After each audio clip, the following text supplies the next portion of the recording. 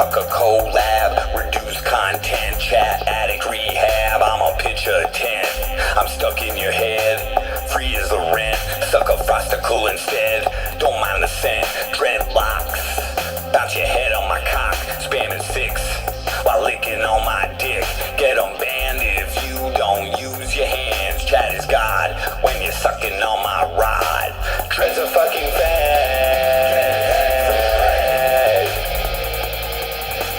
Give me more dread sad.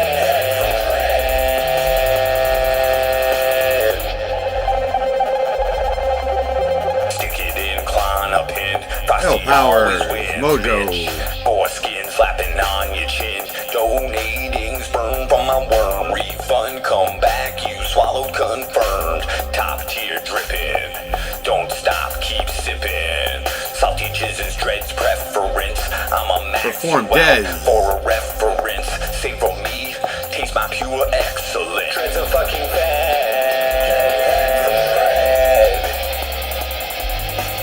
Give me more dread sad.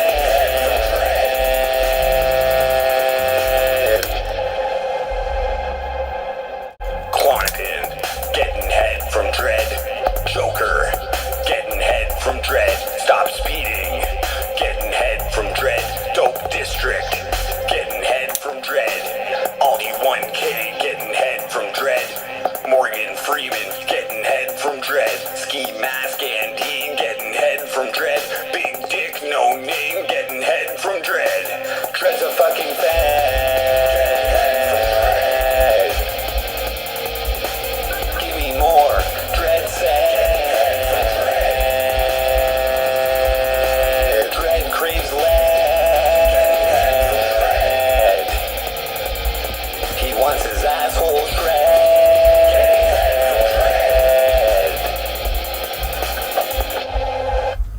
Alrighty. Hello. Can you hear me? I got noise in the background from downstairs, but that's cool. Can you hear me? We got L Powers in chat. Reform Dez. Mojo. Finally not homeless. No, I went to Montreal this weekend, and I'm back here for tonight, and I start work tomorrow, so I'll be back in a tent. But finally indoors. Yeah, that works. End of 11. What up? So yeah, guys, great weekend with my daughter, I must say. And aside from it being super fun after being in a tent for like a month and a half, okay, one day off work, I got to experience my daughter's love, and she got to experience my love. All right, we are like two peas in a pod. You know what I'm saying? Like, that is awesome. Because I will say, my daughter has every reason to hate me, to have negative emotions, because I wasn't in her life for like 4 out of her 15 years. But the years that I were in were like her formative years. Thank God. That was when I had 50-50. After the breakup. I mean, and I took a parental leave, and I was there with her when she was a baby for 6 months. You know what I mean? I'm there with her, you know? But yeah, you know, I mean, a lot of teenagers resent their dad if they're not around or whatever. No.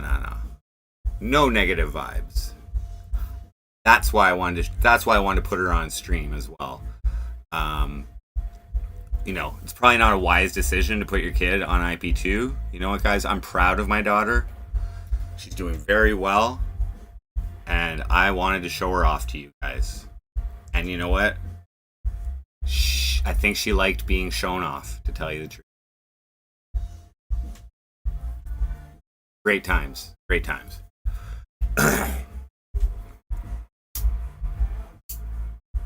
So I'm in a lovey-dovey mood, you know what I mean? Now, back to the script. Okay. So after my last tent stream, besides the sleep stream, it was my no hoodie for heartbeat stream. I don't know if you guys remember that. Billabong Matt, what up? Yeah, the concert was great. And I'm inspired to make music. Like, Suicide Boys performed well, sang their words well, were on key, weren't using too much vocal effects. They were like basically Celine Dion in Las Vegas level of professionalism. You know what I mean? Like, I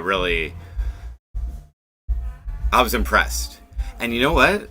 Ruby the Cherry, he has kind of like a nasally voice. Like my see through my eyelids, stimulate me. I think I can apply that to some SoundCloud rap. Anyway. Great experience. Okay, so my last stream was no hoodie for heartbeats plus lies exposed. And there was someone in chat. You know, they were challenging me a little bit, but they left a comment. I want to read this comment. It was from, what's this person's name? Yalda Baoth joined 3 weeks ago. Okay. Well, first we have Oliver Jabroni commenting, HB is a sweetie pie. I agree. Yalda Baoth.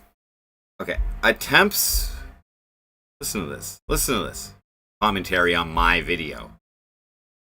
Attempts to manipulate her back unsuccessful. Drops psychotic deep dive findings that end with him still wanting and loving her. Sounds like the start of a true crime story that will have his non-existent hairline front cover. That's hilarious, by the way. Run, heartbeats, run. So this topic of manipulation keeps coming up, okay? Even Heartbeats last year when we broke up, he felt I was trying to manipulate. Now, oh, by the way, guys, check out these muscles. Like, I actually have muscles, bro. I'm just saying, I was checking myself out in the mirror today. I was like, holy fuck. Pig shit does a body good, man. Alright. So, trying to manipulate Heartbeat's back. Okay. Is that the vibes I'm giving, that I'm trying to manipulate her back? Okay. I need to let you guys in on some shit. Alright? If you haven't figured it out yet, I don't think you guys realize the savage that you watch, okay? So first off,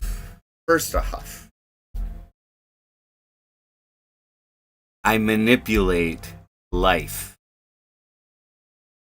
Ever since my awakening, guys, where I was very depressed, when I was 32, 33, and around there, I was very depressed. Got the rope, okay? Instead of doing that, I decided to take control of my life. Preferably reduce the negative energetic influence, which makes me feel like I hate life.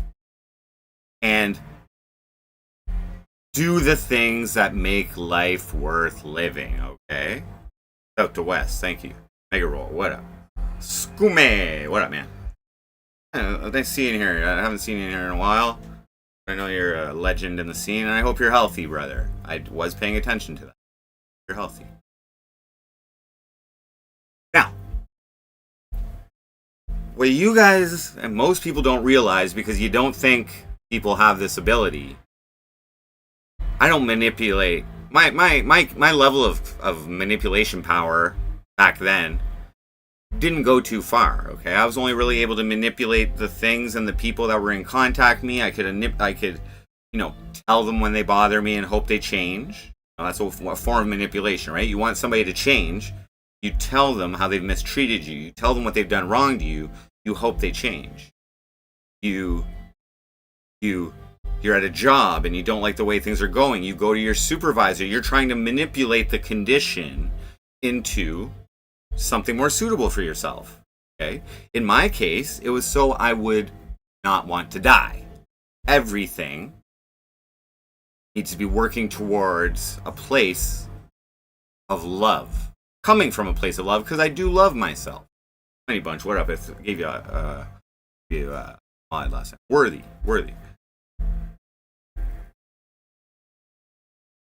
Okay. I manipulate myself when I'm not feeling good. I get a little high. Or if I'm not feeling good because I'm getting too high too often, I stop getting high. You know what I mean? When I'm out in public, I treat people nicely and respect. I'm manipulating a situation where someone doesn't knock me the fuck out. Whatever. Manipulating a harmonious world around me. That's what I do. Julia Drums, what up? This is going to be a good little speech here, a little rant.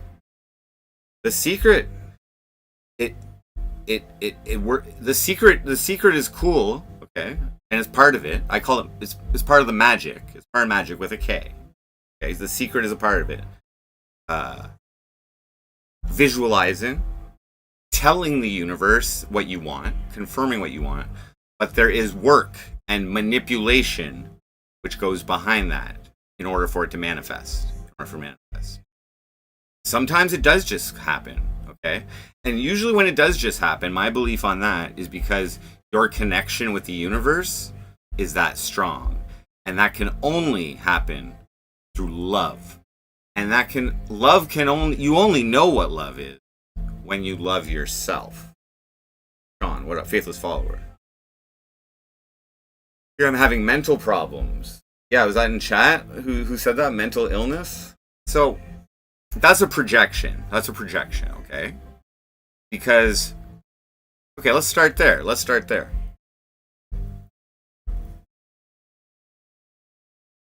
Before we get there. Now, as I was saying, I purposely manipulate life to create the world. Create the world that I want. I've set my goals.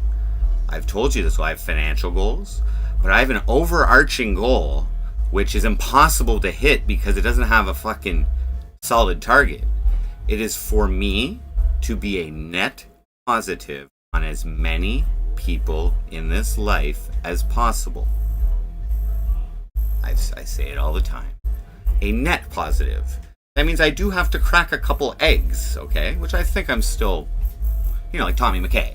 Maybe I wasn't a net positive on him, you know what I mean? Maybe not. But I think he learned his lesson. People don't realize how much they manifest their own misery, exactly. I mean, how manifesting crack whores, right? So,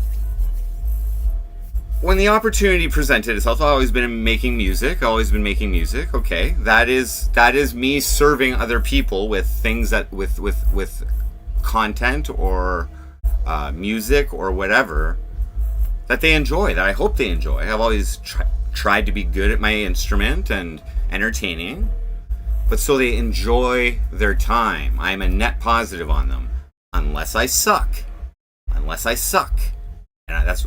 Like I used to watch all of we used to record our sets on VHS. Actually, sorry, mini tape on a camcorder. I would watch them relentlessly and analyze and see what I could do better and blah, blah, blah, blah, blah, blah, blah. It's ingrained in me. Now, bass going crazy. Oh, that's downstairs, sorry. Give me a second, I'll turn that down a bit. Oh, I'll turn my noise gate up. Sorry, yeah, there's music going on downstairs. Sorry, 1 second here. Thank you for telling me.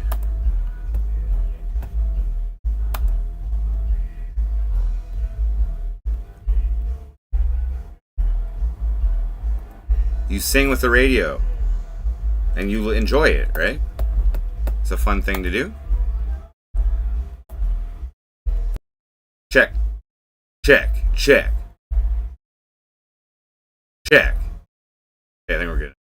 Okay, so what I'm saying, guys, is well before you guys have known me, or of me, I've been manipulating my way from the bottom, wanting to die, okay, and increasing my distance, reducing my distance, my goal. My goals. That's it. Whether it be financially, whether it be the overarching goal is just be a positive energy in the world to a bunch of people rather than a negative energy. But I will, if you impede my ability to be a net positive, then I will ruin your life, motherfucker. Okay, that's just, part of it. Stand up for yourself. But that's still a net positive if they end up changing. Anyway. So, before you guys know me, alright, I've been manipulating to happiness, fulfillment, to enjoyment, to not wanting to die. Okay? But it's always there. Always there.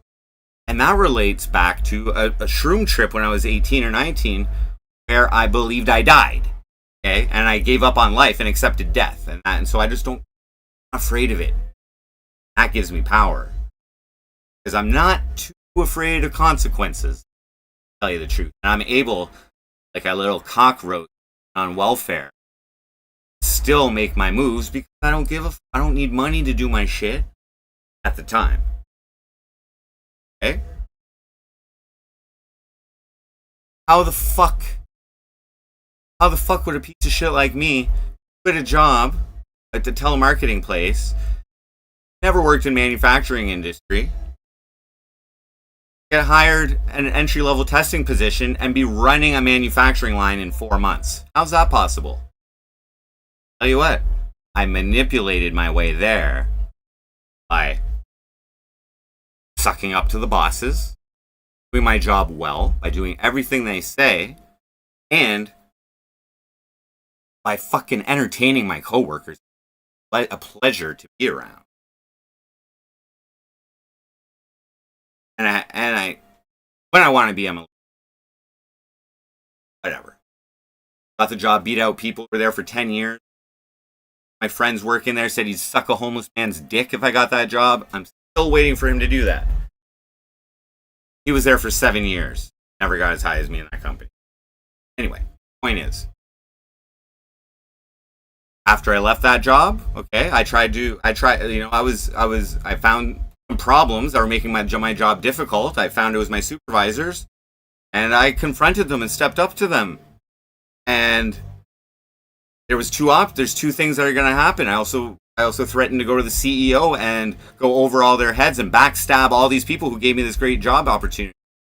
They didn't like that too much. But guess what? You don't have any disciplinary action against yourself. You've been there for a year and a half and have all your EI hours. They can't just fire you. They can't just fire you. And if they do, it's a wrongful termination. They have to give you disciplinary action for threatening to rat them out to the CEO. Whatever. Causing a disturbance or refusing to do what they say. Whatever. That ended up doing, so it's a win-win. What that ended up doing is financing me for a good 10 months at full max EI, and me really disliking having a boss. Then I started looking into self-employment options.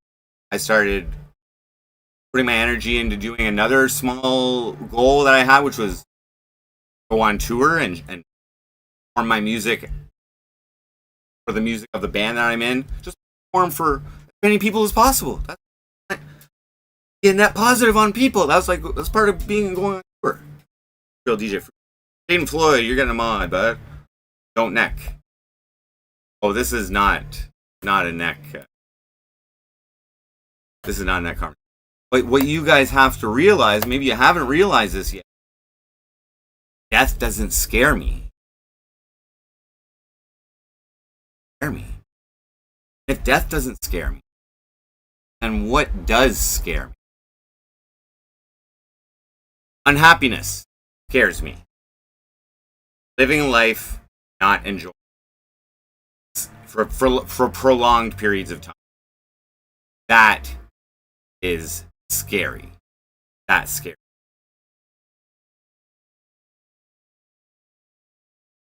Another thing that scares me?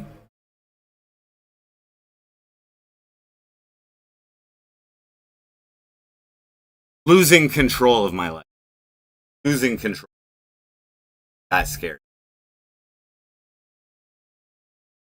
So here's the thing with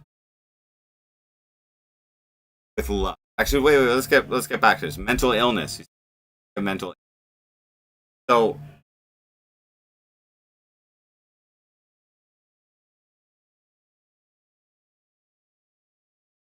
this entire time of the MC Frosty show, I'm just gonna let you guys know. I think I've said this before.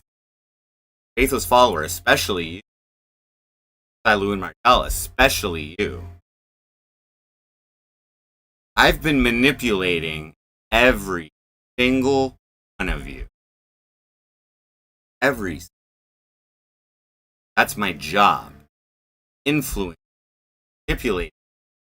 Now, I don't have malintent. I've been manipulating you so that I am a positive effect life. But one of the ways I've been doing that, right from the beginning, it's funny that people say now, oh, mental illness. Whoa, hold on, let me.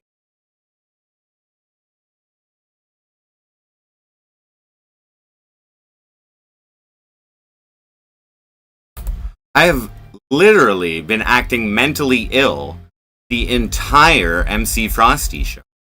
That is how I roped you guys in. Okay? Sugar, dragon breath. That's how I roped you guys in. Blue hair, drug addict. What else? Poverty, I'm too mentally ill to get a job. Right? Now, here's the thing. Acting like that does not attract everyone. Okay? It does not attract everyone. I've talked about this a little bit before. People, when we talk about this, I kind of, indicate what I'm doing here.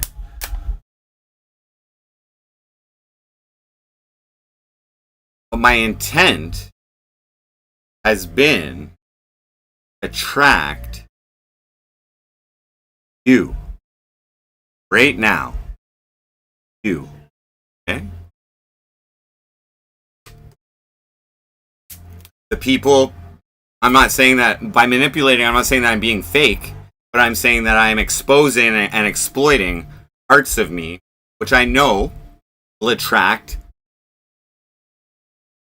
a similar ilk. And maybe not everybody deals with thoughts of depression or death as well as I do. Maybe that doesn't strengthen you. But the other way, the other thing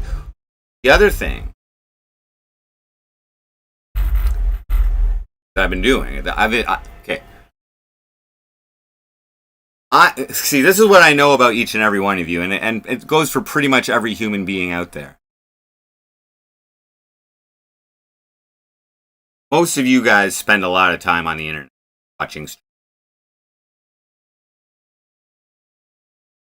I'm going to say 100%, if you guys aren't in a relationship and you're watching me, okay, it's because you need love in your life. You need love in your life.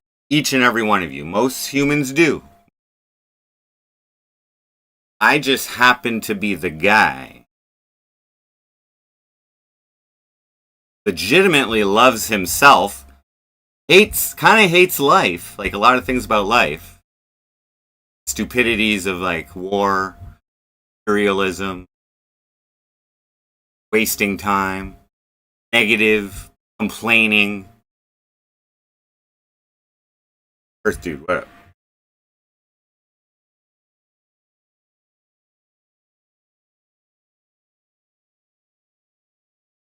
So Dragon Breath, you realize that I have implanted in your brain, from you guys watching me, the suspicion of me being high at any given moment. Right? Just prefer me to talk normal? Or maybe I want you to, so that you can doubt what I'm saying and question.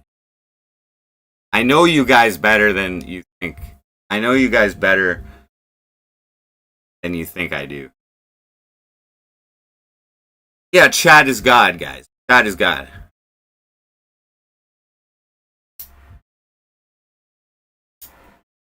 An obvious difference. Maybe I'm just pumped, right? Maybe I'm high. My eyes?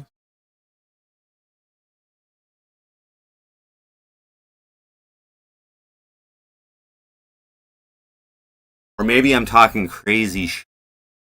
Just want energetic. Regardless, I'm on brand, okay? So just chill the fuck out. Stevie Strange.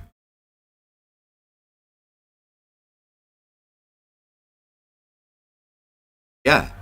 That was actually not MC Frosty. That was Jordan Pops, father of Penelope. It would be kind of weird for me to be talking any level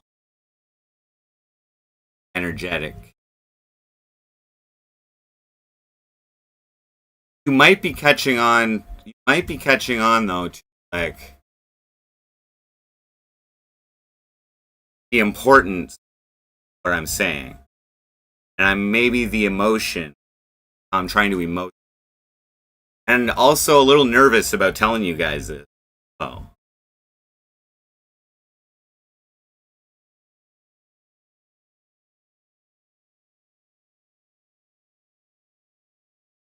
Okay. Just want me to talk.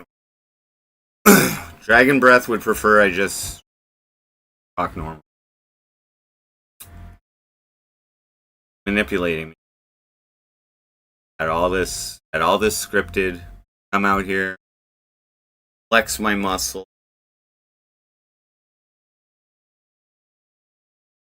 Appear a little crazy, and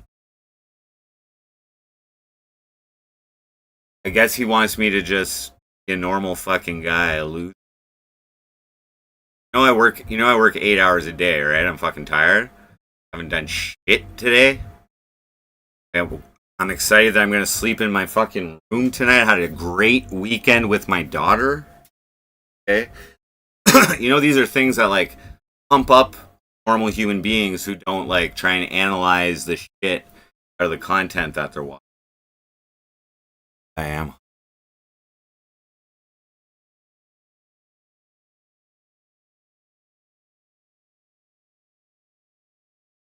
Be the judge. Okay, let's get back to fucking pumped up talk. Alright. So, I manipulate every single one of you. I've created the seed that maybe I could be high, maybe I'm not, maybe I'm fucking a piece of shit, maybe I'm fucking whatever. But here's what I offer you guys that probably most live streamers don't. And the people who have been watching me for a while now, I'm pretty sure I've gotten through to them. I genuinely love you. Like, the love that you guys need, that my viewers, that you guys need in the world, that you're not getting out there. You get a little bit of that love that you need, motherfucking MC Frosty. They didn't have any hoodies, but no, I didn't get everyone. So,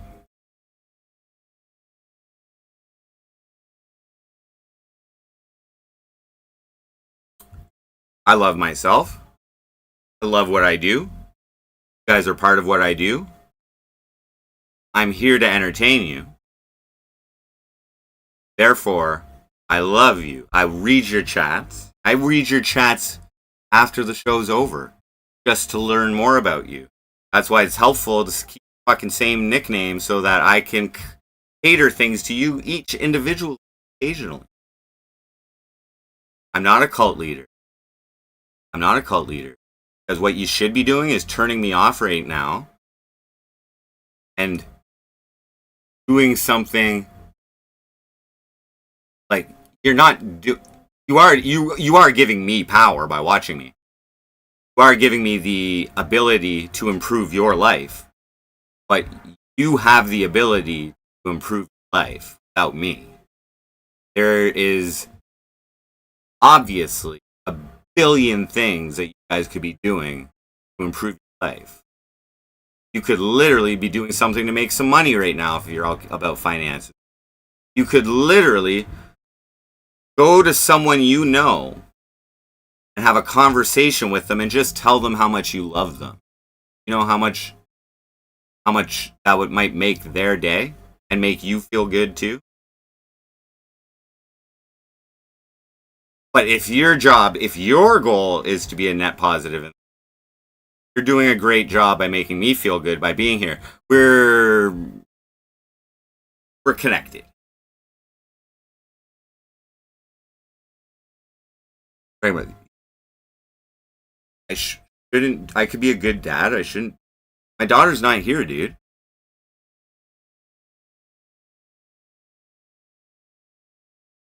Dude, my experience with drugs, I don't promote drugs to my daughter. We had a conversation today. I'm like, I just want to, and like, she was getting high every day and she was like experimenting with drugs and stuff. We talk about it and I have the experience to explain to her. I don't promote it. I admit that I do get high once in a while.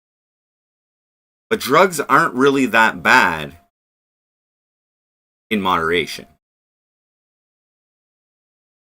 They're not that bad in moderation. But we had a conversation today about smoking weed. I'm like, I just want to let you know, like, you know, I smoked weed every day for so long, but it wasn't until last year and I had to sober up for my job that I really came to the realization that weed every day is good.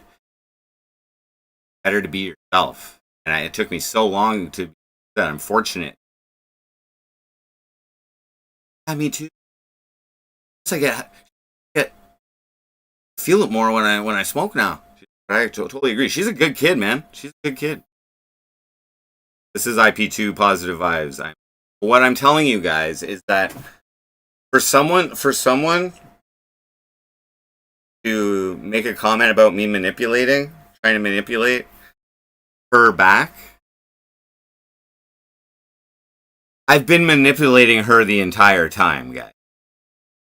Okay?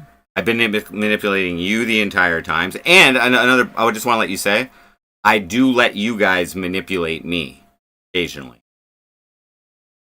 I let you guys manipulate. I allow your influence impact me and change my course on how I do things. Sometimes you guys say some impactful stuff, some smart shit. Like the only bad thing about you questioning my drug use is that you're automatically insinuating that makes me a bad human, bad dad. I'll tell you right now, Dragon Breath, if you're buying the hype of MC Frosty and making judgments on my ability to be a parent or anything, you watch way too fucking streaming, bud. And content is also a drug. I used to be a drug dealer, so I'm very familiar with providing people addictive fucking shit. Okay? And you, Dragon Breath, are fucking addicted. Whenever you're watching me, I'll tell you right now. You're like, and if you're attempting to criticize me, you're again falling into my trap. This is making you feel good by taking a higher level, looking down on me, thinking that you know what's up. When I know that you aren't living life to your fullest, bud, or oh man, you are wasting your life by watching me and by judging me. You could just be sitting there going, holy fuck, he's lit right now. Fuck, he's lit. Fucking entertaining. you could be listening to what I'm saying, that I set you up to have these downward opinions on me, and I'm fine with it. But today, I'm putting you in your place, you internet junkie loser. Dragon breath. Get a life. Get a life. Get a girlfriend. Get a boyfriend. Go express your concern on someone who you're actually concerned about. I made I Like Math when my daughter was like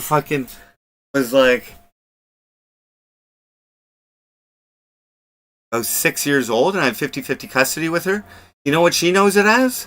I was hoping you guys were going to bring it up in chat because we had a little response plan for you. I like math. Add it up in the morning, subtract in the afternoon, divide and we multiply. Study real hard because the test is coming fucking soon.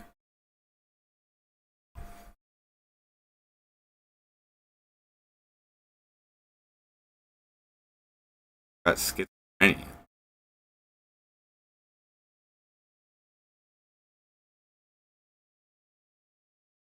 Is schizophrenia where you like can't tell the difference between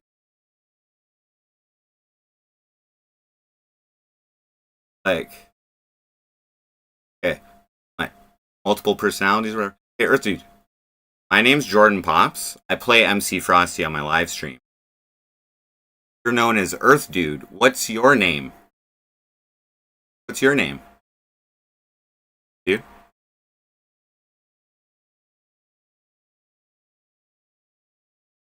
You're the one hiding under a fake identity and you're calling me a schizo? And you're afraid to identify yourself?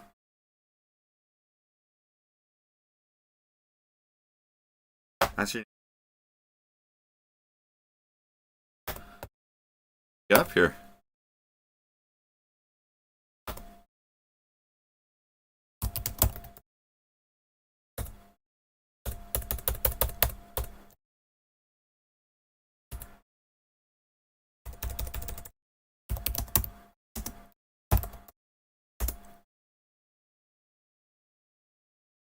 Fuck your mother. That's not your real name.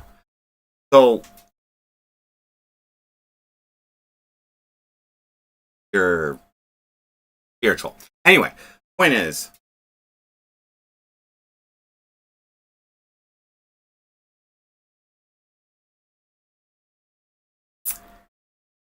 spending your time anonymously, may be cool once in a while, but that has a detrimental effect on your soul eventually. Take it from Dr. Frosty. Living your life and outputting your energy, nobody knows who you are for prolonged periods of time. Like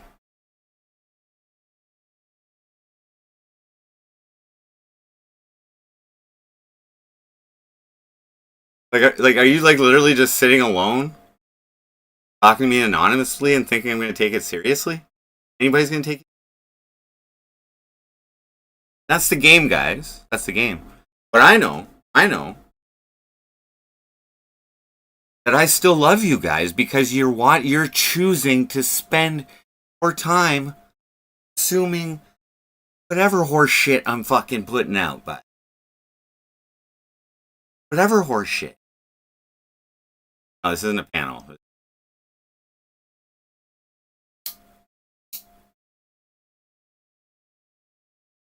But that's another thing, is because I display mental illness, I attract people with mental illnesses. I attract loneliness. I attract drugs. I attract whatever. If I was doing a fitness channel and fucking working out and taking creatine and all that shit, I'd be attracting a completely different market. But you are the exact people I've wanted to attract. Those streamers wouldn't even acknowledge you, Cal Nima. Wouldn't even acknowledge you. Goes here. By the way, Just saying. Every viewer that I go visit on this trip better expect some love from me, motherfuckers. Like, I love you guys. That's why I'm coming to see you, and I want. Thank you for your fucking viewership, and let you know, for real, look you in the eyes, just like I did to No Name, bro, and tell you I love you, man. Not an emoji, although I feel it. For more mental, right? You are. That's why you're here, dudes. I know you guys don't hate me. But if you did, that means you had to have consumed me in order to form an opinion on hate. I still love you. Still love you guys. I'm like, you don't fucking believe that shit? Believe that shit? I know you're just joking about schizophrenia, but once in a while I might snap back. Especially when I'm talking about manipulating you guys, right? I have to I'm not actually crazy right now. I'm letting you guys know what the fuck is going on here. Because get to back to the script. I have been manipulating Heartbeat since the first time that she watched me. Like all of you.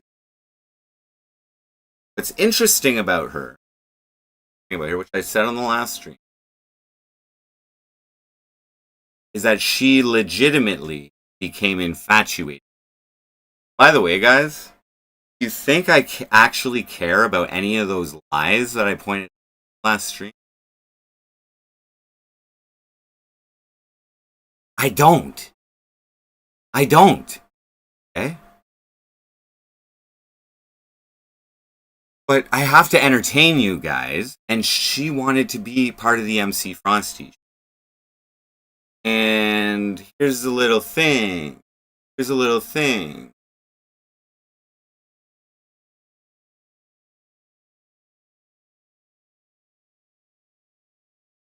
also a content.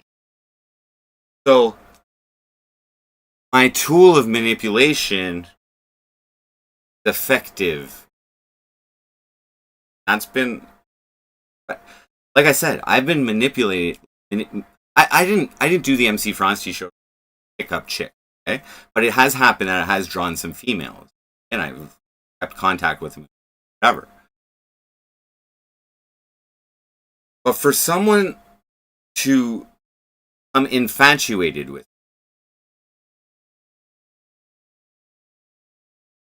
that's next level chatter. That's next level chat. Who needs my love? You guys all need my love or want my love, unless you're in a relationship and you're getting your love from your partner, and you guys are watching me together. And then I'm honored to be like something that a couple share love can. Like let's say, Tad Tapir and Joe. They're a very loving couple. It's very loving. I know they love all their viewers. I feel so much love from them. They don't need my love. They've supported me and brought me up with their love, brother, and themselves. I'm just saying, you're a couple and you're watching me. Fuck, that's next level effect on me.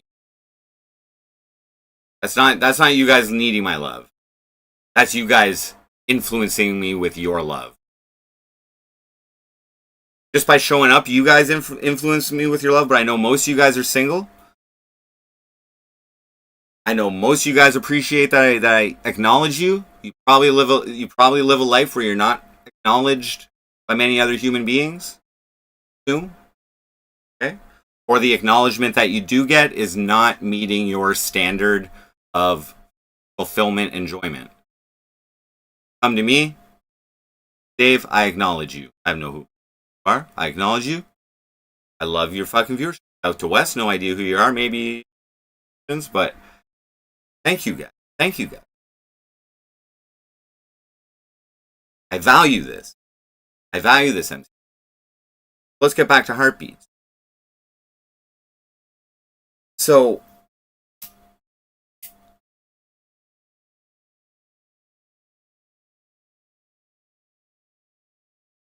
didn't respond. She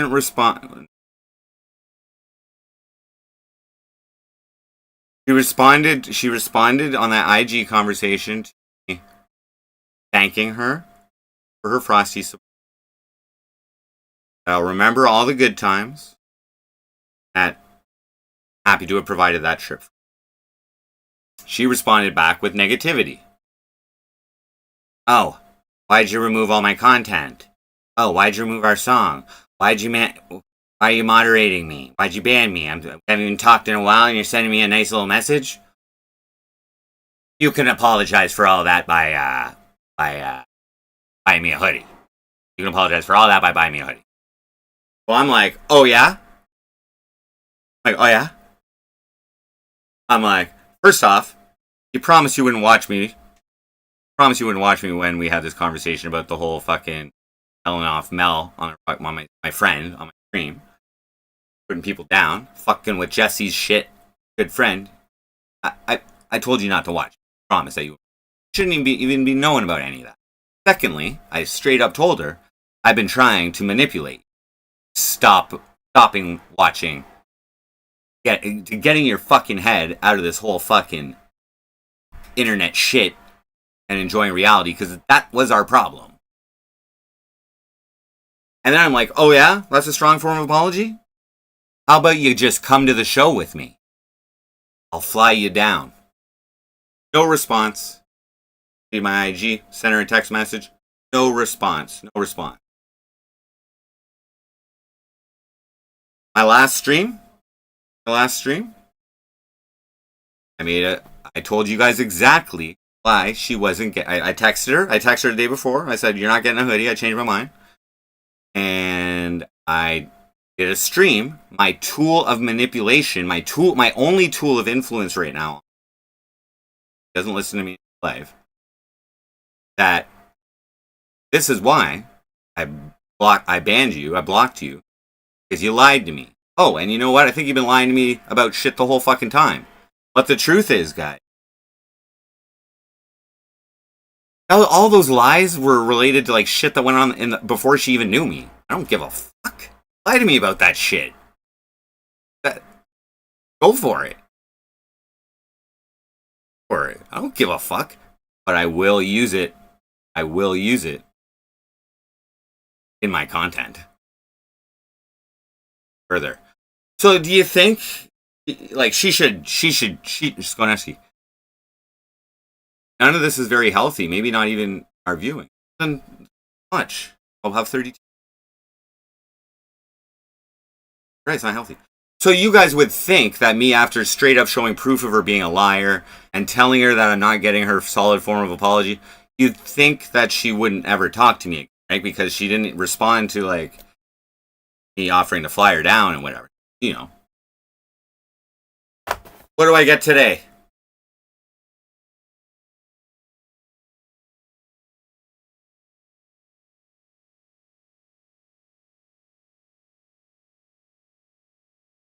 Hope you both have the best time at the concert.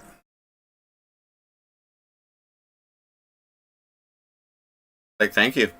Great. How you doing? Good. Fine. Got my driver's license. Congratulations. I'm glad she enjoyed the concert. She kills it every time.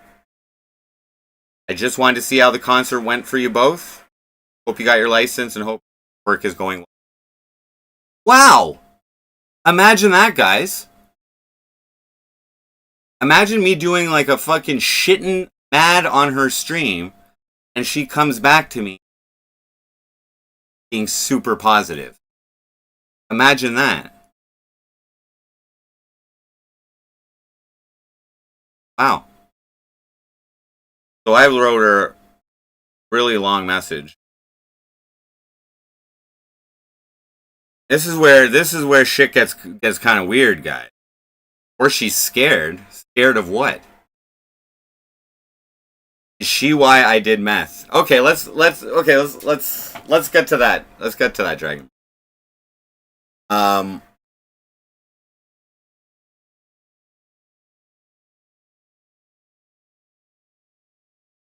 that was impressive. That was impressive. Now, what I responded, I'll let you guys know. She's scared. What? What would she be scared about? All right. What would she be scared about?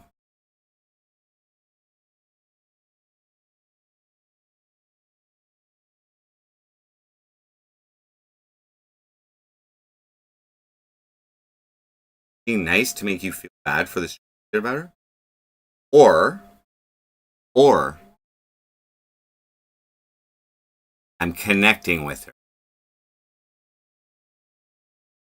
What I'm doing on stream, my manipulation tactics, is making her realize that it's better and nicer, positive. Or she had the choice to be like, oh, I wish I really went. Oh, I can't believe you didn't get me a hoodie. Oh, I really didn't appreciate you calling me a liar on stream. No, instead she put positive vibes into my life for maybe, with no other intent, for maybe one of the first times. That is progress. Okay. I do think she knows how to manipulate. That's the thing with love, okay? That's what I mean when I was saying earlier that I'm afraid of in control of my life. When you open your heart and you truly love someone, okay? Part of that is allowing their energy to. Now, let's just say that person unhappy, or perhaps even more severely, doesn't love themselves. Then that energy that they're influencing me with, or trying to manipulate me with, is not coming from a place of love. That for me is what fucks. That I've given someone who doesn't know what love is, doesn't even love themselves, is unhappy with in a lot of ways, and I'm giving them the power to influence my life. And that's why I have such a big problem with someone not being nice to me, that I've allowed them ability for their negativity to influence me. You guys say something mean to me, even though I love you guys. I don't know who you are. I can ban you if I want, but more what I have the ability to do is just strictly ignore you guys. But sometimes, for the purposes of entertainment, I will acknowledge your hate on me. I will acknowledge your negative influence for the sake of the show. For the sake of the show. Philip, call me, love you. Guys, you don't even have to say it. You don't even have to say it. You're here. You're here. You know you love me. The least I can do is make this time that you're sharing here worthwhile, enjoyable. And if you want to criticize me, you want to pick at me or whatever, that's the type of person you are. Cool, man. Go for it.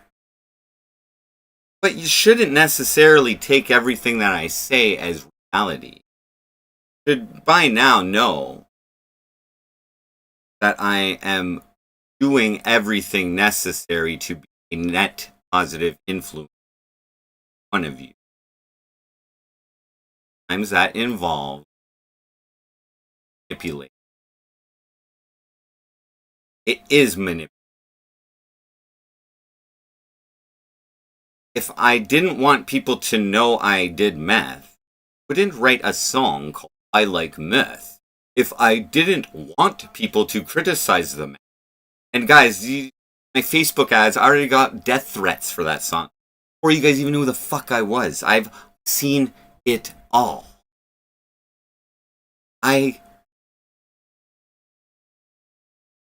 The first time I met Tommy McKay, check out my song I Like Men.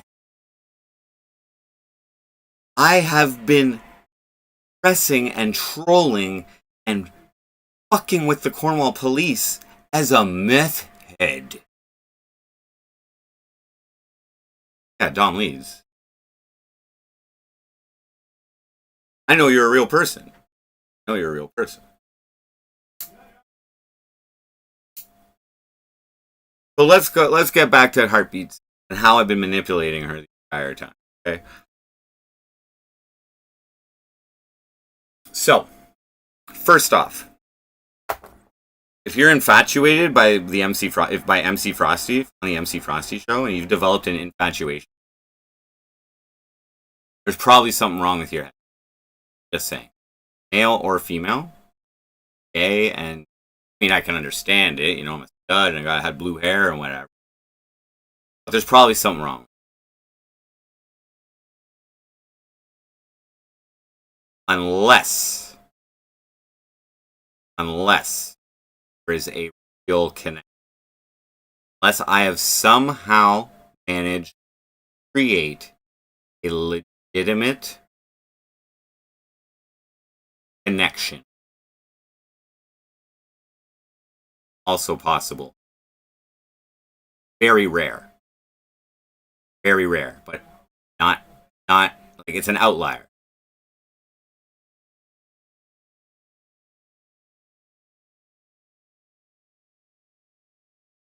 She dated a streamer before me, yeah. So what? She didn't tell me the whole story. I didn't even ask about it. So what?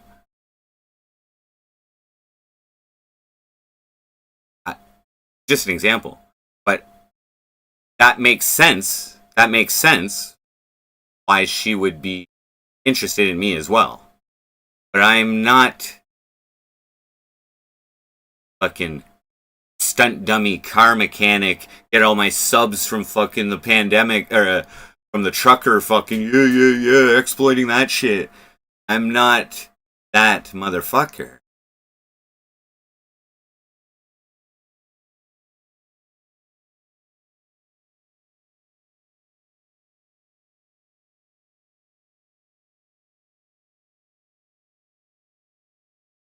But I would say if she was infatuated with me, she used chat to manipulate me into breaking the ice with her.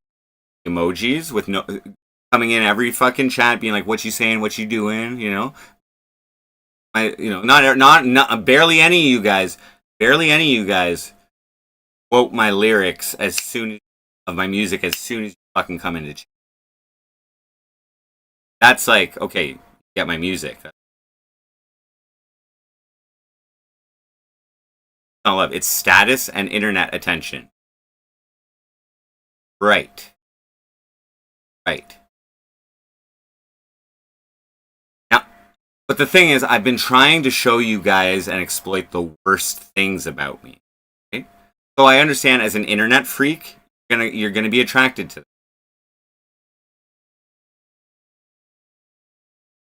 But I would always acknowledge, and I mean, she would.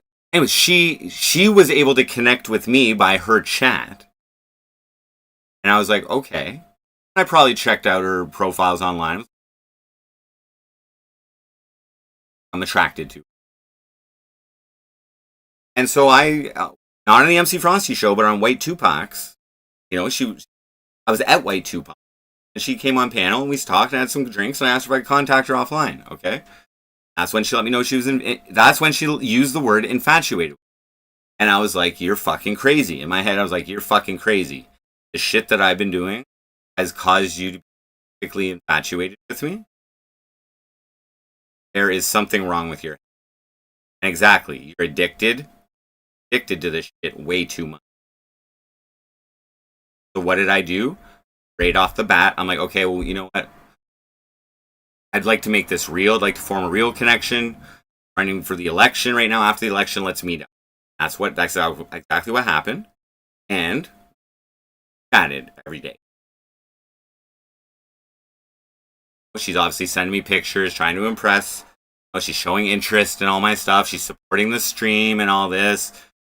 But there's no actual getting to know each other. But I am learning how she operates. Okay? Important. Past doesn't matter. It's now and the forward. I'm going to be straight up. I was busy with the election. I was busy with the MC Frosty show. I was like, maybe this is a groupie. Maybe this is just going to be a little fling, whatever. I would respond to her stuff, but we wouldn't have in-depth conversation. But she was trying just to let me know that she's a really supportive person. I think that's what she was trying to do. Trying to give me regular, pics and content of her every day. Wanted my attention.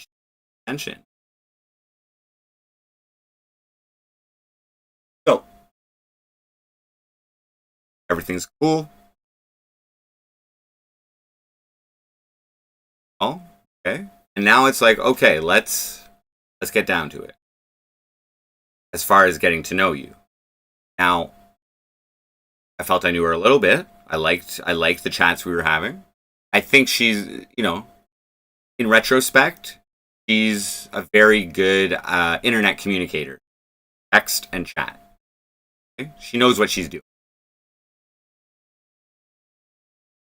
But when we got to Montreal, there was an immediate connection. And at the airport, immediate connection. Big, real hug. I kissed her neck. Get to the Airbnb. And it wasn't long before we were making. Now, for me, I've mentioned this before. Be simp. This is not. This is.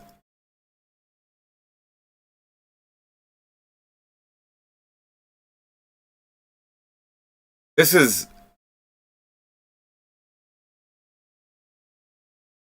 Manipulations are Frosty.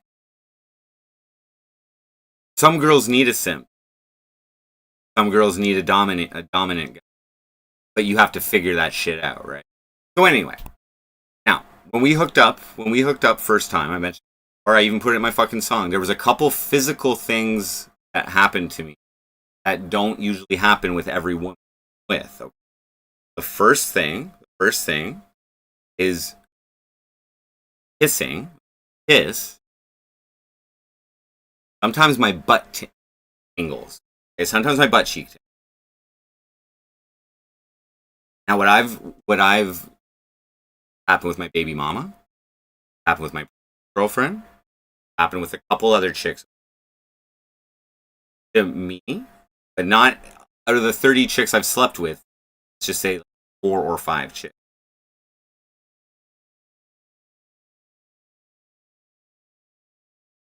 I take that as a sign. As have a strong physical connection. That the universe is telling me something. The universe is telling me something. The body is telling me something. Other thing as well. I mentioned that one chick on one of my streams. I was reminiscing about that girl that I was thinking of pursuing, and how like we hooked up one time, and next time I turned her down because she had a boyfriend or whatever. We're friends. But I'm just saying, heartbeats.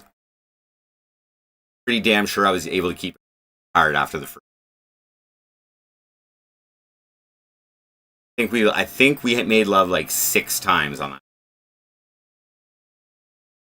that. That was like 6 loads from me, not inside her, but 6 loads for me, and probably about 15 orgasms.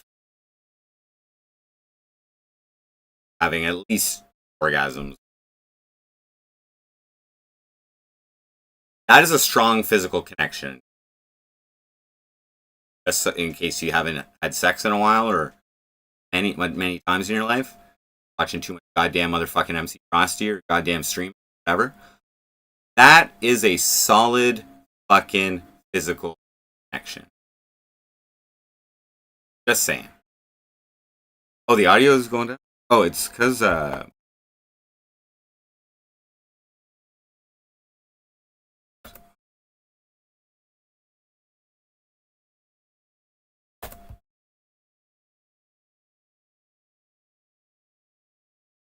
bear? Yeah, yeah. Okay. Oh, it's too much.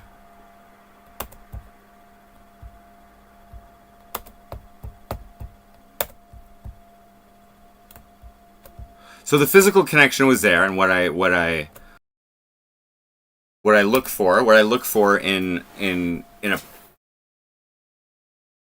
a non-casual relationship.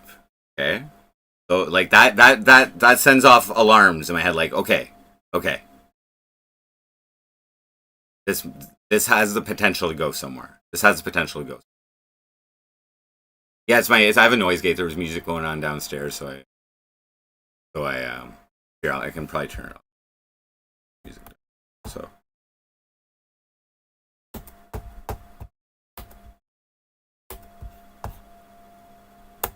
And we had a really great time, okay? Now, as I had mentioned before as well, I did not want to stream with her, but she wanted to. Okay? Okay then. The only thing that bringing a hot girlfriend on stream for you guys at that point, okay, it causes two things. Like bewilderment from you guys, as I was kind of bewildered as someone being infatuated with me. Okay, so we're on the same level there. Secondly, it makes me look real fucking good. Okay, it makes me look really good in front of you guys if I'm with a beautiful woman. Okay.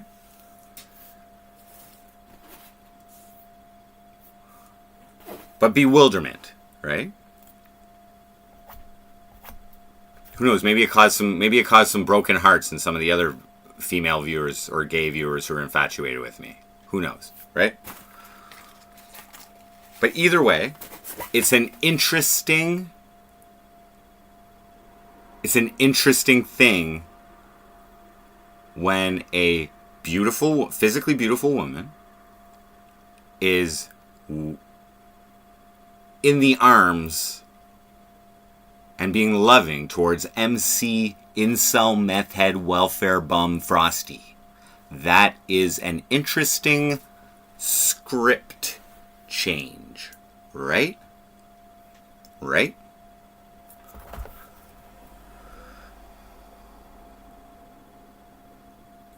Guys, gays, and girls, yeah. Are you? No, I'm doing this because somebody manipulation has been a topic lately. Okay,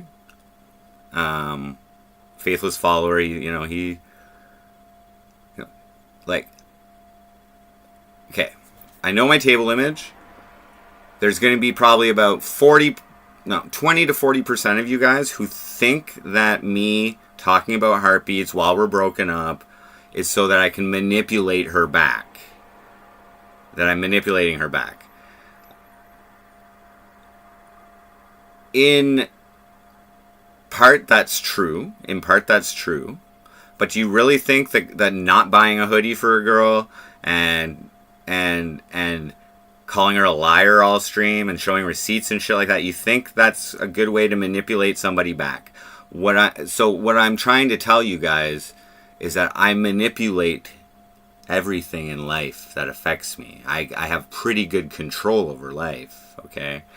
And I've been manipulating her since I first met her. No, since she first watched me. Just like I manipulate all of you guys. I'm doing some type of coping.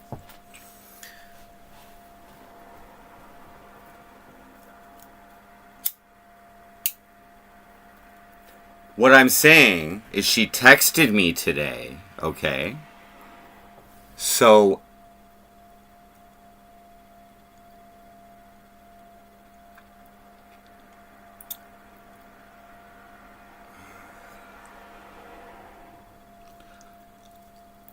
And she texted me nice shit, positive.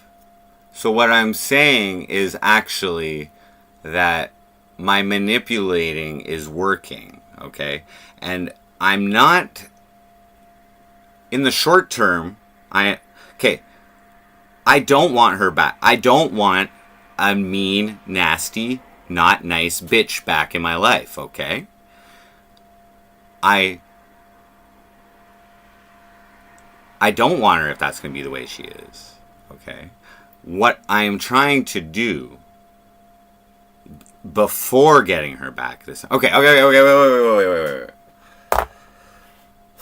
Okay, so last year, we broke up, right? Okay. See, we're jumping all along the timeline here, but we broke up, right? After I did that really depressed stream, okay, which some people probably thought, like Flat Ronnie, thought was a manipulation tactic to get her back. Threatening or whatever is a manipulation tactic for some people. That might be what you think. Now, I didn't have chat on that day, okay? What you guys need to know is that that feeling is always there. Not necessarily that I want to die, but I don't care if I do. But that was more to show you guys, because I was feeling it hard. That was more to show you guys, and because I know some of you guys can relate, okay? I know a lot of people can relate to that shit, okay? That was to show you guys that it's real, okay? And I wasn't planning on doing anything soon or anything, but what I was planning on doing is not streaming for a long time. So to you guys who don't know me personally, there is no difference between me dying or me never streaming again. There's no fucking difference. Okay? But also, if something did happen, okay, I wanted to leave something as to the reasons why. Okay, I wanted to speak honestly about the situation. Okay? So that it would answer some questions honestly. If I chose to.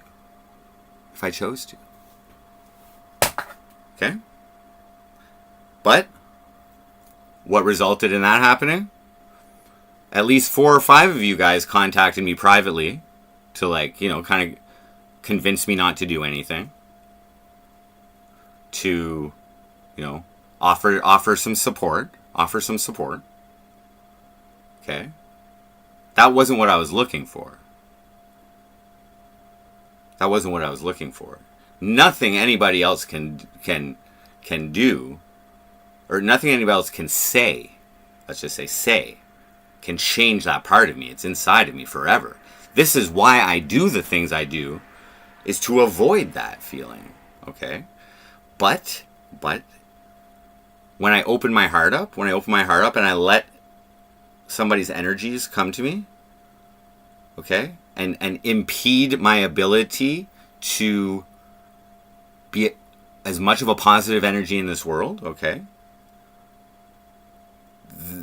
as in like loving someone and being vulnerable with them, if they're using that vulnerability in me to like put me down about vapes, or give me the finger, or fucking try and influence the MC Frosty show or whatever, or like, only want to go out on dates if we're streaming or whatever, all this fucking shit that's not showing me love, if they're showing me the opposite of love, that's gonna make me feel bad, okay, and not want to be around. But also, if I fail as a man in the relationship and I can't provide financially, if I'm failing with my MC Frosty show, if I'm failing with the things that I fucking do with my goals, if I'm failing at my goals, guys, that makes me also kind of want to give up. You know what I mean? Like, fuck, I can't do anything right. Like, what's the point? You know what I mean? So I want to share that with you. But what happened was, Heartbeats contacted me the next day. And I'd given up on that. I'd given up on that shit. Like 15 days before that or 10 days before that, she said, stop communicating with me. Don't contact me ever again is what she said. So if you contact someone after that, that's literally harassment. If someone tells you to stop contacting them and you continue to contact them, those are magic words. If you continue to contact them, that's illegal. So I didn't. And I was pretty fucking... I just didn't give a fuck. Now, as I said, I was just... That was... Because, like, I'd already been crying. I'd already been going through all the sadness of the relationship. And I literally wanted to show you guys... These are the effects. This isn't the first time that I felt that way after a failed relationship either. But this is how I get. This is for real. Okay? Now, so she came back to me the next day. We didn't get back together. We just started talking again. Okay? And I realized at that point that she came back. She initiated contact with me because she believed, just as some of you guys do, that I was going to end my life. She believed that. And she felt guilty. Okay? I did not intend on that. I don't consider that love.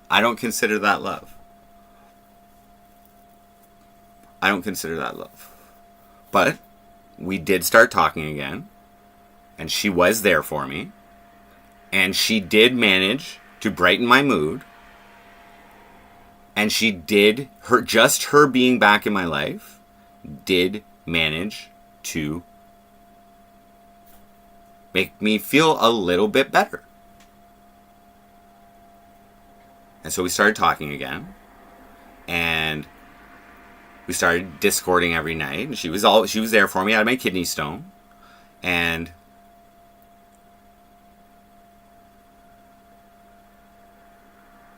at one point I was like, can I come and visit you? And she was like, yes. And I was like, okay. So I was like, I have a doctor's appointment for my kidney stone, and they're going to book the surgery for me. And so I went and had my surgery. I'm like, I'll come after that appointment. So when I went to the doctor's appointment, they gave me the option. They were like, you can have surgery in 2 weeks, or you can wait till the next month. And I literally chose to delay my kidney stone surgery, which had been bothering me for a long time, to go and see her. Okay, to go and see her. All right? I lived with it for a little bit more. But he did give me some Percocets and hydromorphone and whatever. Anyway, so I didn't want to miss the opportunity to rekindle things with heartbeats. So I went out there as soon as I possibly could after the doctor's appointment. The next day. Now, when I went out there, and I booked it for 6 months until like 2 days before my surgery was booked. That's 6 weeks. 6 weeks, sorry. And my only goal to go out there, okay, was to feel things out, to observe if what was okay. Because I let her know all my problems that I had in the original breakup, okay? And when I went out there, I was like, I want to feel things out and see if she's like changed from the previous breakup. And I committed to not complaining or being negative about anything that happens. Even if she does the exact same things, which she ended up doing. Oh, and there was another thing I wanted to do. I wanted to take her out, because I have money. So I wanted to show off that I was a little more financially stable because of my job and whatever, which is one of the reasons that I felt the relationship failed in the first time. I wanted to take her out on a date and go dancing. And kind of like recreate some of our earlier dates that we were streaming and having a great time dancing and going out and whatever, but not streaming. I wanted to see if we still have that connection where we can just go out and enjoy each other. Okay? So, what ended up happening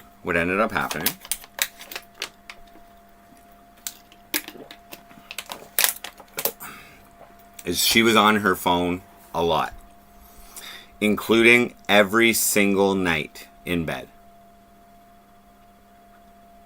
Okay? And we made arrangements when I went there.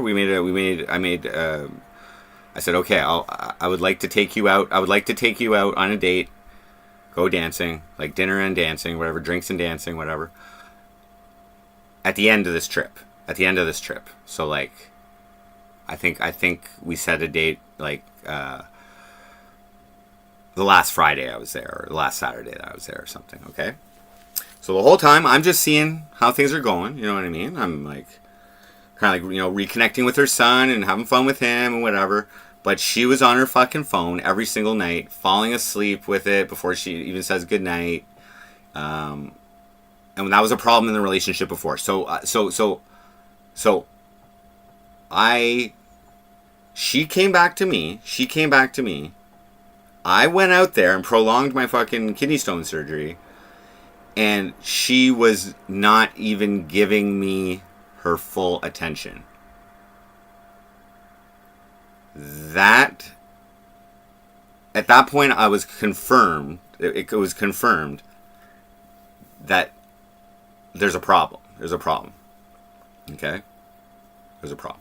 But I didn't say jack shit. So, and I was really looking forward to just taking her out on a date.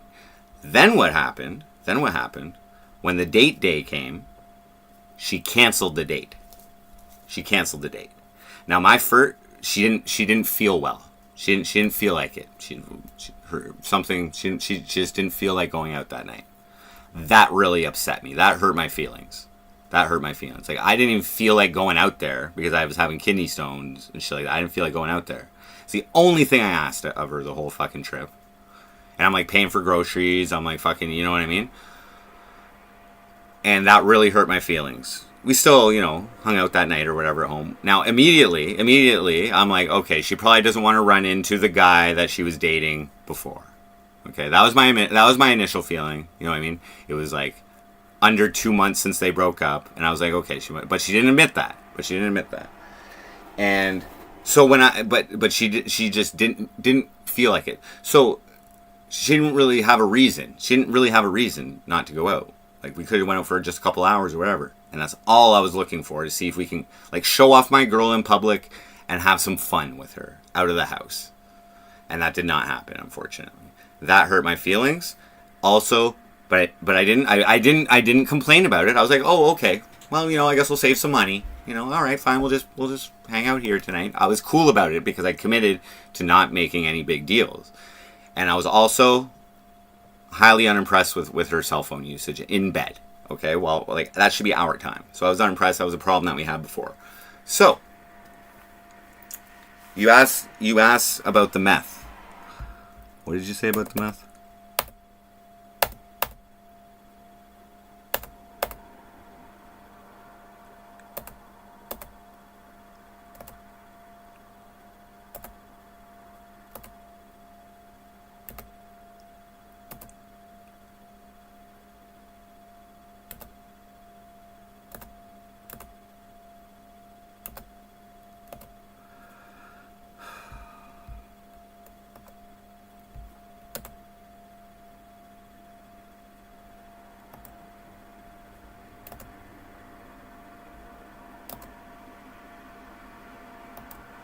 What did you ask about the fucking meth?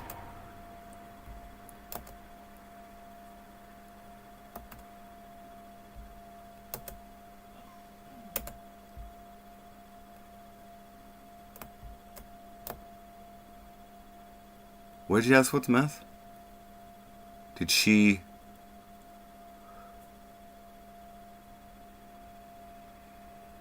You asked me something about...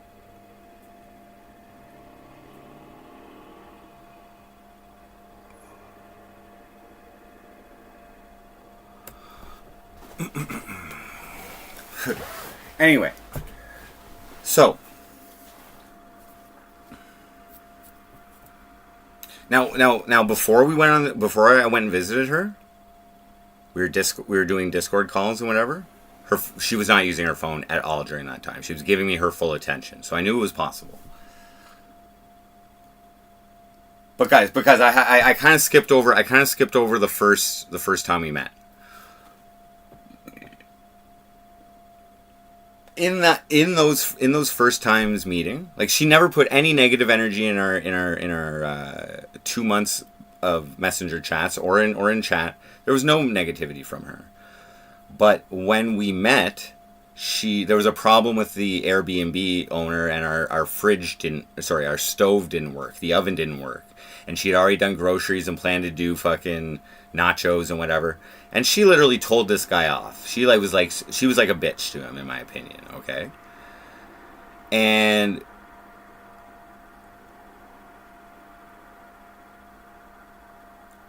to me,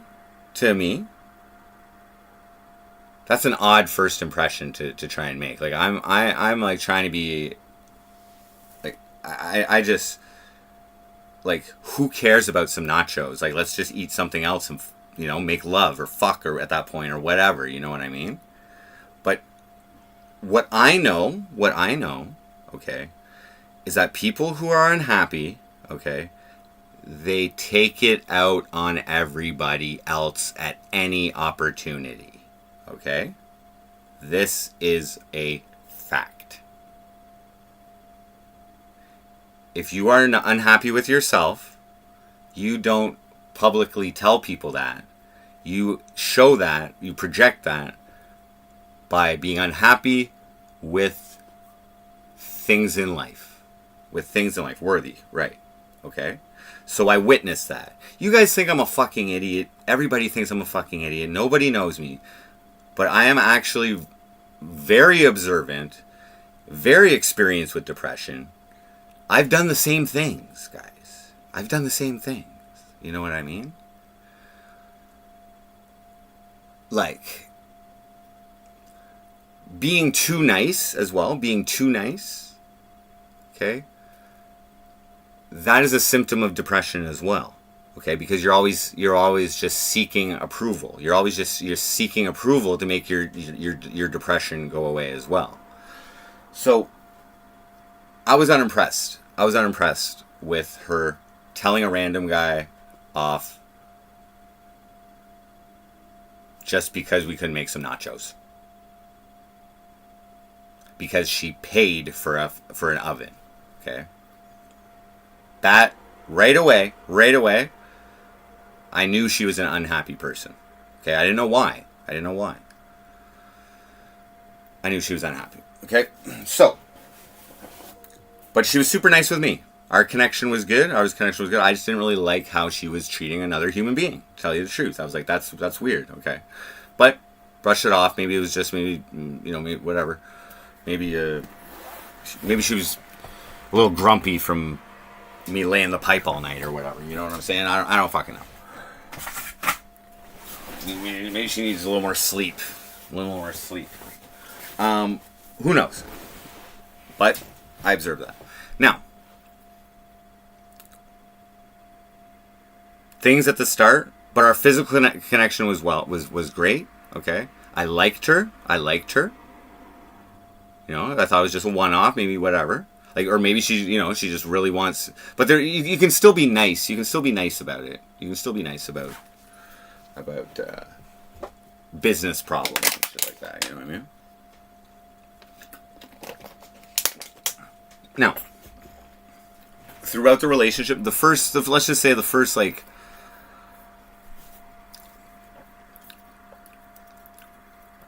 the first few months were good. Okay, I learned that she was really into shoes and really into music and really into streaming. Here was a weird thing about her at first. She had like a little obsession with trying to figure out who the alts were in chat and trying to like connect the dots and blah blah blah blah blah. And I was just like, why are you wasting your time? Like, who cares? Like, it doesn't matter. You don't even know who they are as real people. It doesn't matter. You know what I mean? But she was doing like detective work, trying to figure that shit out. I'm like, that's weird. That's weird. So I'm like, you're way too into this shit. You're way too into this shit. So here's the first time that I personally upset her. Okay, everything's good. She came and visited. Remember for New Year's, that was a great time as well. Awesome connection going on there. Okay. And that's when I dropped her off at the airport, and she asked me if she could call me her boyfriend. Again, a little weird, but no problem with that. I just thought that was a little weird. So, the first problem we had was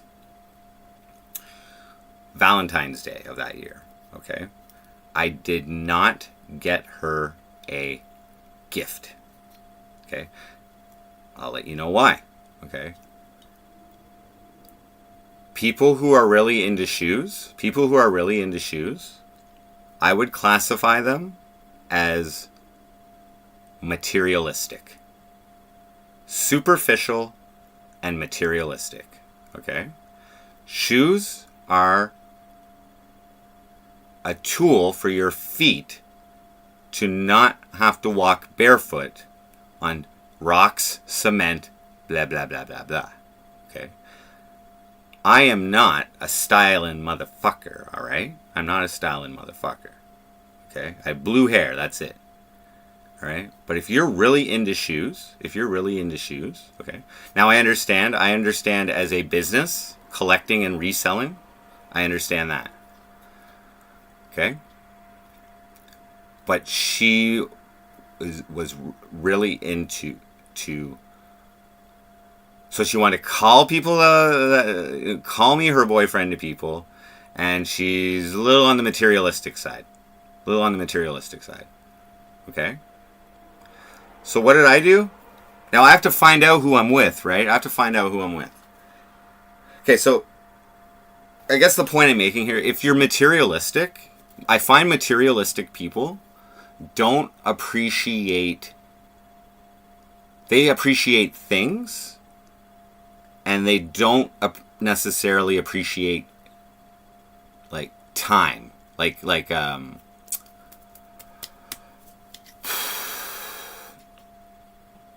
non-tangible things. They don't appreciate time. They don't appreciate. Well, they have a different type of love. They love things. They might not love people, let's just say, as much. They view you as a thing. Oh, right. So what do I do?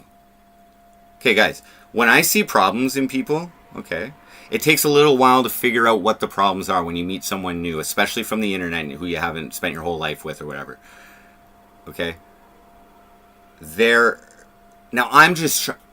Okay.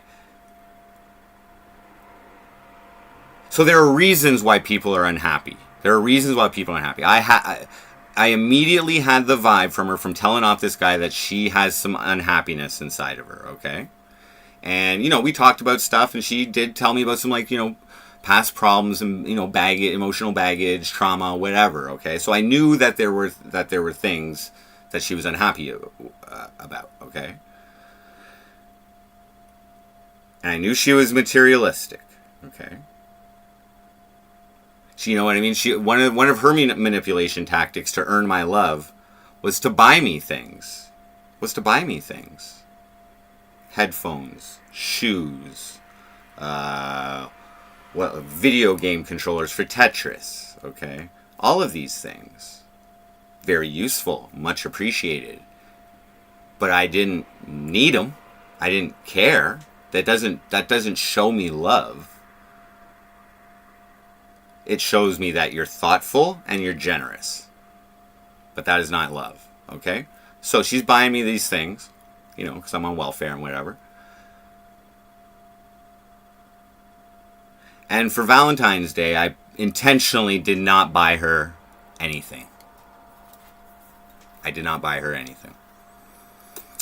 But what we did do, I was streaming a lot, as I took a day off streaming, and dedicated it to her. I think we had our first Discord call that night. Okay. Pretty sure. Around that time. And I jerked off on camera for the first time in my life. Okay? I gave her a first. I gave her something, because I believe that sex, deep down I believe that sex can't really be fucking, it's supposed to be in real life, even though I've watched lots of porn or whatever. Anyway, I made an attempt to give her my time and also do something for her. That I've never done for any other woman. Okay? To me, that was special. Okay?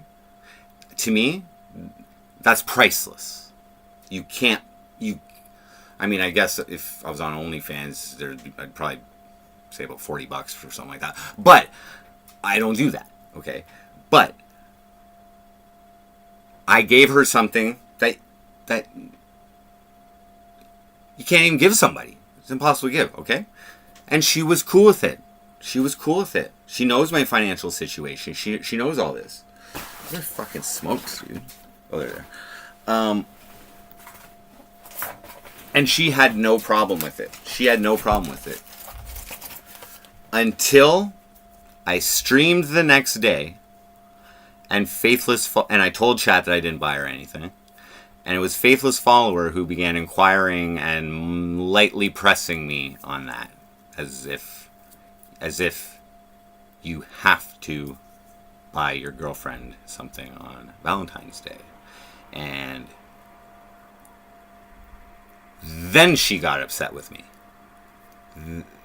Then she was upset that it looked like she wasn't worth it or something like that. That I didn't think she was worth it to get her something. She was fine with me, but until chat said something. Kip, what up? I would have done that for Ariana Marie if I didn't get scammed. Yes, I would have done that, but I hadn't done it.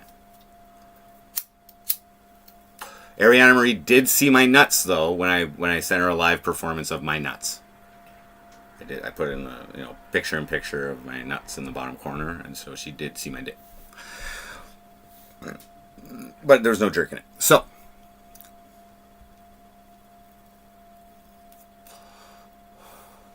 chat does always win because you're watching me, and I love chat. So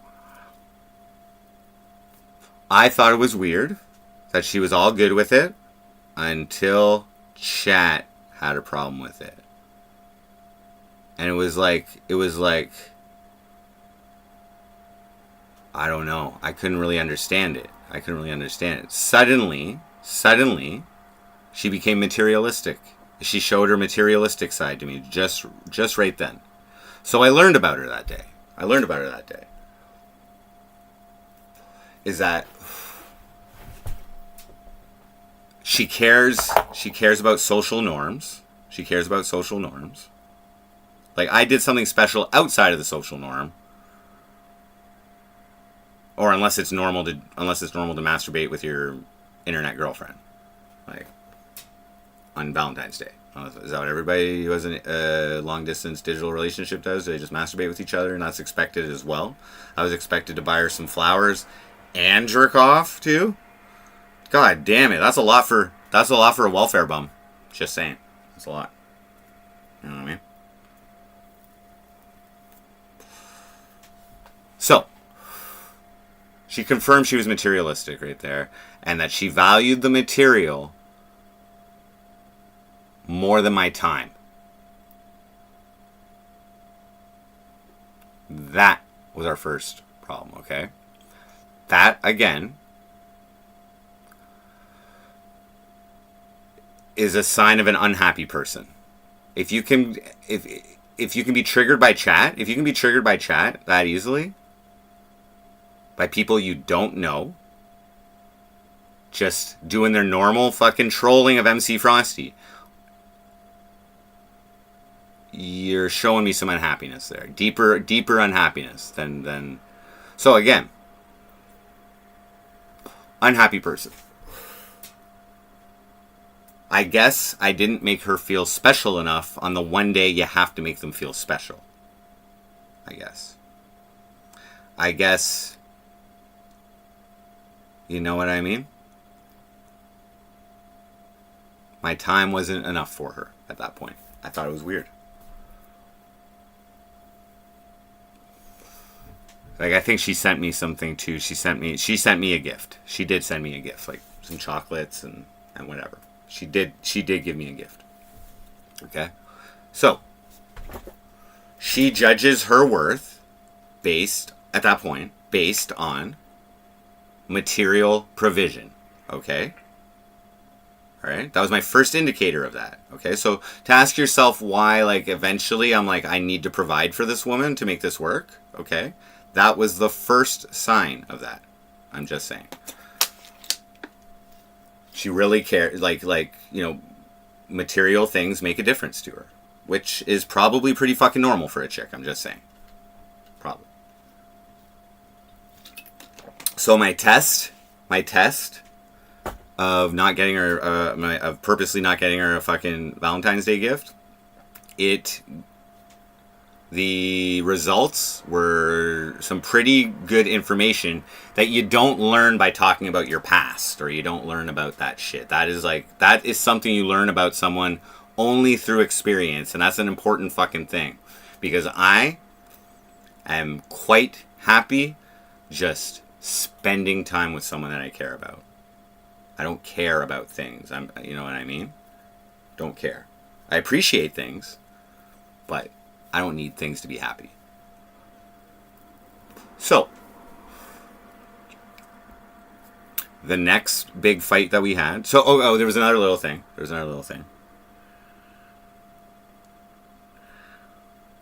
So we went. So after Valentine's Day, the next time we met up was St. Patrick's Day when I went and visited her. Great time. The whole trip, awesome. We went out dancing. Finally. We went on some dates. The time that we spent in the Airbnb was great, passionate. It was still physical connection. It was still strong or getting stronger. You know what I'm saying? No problems there. The next time we got together was around my birthday, which is like 2 weeks before hers. Okay, and I had been planning to tell her that I love her on this trip. Okay. Now,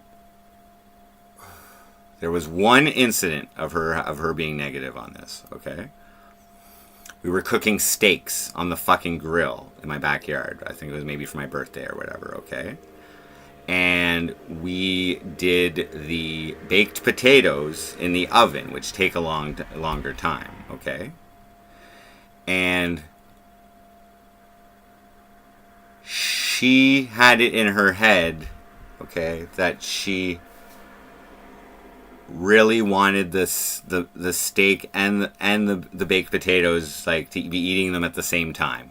And I personally didn't fucking care, you know what I mean? We're just, like, doing what we can, you know what I mean? But she was really upset. She was upset that her baked potato was not done. And that the steak was going to get cold now. And it all wasn't done. She was upset about that. She was disappointed. And she made a little bit of a big deal about that.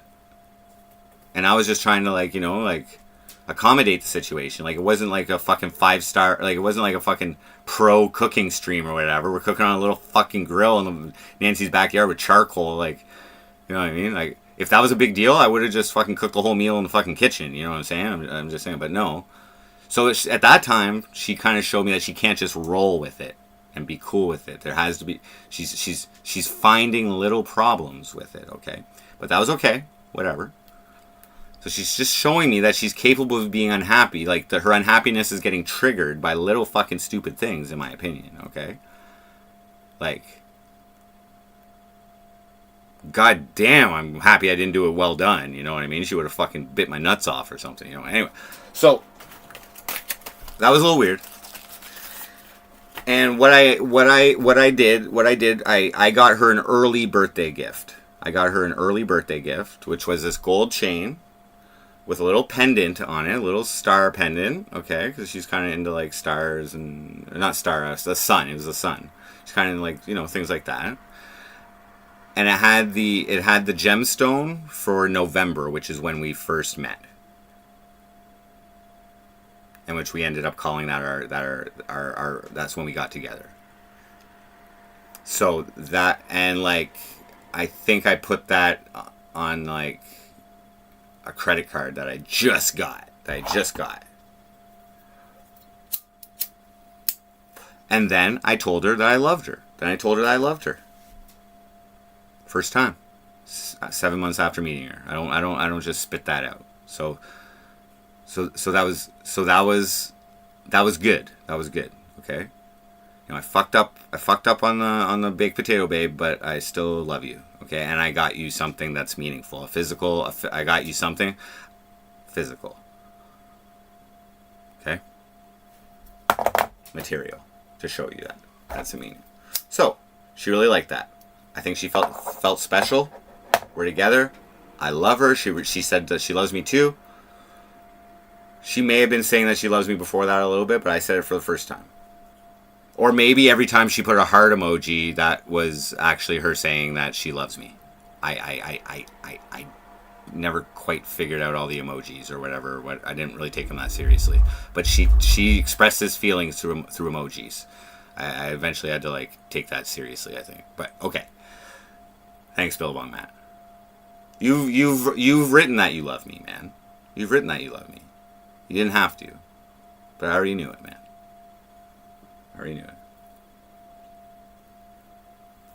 Okay, so now I said that I love her, and now she knows she's in control. Now she knows she's got me. Now she knows she's got me. And, you know, she's been on the stream at that point now. How do clubs test loyalty, and how do people test 4 times, okay? 4 times she's been on the show. Wait, well, 4 trips that we've streamed 1 or 2 days on, okay? And her birthday's coming up. I love her. She's got me under her thumb now. My heart is open to her. I'm now vulnerable to her. I'm now vulnerable to her emotions, to her energy. Within days of her going back, she checks my Twitter out, and she's upset that I still follow Ariana Marie, and that I like to post from her like a year and a half before I met her, and you know, that I'm clearly checking out another woman's nudies on Twitter all the time. Is basically what she was expressing. And I explained myself fully, and then she asked me or told me to unfollow her.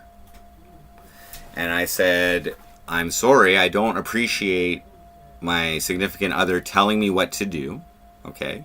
Especially when it comes to my business that I've been building before I even fucking knew you. You're not going to, because I was planning another diss track, and I was planning to do that, and I'm like, you're not going to impede the direction of my business, how I generate my revenue, how I entertain my fans, how I make the time of my viewers worthwhile, because that Ariana Marie script was mwah, okay? You guys had so many fucking reactions. It led to the Speedo. It led to me looking like a loser because I got scammed. Like, it was just drama that I created. That you know, I didn't rely on a fucking panel or fucking talking about any other streamers. It was all fucking, that was all me, guys. Creating a story and a situation that I knew you guys would love. I didn't know the outcome. I planned on being able to tell you guys that I had a great wank session with Ariana Marie. That was going to be like, that's what I thought was going to happen. But instead, loser simp Frosty got scammed, and I ended up making a fucking diss track on her and cursing Ariana Marie, which is, to tell you the truth, for the MC Frosty show, even better than if she would have came through it. Okay, the script got extended. I was able to exploit that script and look more pathetic and create some evil music, which also Heartbeats was attracted to. Okay, so I'm just saying, I was planning to exploit that further and create another diss track. But she wanted to impede that. Because she didn't believe, she just made up all these assumptions of why I'm following the porn star. And I'm like, it's completely business related, babe. Like, don't worry about me. So, she wouldn't get over it. So I broke up with her. I said, fuck this. I'm not going to be controlled. I'm not going to be in a controlling relationship. And I'm definitely not going to let someone who gets upset about baked potatoes try and fuck with the MC Frosty show. I'm sorry. You were also upset about baked potatoes, and now you're upset about fucking some shit that isn't even happening. Your mind is not conducive to a healthy relationship at that point. Again, I felt she was projecting unhappiness, okay? So obviously right there, she's a little concerned that I'm like, you know, wanking off to my favorite porn star who, like, my favorite porn star in real life doesn't mean that much to me, guys. But I made it seem like it meant a lot to me so that the script would work, so that I would look more pathetic, that I would look more like a simp, that I would look more like MC Frosty, what you guys expect from me, okay? So I understood where she was coming from, but I told her the truth, and it didn't calm her. Okay? And instead, she tried to use the fact that I love her to make me do something. Because she could have checked that Twitter any time before I said I loved her, right? But if she didn't know I loved her, then how would she know that I even care what she about her concerns, right? So I thought it was just odd that it happened so quickly. It's like she was trying to push her weight around, like, on me, the love weight, you know what I mean? Like, or she was trying to test, another possibility, she was trying to test my love. And in that case, again,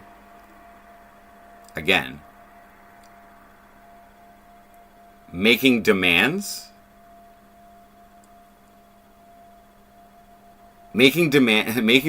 that, like, okay, guys, if I didn't have the MC Frosty show and I wasn't planning any business shit, yeah, fuck, I don't give a fuck. But, like, there was still some juice to squeeze out of that Ariana Marie script to entertain you guys. You know what I mean? And I was planning on the next diss track to go even more hardcore than I did on the first one. I was just waiting for the right moment. You know what I mean? Like, just as an example, I believe she got pregnant. I believe Ariana Marie got pregnant around that time and was having a kid, okay? I think. All right? So, maybe I would have made a diss track of shame for a porn star mother and what's your new kid. But I can't have that information without still following her. Do you see what I'm saying? Like, not just shaming her for scamming me, but what's your kid gonna think? That was, like, where I was going with that, alright? Julie jumps. So, okay, what I'm talking about, Dragon Breath, is I'm showing you the history of her indicating to me that she is an unhappy human being, okay? And I'm also showing you that when I'm in love with someone or I love someone, I allow their influence to affect me, okay? It does affect me, okay? Like, if you guys came in here in chat and were like, Oh, you're still following Mariana Marie while you have a girlfriend? Okay. You should unfollow her. You should unfollow her, you piece of shit. How do you think Heartbeats feels? Okay. You're getting banned. Or I'll laugh it off. Or I'll ignore you. But I'm not letting your words affect me. But I may use those words to develop a further script and play off it as well. You know what I'm saying? But that's because I don't know who you are who's saying that. I do love chat. I love each and every of you as an individual, as a participant in here. You make me want to entertain you. But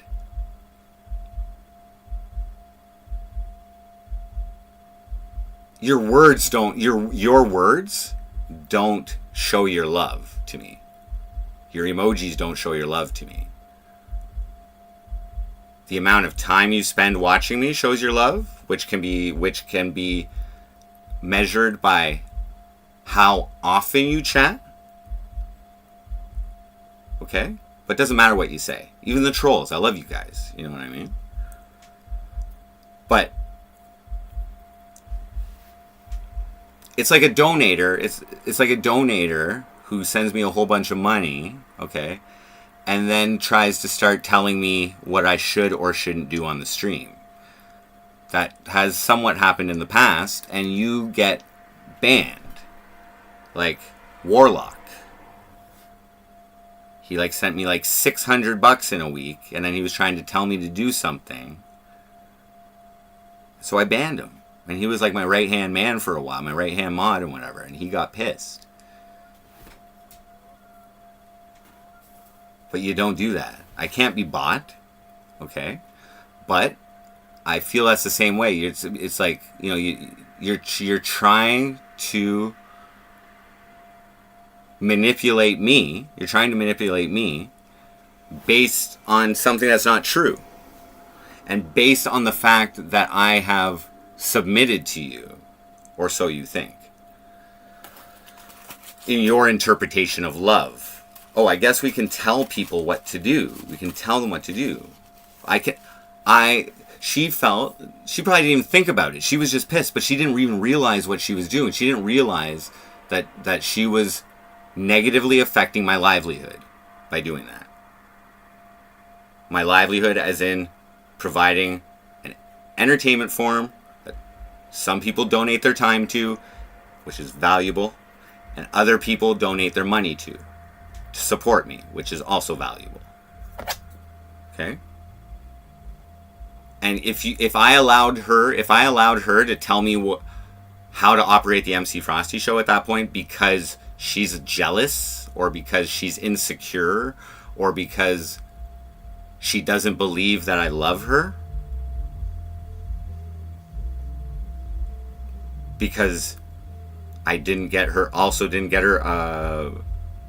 Valentine's Day gift, and he's following his porn star, must be jacking off to him. Yeah. So I broke up with her, and I started jacking off to whatever podcast right after. Yeah, bad. Man. No, that's a joke. Okay. So we got back together soon after that. Okay. I went and surprised her with a quick 3-day visit after we got back together. Actually, no, that's not what happened. We got back together, and then I got my I was doing e-bike streams and whatever, and then the shit went down with Nancy.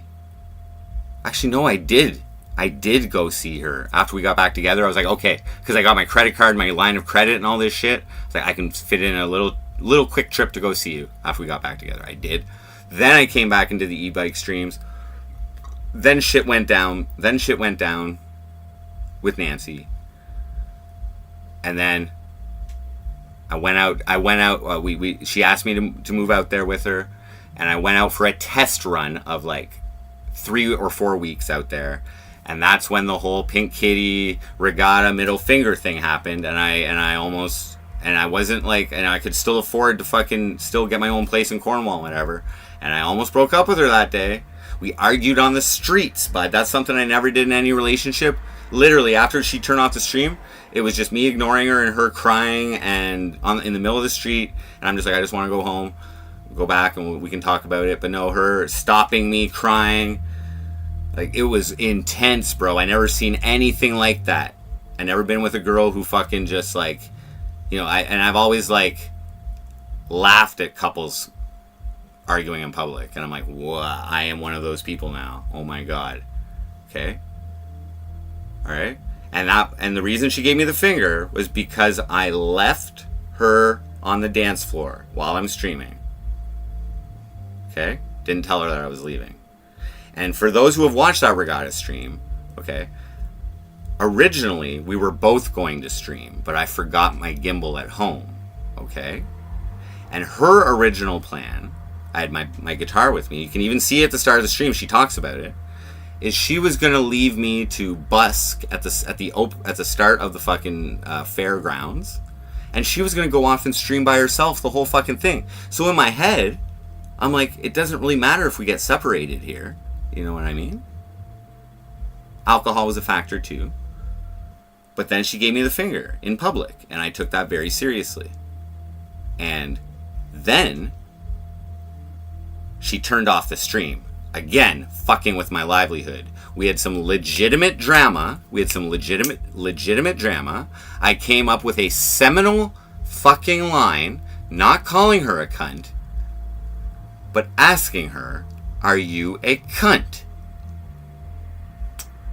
I bet you some of you guys have, like, joked about that and used that with your significant others and shit too. It was great for drama, not intentional. But you don't, Grizzling, whatever. You don't turn off the fucking camera on IRL when the shit gets cooking. Michael C, right? And you guys, and like the views were going up when as soon as that drama happened, because I know you guys, you're gonna be like, oh fuck, Frosty's and Heartbeats are getting into it, going and sharing it with your Discords and whatever. It's about to get fucking down. You just called her a cunt. I never seen Frosty that mad. Oh, honeymoon phase is over, I guess. Fucking blah, blah, blah.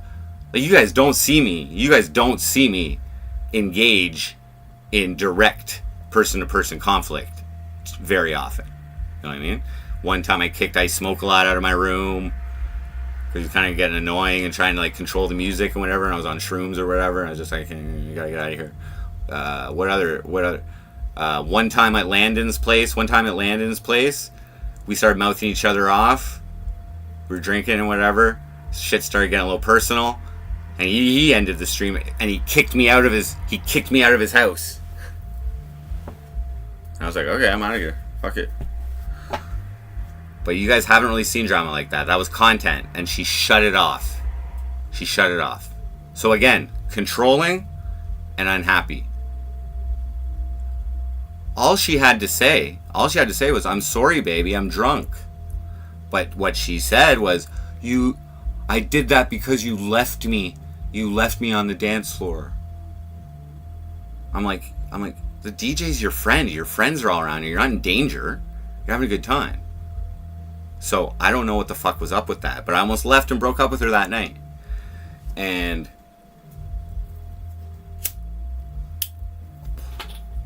again, signs of an unhappy person. So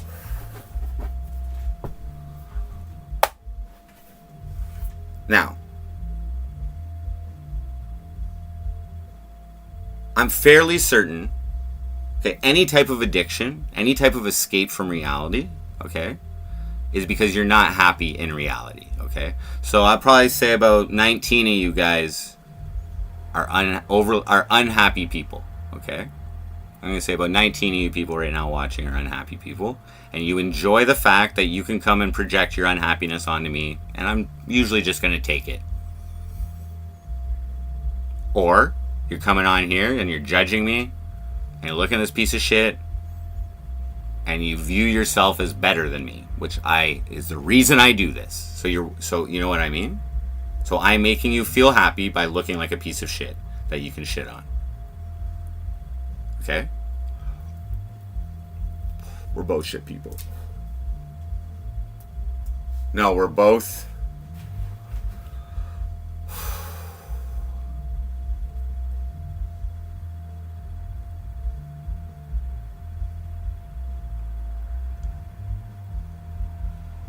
We're both stubborn people. We're both like committed to our own beliefs. Okay, so we clash heads, we clash emotions. We both possess depression. Okay, we both possess a form of depression. Okay, I use my depression by like I attack my depression by doing things that make me feel good, and she avoids her depression by also doing things that make her feel good. Except what makes me feel good is knowing that I'm influencing other people and being a net positive on them, okay? What makes her feel good is like escaping and being involved in like being involved with like getting attention in chat. That gets her, that gets her feeling good. Like there's a reason why she only really watches like smaller streamers and stuff like that, you know what I mean? Like smaller streamers are better for interacting with chat. She her, listening to a panel and listening to all the toxic shit, it like gets her mind off of her depression. She more distracts herself, and I more like do things for others and myself that make me feel good. Okay? There's a big difference between being the show and being the audience. Okay? But you guys do have the power to make me feel good. Very difficult to make me feel bad for you guys, because I expect it, and I know that my image draws negative attention. It's a trap for you to feel good by putting me down. Okay?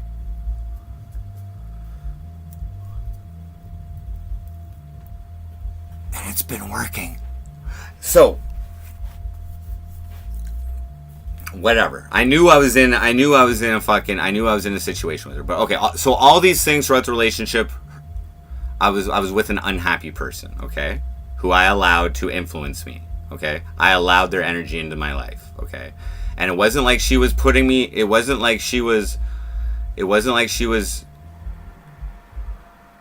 like putting me down to make herself feel better. It was that she was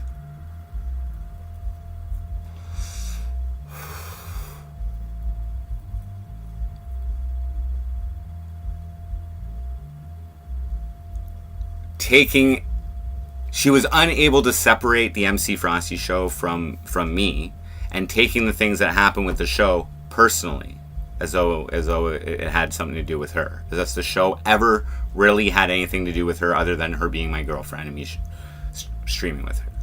You know what I mean? There was a lot of things with the MC Frosty show that just bothered her. And she expected me to do something. She expected me to stand up for her. She took it personally if you guys were insulting her, anybody, and I wasn't standing up for her. I wasn't banning you. I wasn't telling you to shut up. Because me being in a relationship, I thought originally it would be filled with love and happiness, which would make me a better Frosty. And she originally was down with all the Frosty shit.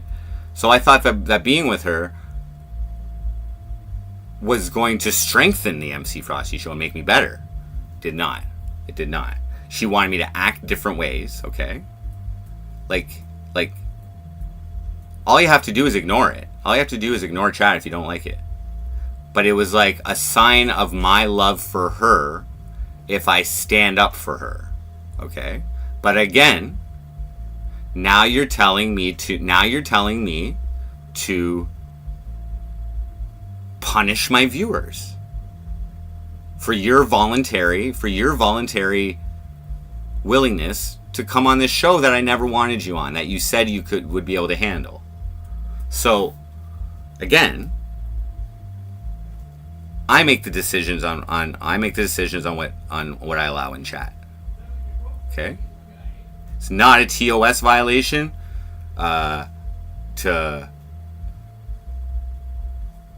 it's not a TOS violation to call her a streamer groupie or whatever.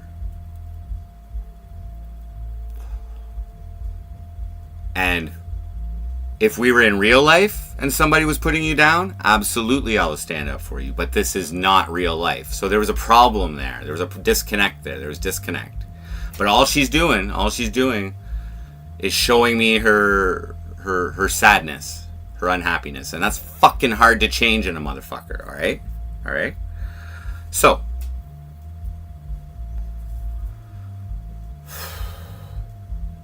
I've now realized that I've attracted an unhappy person to watch me. Okay. Have an amazing physical connection with her. And when it's just us and there's nothing else in the world that matters, we have an amazing connection, better than anyone that I've ever been with. Okay? It is love. It is love. It is true love. It is true love. But there were some issues with her fucking with my shit. Aight? Okay. And at the same time as all this, like, giving me the finger and shit like that, like, I'm trying to figure out how am I going to adapt the MC Frosty show, my livelihood, to now living with my girlfriend and her young son. Because before I was just, like, basically by myself and I could do whatever the fuck I want. And there's no worry about, you know, a minor running into the room with a stream or whatever. So, like, I have to figure it out. Now, more and more shit happened, and eventually, I was wanting to die out there living with her, okay? And then we were getting close to 8 months of living together, and I really didn't want to share my tax reports with her, okay? So,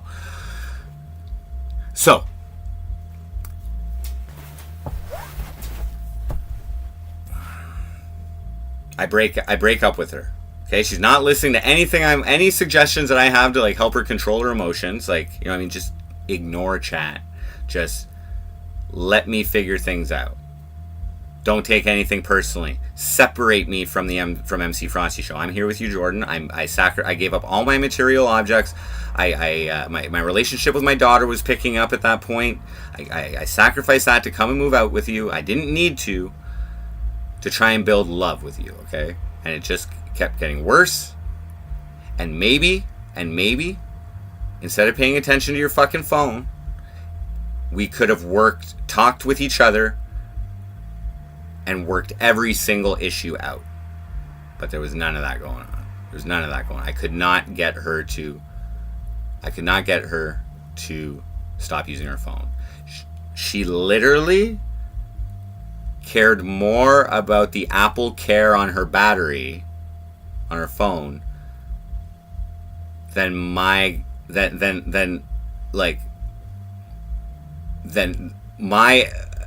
care of her. You know what I'm saying? Like, okay. So anyway, so we broke up,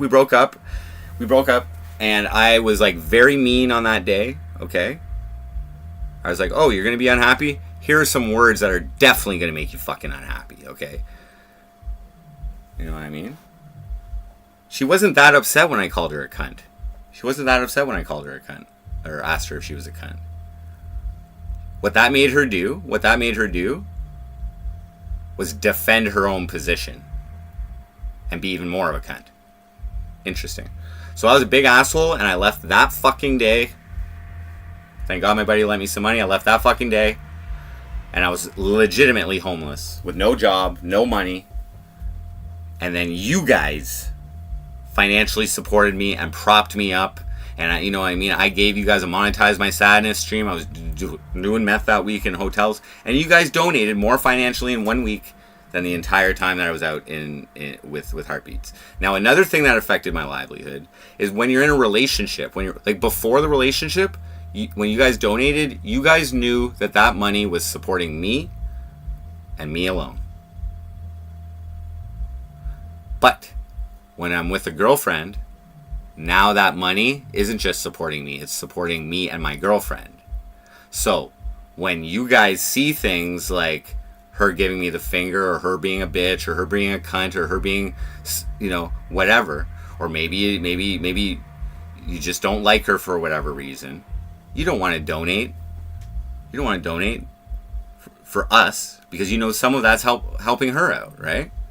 But as soon as I was single, you guys all came back in droves, supported me like crazy for a week, helped me get through that fucking tough time, and financially saved my ass, to tell you the fucking truth. Supported me. And you know what? You guys proved your love for me. And I still showed you my worst sides. Being on meth, being homeless, being fucking, a depressed simp. You know what I'm saying? And you guys still loved me for all my worst sides. And that meant a lot, guys. That meant a lot. So, how to use a little magic there, the secret, tell the universe, okay, well, I guess I should probably, everybody's giving me a chance here. My buddy lent me some money. My loyal viewers are doing it, but I can't e-beg forever. I gotta get a job. And that was one of the problems I had while living with Heartbeats, was that I didn't feel like I was financially supportive enough. Like I wasn't bringing in, I wasn't like, you know what I mean? I was just a bum. I wasn't making a lot of money. You know what I mean? So I had to get a job. First person I asked to get a job hooks me up, and I'm ready to go. Okay? So it took me a little bit while, and her and I were still talking. I wasn't streaming much. I was working, making money, and finally I felt like I was fucking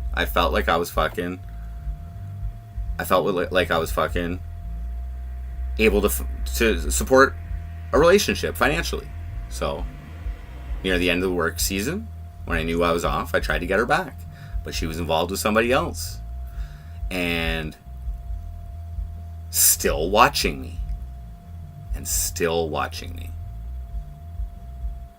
That is weird. And you know what? I would be saying stuff like how much I love her and miss her and like all this stuff, and how, privately, we would talk on the phone and all this private stuff. But if I came on stream and said one goddamn thing that was MC Frosty, like, oh, maybe I should, go to Montreal and buy some escorts this weekend. Or, oh, I got my hair done. Maybe I'll pick up some chicks or whatever. That's what upset her. She still was giving me shit. And then eventually she's like, no, don't talk to me anymore. So I had to let her go. at that point. And I was really depressed. I did that cry stream. I wrote her a song. And these are the things how she measured my love for her, is that I was crying over her on a stream, and I made a song for her. These are the things, not me just asking, being like, yo, baby, I think I can be a better boyfriend now. I feel a lot better. Can we give this another try? You know what I mean? No. I love you. Just offline. No. I miss you. No. But I write a song for her, and I'm showing everybody my love for her. That's what matters to her. Again, you're too into the digital world. Okay, fine. You're too into Frosty. You're not into Jordan. Whatever. So then I got really depressed. She called me the next day, saved my life or whatever, and we got back together a couple weeks later. She had broken up with her boyfriend at some point in October, and then by November I was back out in Newfoundland. Now, like I said, all I wanted to do was observe and see what this relationship needs to bring it back. I did all the shit I needed to do. I was financially supportive. I wanted to take her out on a date. But I was also at a kidney stone, so I wasn't really that functional. I was you know what I mean? I was spending time with her kid and all this stuff. And we only streamed once. And I think I paid for her to go get her like hair done or something too, and like I was just being much more of a provider in that little bit, showing her. And I was not complaining about anything. All I wanted to do was take her on a date. She canceled that day, the date, and I didn't put up a big stink. Okay, but she was on her phone every single night while I'm in bed with her. Okay, falling asleep with her phone in her hand instead of in my arms. Not saying goodnight to me because her mind is elsewhere. Okay? So I was like, okay, not much has changed. Not much has changed here. There's going to be some work. There's going to have to be some work done. So, we want to talk about manipulation. So, when after the depression, when we were talking and getting back together, she was not on her phone during our Discord calls. I came back home. I had my surgery. We started doing Discord calls. I was only like 10 days that I had the stent in. We started doing Discord calls. And she's back on her phone during our Discord calls while I'm in recovery. Every night. Watching hockey games. She falls asleep, whatever. Yeah, I'm watching Montreal Canadiens games with her while she falls asleep. Which is fine. She has to get up early and whatever. But I'm just saying, there wasn't a lot of connection going on there. Wasn't a lot of connection. Okay? And I was hurt that she didn't want to go out on a date with me. For whatever reason. That we had planned for the whole time I was there. And she didn't want to do it. And now you're going back to escaping while I'm devoting my time to spend with you on a video call. Okay. So, but she bought me a heating blanket. So,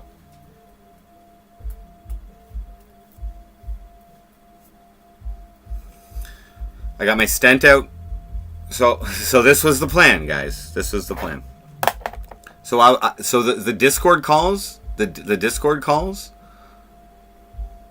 I didn't value them that much. I wasn't complaining. I was just letting her do her thing. But I didn't really care about them. I was like, I was just like, okay, well, like, they don't mean much to me if you're not going to be paying attention to me. And, like, I don't, whatever. So I got my stent out. And this was Christmas Eve day. And as soon as I get home, I do a line of meth. And I'm like, yeah, I'm streaming. Now, we had plans. I think what she wanted to do was have a Discord on Christmas Eve so that we would wake up on Christmas morning together. But I ended up playing Tetris and streaming like till like 3 or 4 in the morning, because I honestly, when she's telling me to have a Discord call, I'm like, why? So I can watch you on your phone? Like, I got better things to do, to tell you the truth. Meth. So I do some meth. And we had plans where we would share Christmas. I don't really care about Christmas, to tell you the truth, but she had plans where we would like Discord throughout the day, kind of have like a little family type, as much as possible through the internet on Christmas. And because I did meth that day, she canceled our Christmas plans because she thought I would be tweaked out, sketched out, whatever.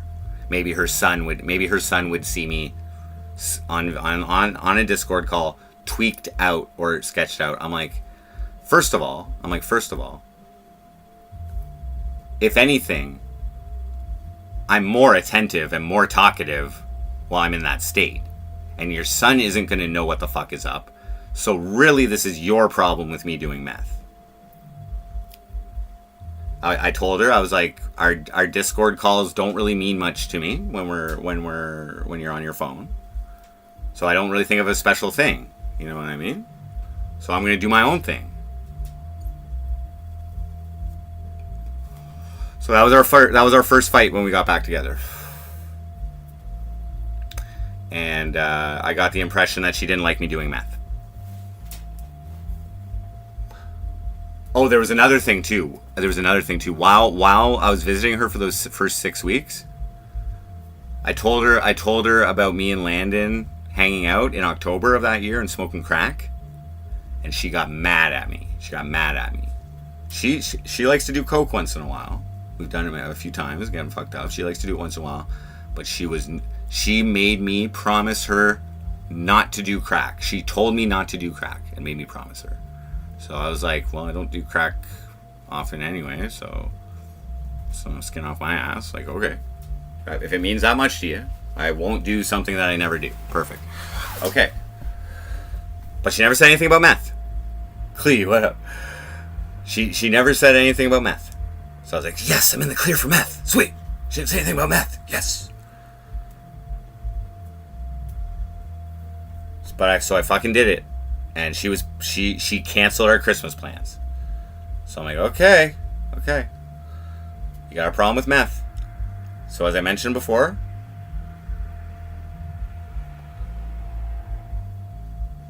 what did I do? More meth. I started doing meth more frequently because this was my off season. I went completely sober except for like once when I had 5 days off during my work season. So it only takes 2 or 3 days to get out of your system for a test. And so my manipulation way was basically, if you're gonna keep staying on your phone during our Discord calls, then I'm gonna just keep doing meth. And what I would do is I would wait until she was asleep. I would give her the courtesy to not be high while we were interacting. I would wait till she goes to sleep on the Discord call. We would keep it open all night. And I would do a little line and play some Tetris or whatever. And she would wake up and see that I'm still awake, which is her indicator. She'd ask me if I'm on meth, and I'd say, yep. And she would snap out on me, which it really sucks. It's a real big buzzkill, okay? Like, I'm trying to accommodate you by not doing meth while we're on the call, and then you just wake up and fucking snap out on me, and then she go right back to sleep. I'm like, holy fuck. So then what happened?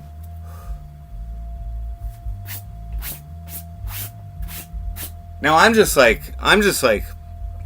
trying to get her to stop using her phone. But anyway, so then what happened is she asked me to start telling her when I was high.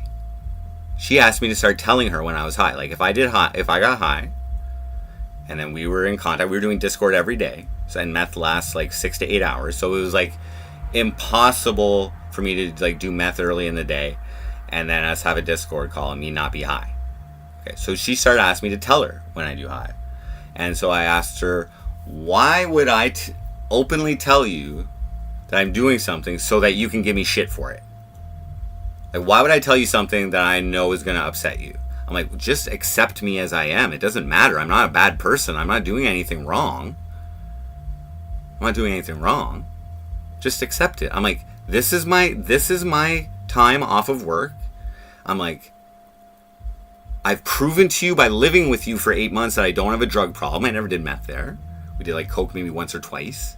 Not at my request, at her request. Obviously when the kid's not there. And I'm like, I'm not going to openly tell you something that I know is going to make you treat me differently.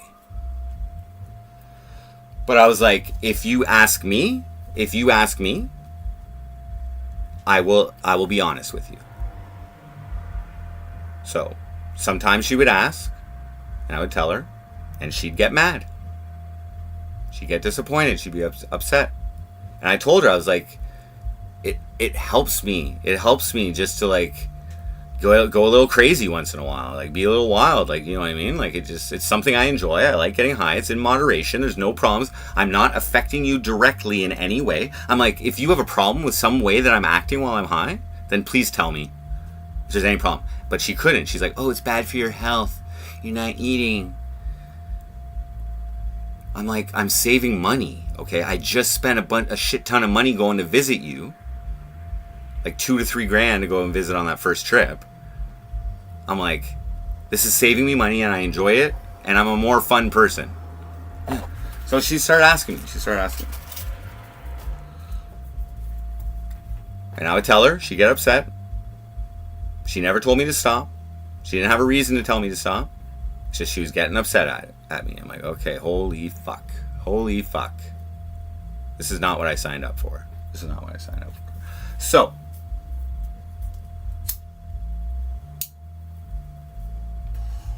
but the point is, she wasn't. She was still using her phone all the time on the fucking Discord calls.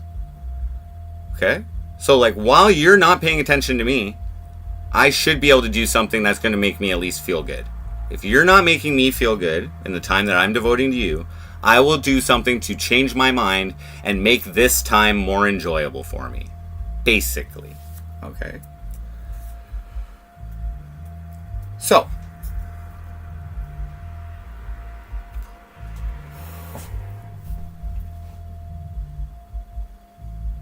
then I just stopped.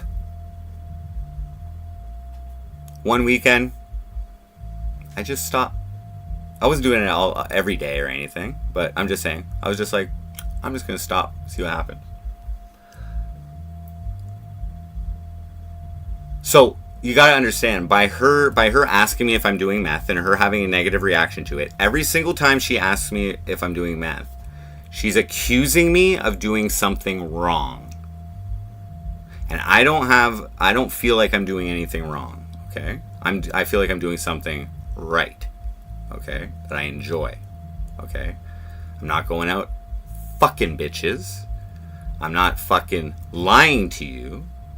I'm being honest with you, and I'm not mistreating you in any way, shape, or form. So, but I just decided to stop doing it for a few days. And guess what started happening?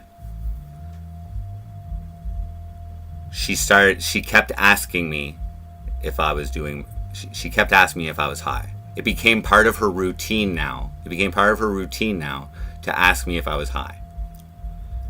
So she began accusing me of doing something wrong. Like, you shouldn't even need to ask, first off. But secondly, take some accountability, bro. So, I mentioned that she was a fan of MC Frosty, right? Before we ever hooked up, right? I think she hooked up with me knowing that I do meth. Oh yeah, that was another thing. She said, oh, I didn't realize you were doing actual meth. I thought you were just doing speed pills. And I was like, and she's never done meth. And I was like, you know that it's meth in the speed pills, right? I guess you don't know that. But yeah, so you're okay with me doing press pill meth, but not crystal meth. So anyway. So then what started happening? Is she started accusing me of doing something wrong, asking me if I'm doing meth when I wasn't high. It's like she wanted to fight. She wanted to feel bad. So I was like, no. I was like, I don't appreciate you accusing me of that either. She'd ask again. I'm like, okay, we're taking a break. We're taking a break. We're taking a break. So we took like a week break. I'll call you next week. And I got fucking high that week with no problems. With nobody looking over my shoulder. Nothing going on. And then after that, she stopped asking. So at that point, I realized that I can't verbalize her like, yo, you asking me is not making me feel good, and like I'm not, because you're getting angry about it, it's not really like making me feel that good. But a consequence for her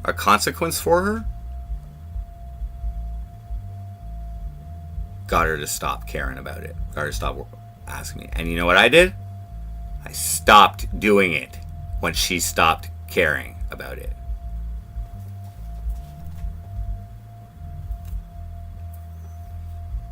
Amazing. You're not going to control my life unless you got a good fucking reason. Just because you don't like it doesn't give you the right to tell me not to do something that I like. Because that's a slippery slope, right? At the same time, Valentine's Day is coming up, and we were gonna party on Valentine's Day, and she wanted to get fucked up, but she didn't want to do any local stuff. She wanted to do some better stuff. So she was encouraging me to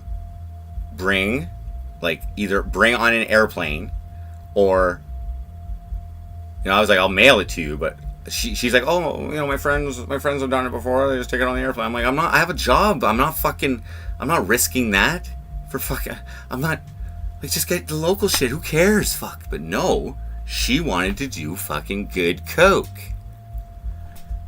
And wanted me to, you know what I mean? While giving me shit for doing meth. Like, fuck. When she already knows I don't have a drug problem because I lived with her and I had no problems. And anytime we did coke out there, it was not my idea. I was like, let's save the money. No, I'll just... Fucking Christ. Anyway. So I had to take a break from her, and then she fucking learned, like, okay, alright. But still using her phone. Still using her phone or Discord calls. I gave up on telling her that it bothered me because she wasn't listening to me.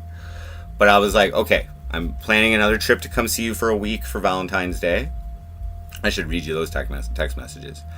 And I'm a little concerned that when I go there, you're going to be on your phone all the time. And honestly, I don't want to spend the money to go out there again, just like the first 6 weeks, and you be giving more attention to your phone than me.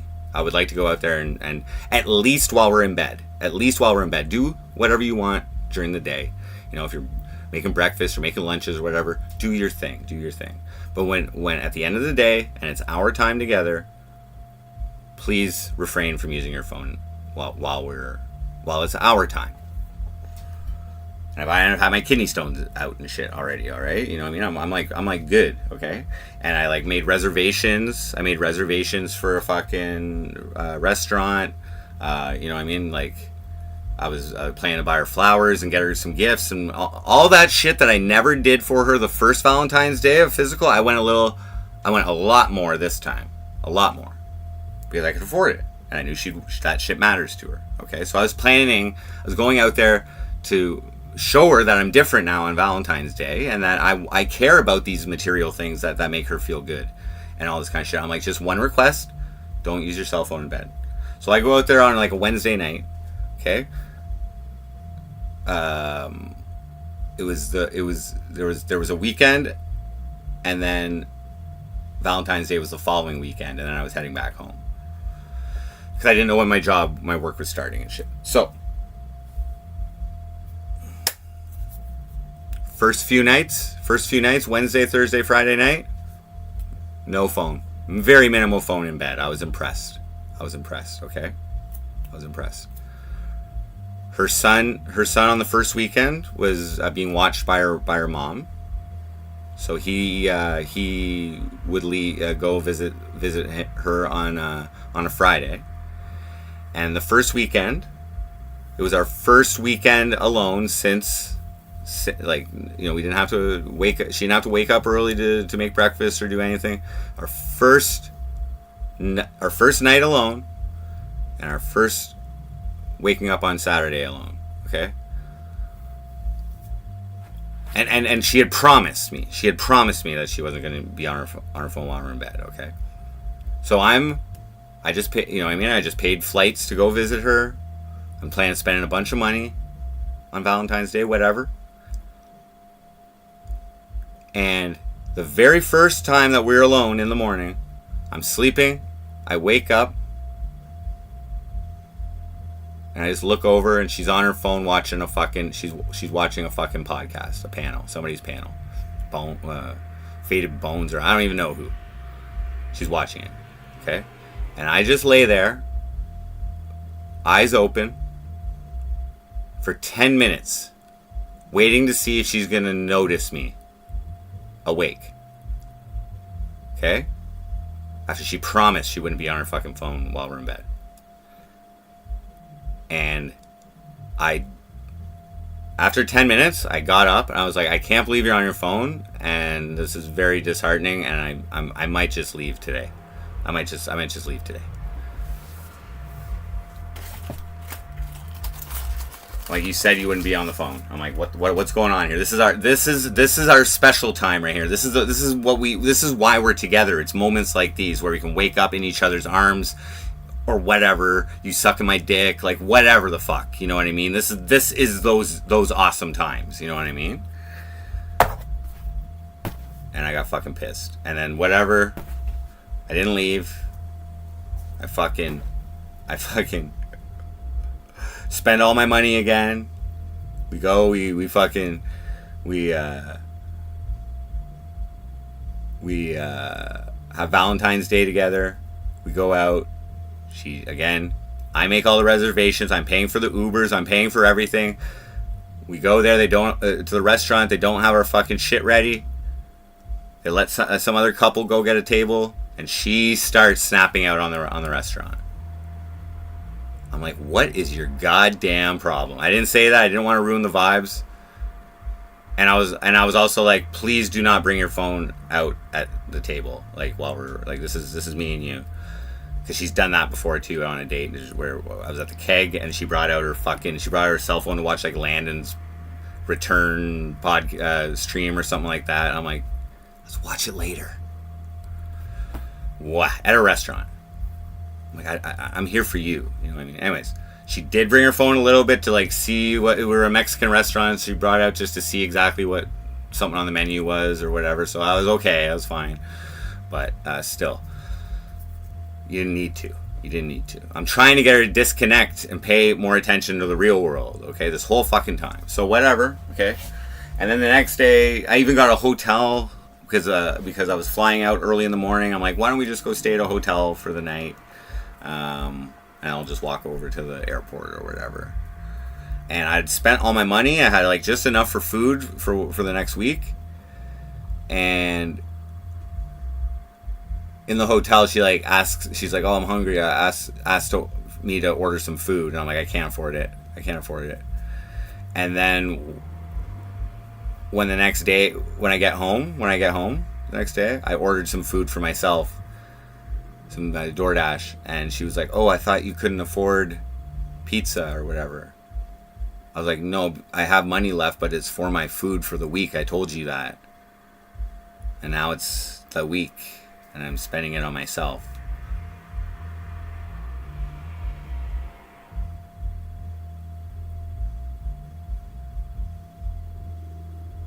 So all this is like unhappiness. All this is unhappiness.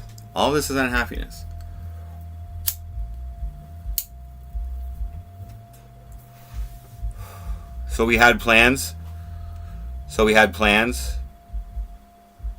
that I was going to go visit her one more time before work, which was potentially like late March or April or whatever, or May maybe. So, and I was on EI and it was running out at the end of February. So the next income, I had like a $4,000 tax return coming in, okay, which would have been enough for me to pay rent, survive until the work season starts, and go visit her.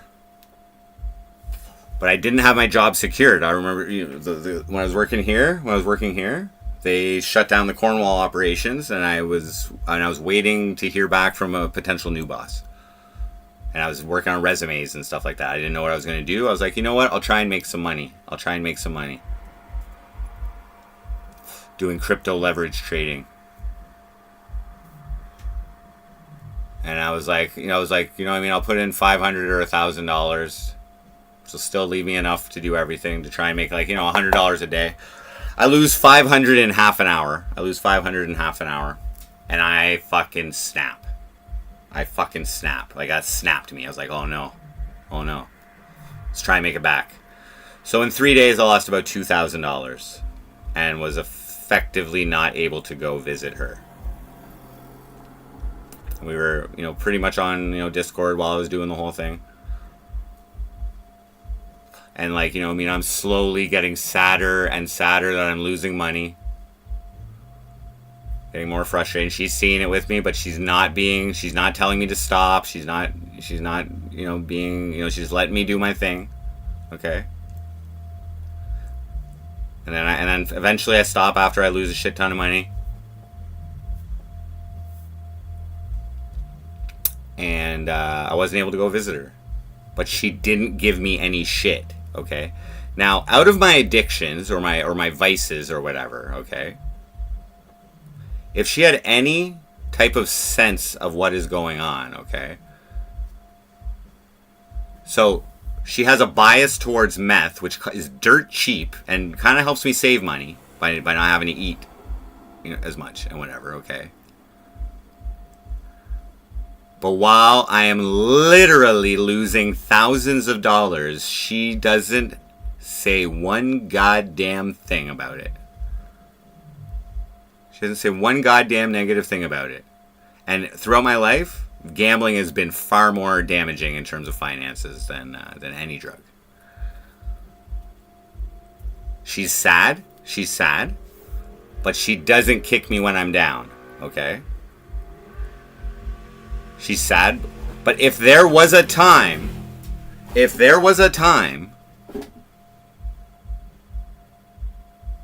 for her to get upset at me, or to tell me to stop doing something when I'm displaying signs of addiction, that was the motherfucking time.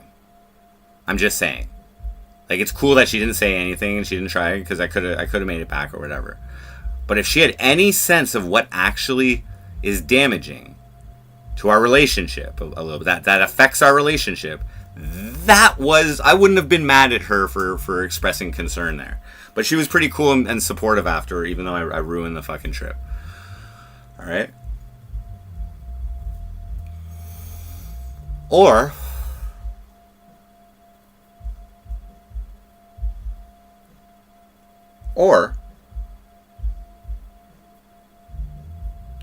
maybe I purposely risked the trip.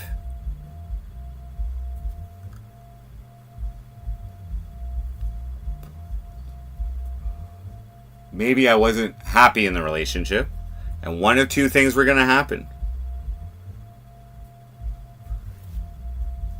I was either going to win money, good, or B, I was going to lose money and not have to pay to go watch my girlfriend be on her fucking cell phone. Again. Go and not have to worry about her fucking getting upset at me or anyone. Maybe I just didn't care at that point.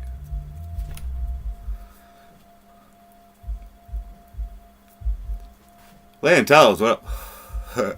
Maybe I just didn't care. Maybe I wanted to make her snap out. Maybe at one point I wanted to actually see her get, actually do something worth her getting mad about, and she didn't even.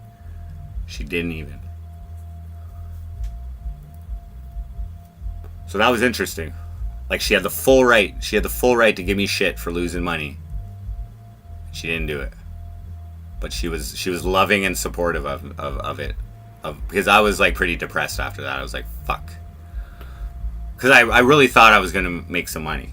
$100 a day, that was the plan. I really thought I was going to be able to do that for a little bit. But no, it didn't happen. I failed. I failed my plan. I was a failure. And she didn't give me shit, and she was nice about it. So kudos to her for that. Making me feel good and loved, making me feel good and loved, and that she was supportive in my failures. That was okay. That was good. So good on her.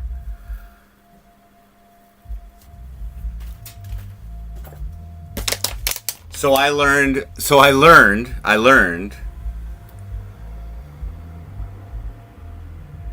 It confused me. It confused me. But I learned that she has predetermined the things that she will get mad about. Almost.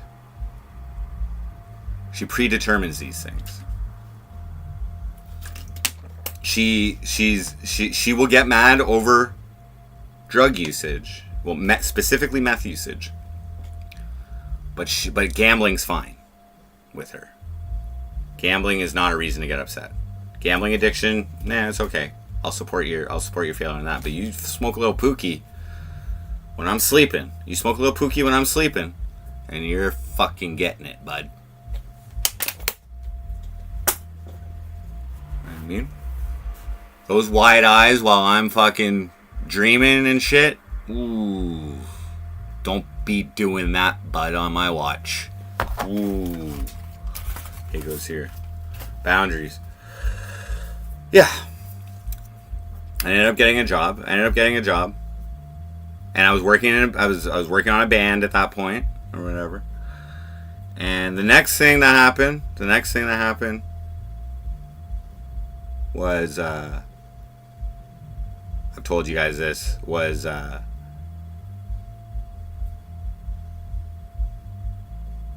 when I played a show and then Mel took it over and started talking all slutty.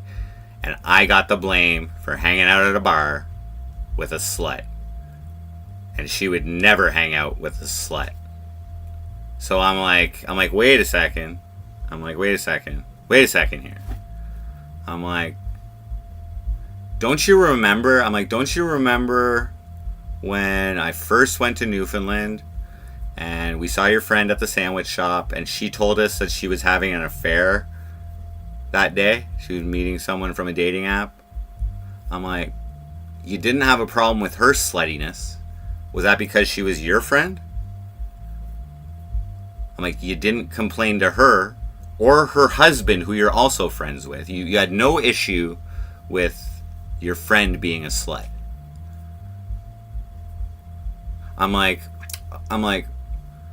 and as far as streaming goes and you hanging out with sluts, I'm like, I definitely remember you hanging out with an OnlyFans slut who literally flashed herself. Grizzle Lang will remember this. Who literally flashed herself as soon as you got to her place and opened the fucking door. And this slut showed her tits on your fucking stream. And yeah, I'm pretty sure you hung out with her the rest of the fucking... I'm pretty sure you hung out with her the rest of the day. So, clearly, you don't have a problem with sluts. Okay? She never said anything slutty to me. She's just said shit slutty to the stream. I'm like... Okay. And I'm like, secondly, she's a friend of mine, and you're talking shit to her on a fucking stream. I'm like, you were encouraging her to go tell my good friend Jesse's girlfriend, who's also at the show, that this slut is saying they slept together the week before, which ended up not being true. I'm like, I'm going to need you, because your intent was fucking with my friends, and Jesse's a very good friend of mine. You wanted to meddle, you wanted to use chat and your status as my girlfriend to push your weight, encourage chat to go and get justice for Tara, and fuck up my buddy's relationship. They're also engaged right now, by the way. And I'm like, I need you to apologize to Jesse for that. She's like, oh, I'm not doing that. Because she really has a problem admitting she's wrong. She does, and I'm like, okay, no, you have to admit you're wrong. Take accountability that you led chat and that you tried to ruin his relationship based on what some stupid slut was saying.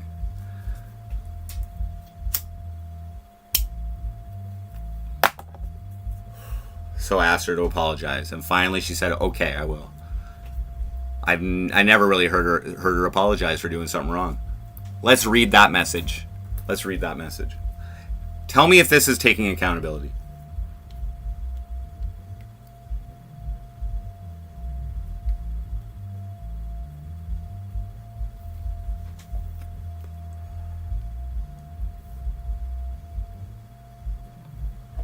hey,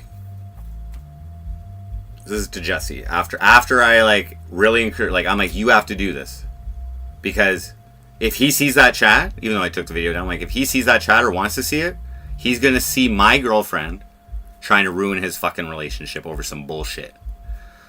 Hey, sorry about encouraging that Mel girl to do what she was telling chat she was going to do.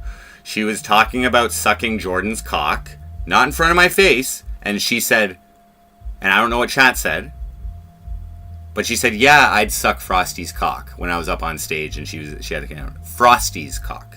Okay. And she was hella entertaining, by the way. She was talking about sucking Jordan's cock. I was not having it. So we did what we do in chat. We did what we do in chat. She blamed you guys. We troll. She's not taking account. Without concern, and that's my bad. Today, Jordan has said that your personal life should have been a concern of mine, and for sure, totally, I apologize.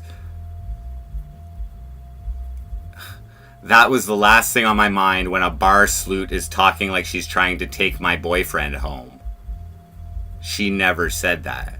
Mel wouldn't know that I have a girlfriend, and if Mel was just like thinking I'm single, then there was nothing wrong on her end to insinuate that she'd be trying to take me home. But I watched the stream, and she was like, no, me and Jordan are cool. We never hooked up. Once she realized that Heartbeats was my girlfriend, she eased back on my comments. But Heartbeats continued with it. That was she said way too much. It was hilarious. But okay. I didn't feel like I did anything out of line on the internet, but I'm not drinking now, and I get that having no concern is not cool.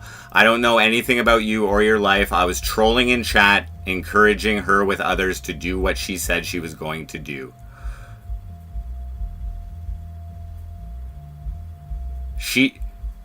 Mel never said she was going to go tell Tara. Heartbeats and chat was encouraging that. Which was, tell your new girlfriend you guys supposedly fucked last weekend. She pointed the camera at her and said she was going to tell her. That is not true either. Chat said for her to do that. We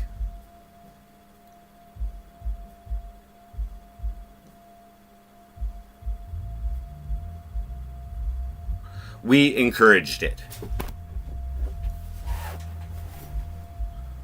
I made sure to text Jordan right away about what she said and to let you know, and he said he would give you a heads up. He acknowledged it was trolling. I don't know what else was expected to happen. Now, I acknowledge it was trolling before I seen the video. I don't know what else was expected to happen from how she was acting on stream, but it was all fun and games until it wasn't. I don't know what happened, but he went from laughing to telling me not to contact him. It's trolling on the internet, but affects real life. Again, super sorry, dude. Totally wasn't cool of me. You don't need to reply.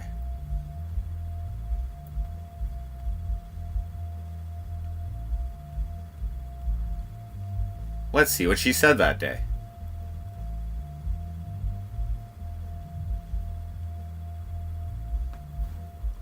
So I'm on stage playing a show. I give the camera to Mel. I go up.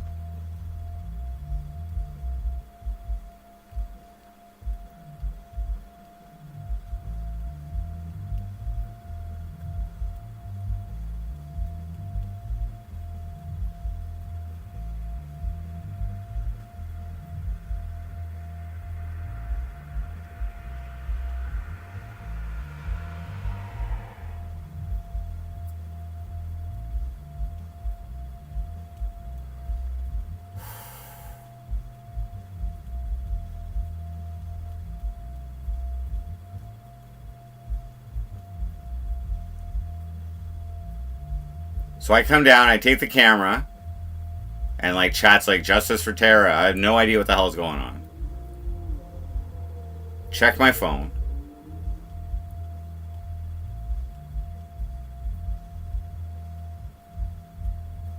Holy shit.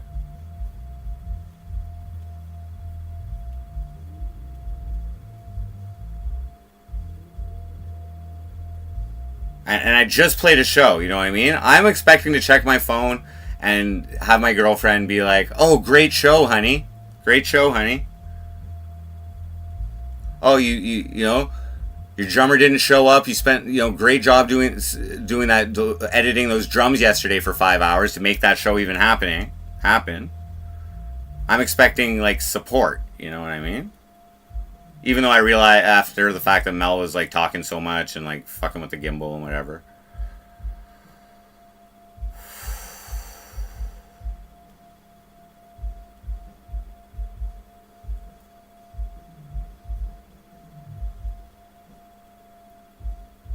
So here's what happened. I get off the stage, I check the phone,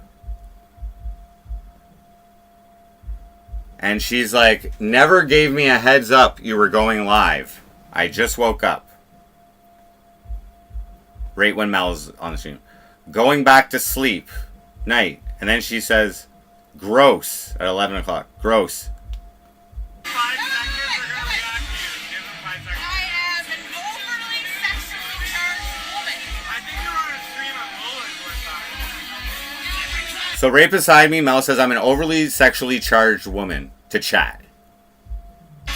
Doesn't even say it to me. And that's what she's complaining about. And then the next question was like, "Is that the Melissa you work with? I'm very surprised she doesn't know you have a girlfriend." So automatically her head's running that, oh, this is the girl that you worked with last year. Not even the same girl. This is Melanie. And Melissa was my foreman the year before. And I was single. But now she's, surprised she doesn't, like, know you have a girlfriend. Well, we were broken up last year anyway. I never hooked up with her. She's a sleut. She exposed her whole true colors. I'm like, well, laugh my ass off at her. I'm like, we got her. Lol, what a joke. She's ultimate sleut. She said a bunch about sucking your cock. I'm not impressed. She said one thing. She said, "Yeah, I'd suck Frosty's cock." She's never flirted with me before. I'm like, obviously I'm gonna give Jessie a heads up. She's fucked and she knew Jessie was with Tara. Just watch, she said. I'm like, man, I've never hooked up with her. She's like, yeah, okay, why did you end? I'm like, the show's over. We almost got her to tell Tara. Tara should know. What a slut. Jessie too. I'm like, not my problem. She's like, they went to the UFC together. It has to be your work, Melissa. Even though I said no. I'm like, nah, she's Melanie. I'm like, she's like, I would never hang out with someone at the bar who was talking sexual shit towards me. She didn't even say anything towards me. Just FYI. I'm like, she was talking no sexual stuff to me. She did on stream and resends the videos. She said she let you know right here. 5 seconds, we're gonna react to you. Give them 5 seconds. I am an overly sexually charged woman. I think you're on a stream of Mullins one time. She didn't even say that to me. She's looking at the camera. We weren't talking together. I'm like, what?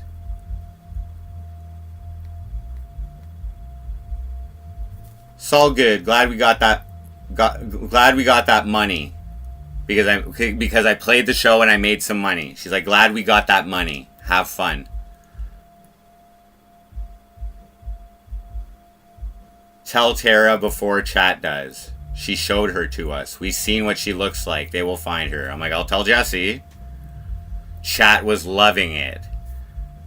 I got it going. I'm laughing. LOL. And I hadn't seen the video at this point. Must be really happy about that cash. We def need it. No, I was happy to play a fucking show. And I was like, trolling. Not my prob. I can't even hear that clip. Because I was still at the bar reading all this from her. I wouldn't be hanging at the bar with someone like that because I got a BF. Just saying. She's clearly got a name. So here's the fucking thing. She has almost like exclusively guy friends in Newfoundland. Almost exclusively. Okay. Like,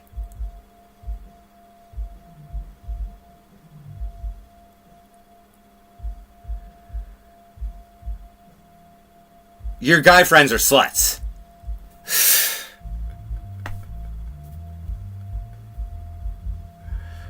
She's clearly got a name. She also says, I've never known Mel to be a slut. I've never had her flirt with me. I've never even seen her flirt with another dude.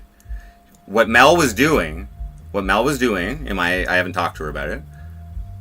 She was entertaining you guys. She was just getting some attention.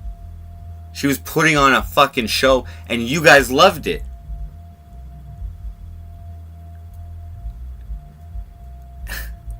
And I'm just saying, if anything, my girlfriend should have been like, hey, Mel, shut the fuck up and just film the fucking show. Not go tell Jesse's girlfriend that he had an affair, supposedly. She's like, I'll check it later. Check what? You can't change nothing. Yuck. Your clip. And then I went to Jesse's after. I'm like, heading home now. I was at Jesse's. She wakes up. I was just sleeping. Just woke up. I'm like, I'm on Discord. So you asked me a ridiculous question, so I asked you one. What the heck is going on? Oh yeah, I went on. We started verbally arguing. I'm like, I'm out. I'm like, don't be mad at me because Jesse is mad that girls told chat everyone's life story. She's bad news. I said if I had a boyfriend, I wouldn't.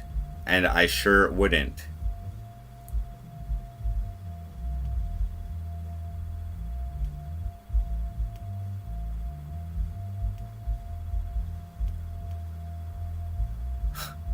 And then I'm like,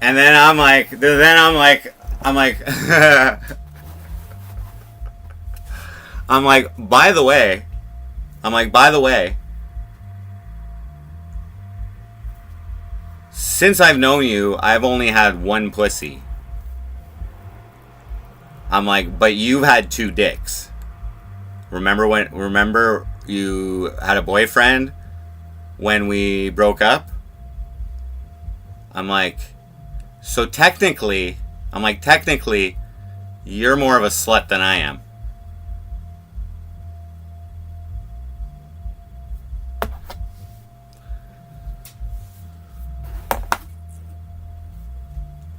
He goes here.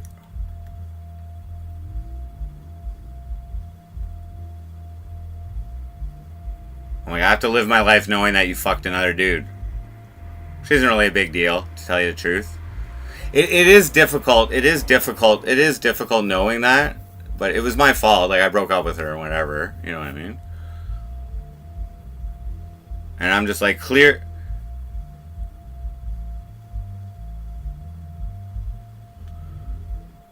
I'm like, clearly you choose to be on the side of chat, not the side of me or my close friends, specifically Jesse. Encouraging chat to tell Tara or whatever, which could cause problems for Jesse, someone who has done a lot for me, that's not cool. I'm like, you assumed it was Melissa? I'm like, what the fuck is wrong with you? And I'm like, you wouldn't be hanging at the bar with someone like that? I'm like, how many dudes have you had inside your house? I'm like, there's this guy who would go and fix the bike, probably a slut, I'm just saying, you know, dudes selling her weed, dudes whatever. I'm like, how do I know you haven't and aren't hooking up with anyone? I'm like, what, he's an old friend? I'm like, yeah, so is Melanie. I don't even have her on my Facebook. And I'm just like, get a life. I'm like, I hope you're proud to get it going.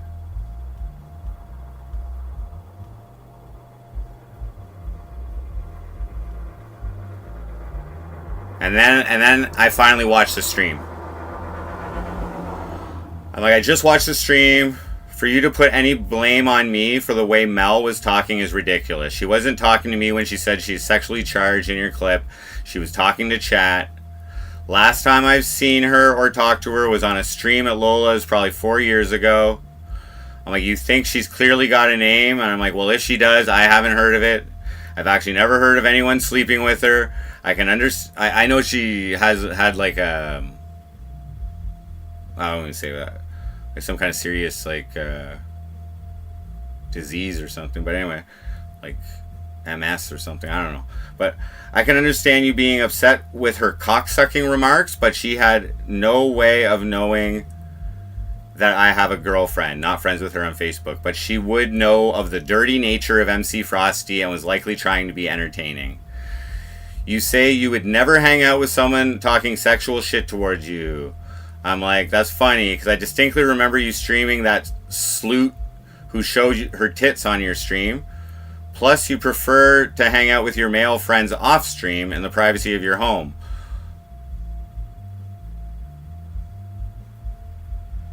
I'm like, you get jealous in chat. Pretty sure we've talked about how I don't think jealousy is too cool, and try to meddle in Jessie's personal life by encouraging her to tell Tara. You participated in and encouraged something that could negatively affect the life of my friend who has helped me so much in rebuilding my life. He was the one who hired me, by the way. Not cool at all.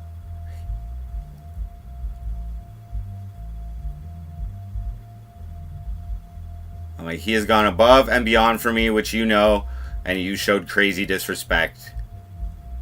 I'm like, did you go tell your blonde friend's husband, also your friend, that she told you at the sandwich restaurant that she was cheating on him? No, you didn't. I'm like, I did nothing wrong, yet somehow your emotions again turn what was supposed to be a fun night into something negative.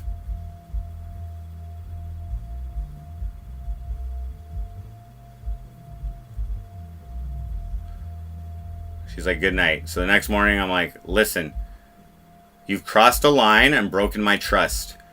You need to take some accountability. Before we speak again, I'm asking you to contact Jesse, let him know that you were encouraging Mel to tell Tara, apologize for your role in trying to mess up his personal life, because you know and appreciate how much he's done for me and ultimately us. Now, for your information, I got Jesse's side of this fiasco. Jesse and Mel did not sleep together at the UFC. Blah, blah, blah. I explained the whole situation.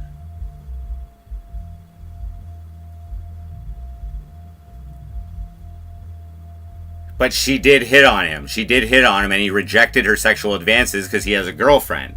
So what Mel was doing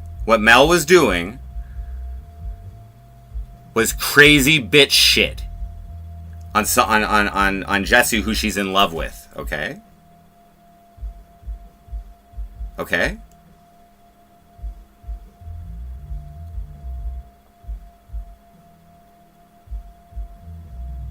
So like, and somehow I'm getting the blame from one crazy chick, my girlfriend, about me hanging out with another crazy chick who's trying to fuck around. I'm getting shit from one crazy chick, my girlfriend, who's trying to fuck around and use chat as my girlfriend to have leverage to fuck around in chat with my friends' lives. And I got, because another crazy chick is also trying to fuck around in my friend's life and ruin his relationship. Like, Jesus Christ.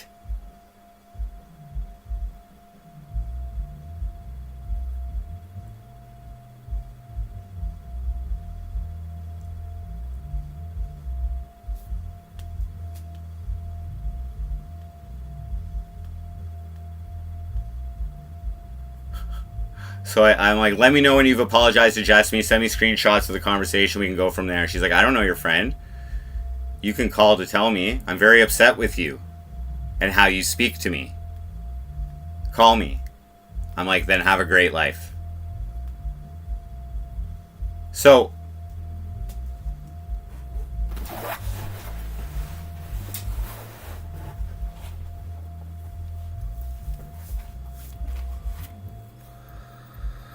I wasn't even streaming MC Frosty much at all at them, out of respect for our relationship, because it caused so much problems in our relationship. And again, I get blamed for what somebody else is saying.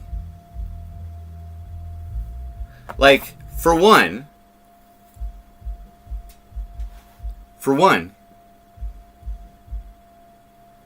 maybe you should be like flattered that another woman wants to suck my cock.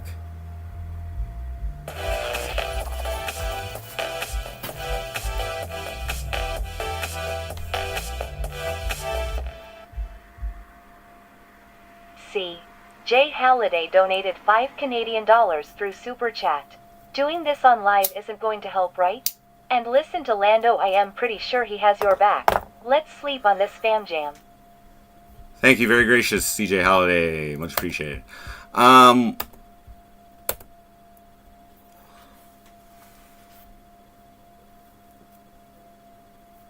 It can't hurt. It can't hurt. But what it can help, okay? Alright?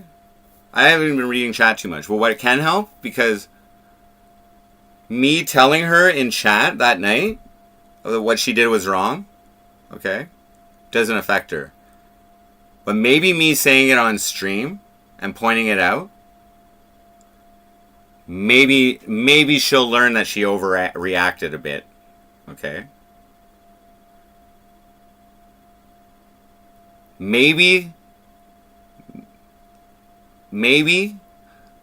she'll realize that acting like that, okay, and blaming me, and as opposed to supporting me, and being just nice generally, okay, led to our breakup.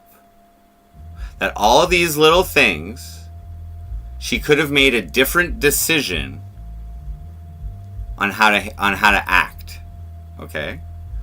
And when I'm considering moving her to Cornwall at this point, okay, where she's going to be around my friends, who some are sluts, some are not sluts, the same as everywhere, okay?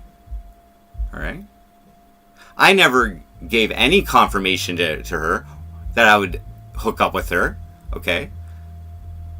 But you know what? I'm a little bit of a celebrity around here. And you know what? There's probably some chicks who want to fuck me. I'm just saying, okay? But I have a girlfriend. Like, so, like, this jealousy shit, it's all negative. Like, all she's doing is spitting it out. But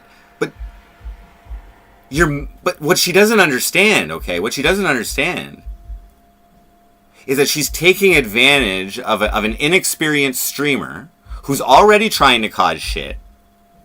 They're both guilty. Mel and Heartbeats are both guilty, okay?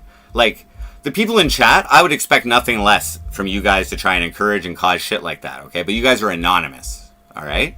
You guys have that advantage, okay? Like, Heartbeats can be accountable for that from my friends. You know what I'm saying?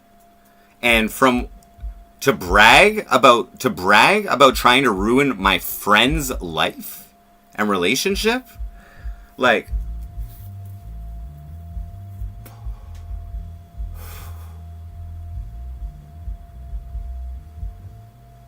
I'm just trying to think. Like, okay. Here's the problem with having a hot girlfriend, okay, guys? I've had a few, okay? And this is not necessarily a problem, but here's something you have to accept when you have a hot girlfriend, is that other guys are going to hit on them. Okay? Now, is it right? Is it right for me to blame my hot girlfriend?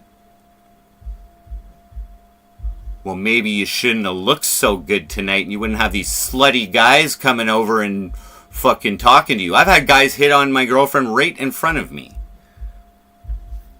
And you know what I think? You're a fucking loser. I think you're a fucking loser, dude. I'm like, look at you, wearing cologne and fucking going to the gym every day, and you're trying to pick up my girl, you little bitch. I'm like, keep trying. You're pathetic.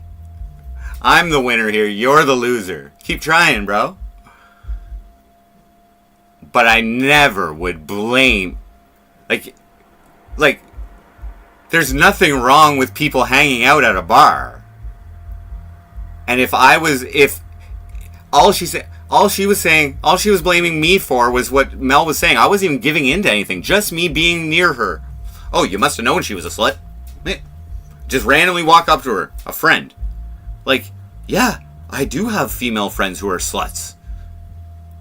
Yeah, I do have male friends who are sluts. You never said you wanted to suck Frosty's cock on stream. Maybe that's why you're fucking mad. You know what I'm saying? Is that why you're mad? She's the first girl to say she wants to suck Frosty's cock on an MC Frosty show? You know, I have a music video called Dick Pics, where like I literally like showcase my mid region in my Speedo every fucking time I'm in it, right? You know, there's female chatters out there who are thinking they want to suck my cock. You know this, right?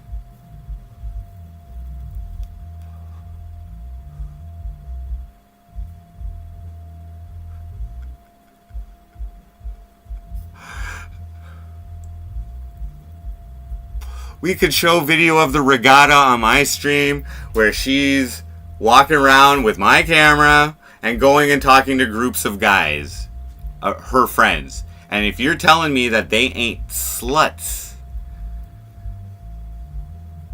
because you, like,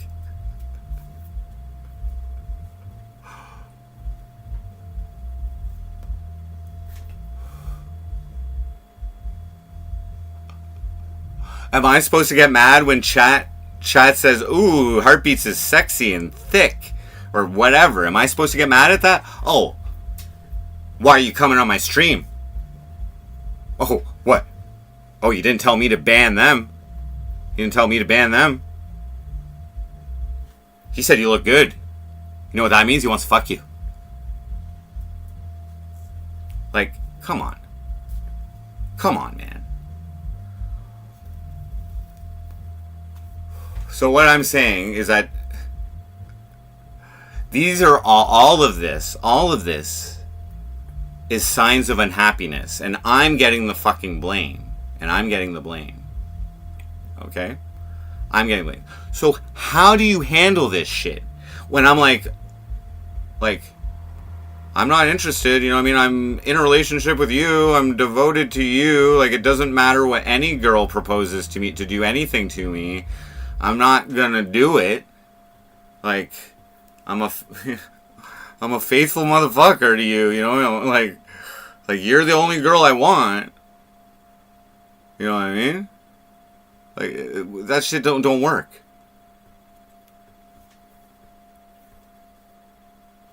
Like, you think?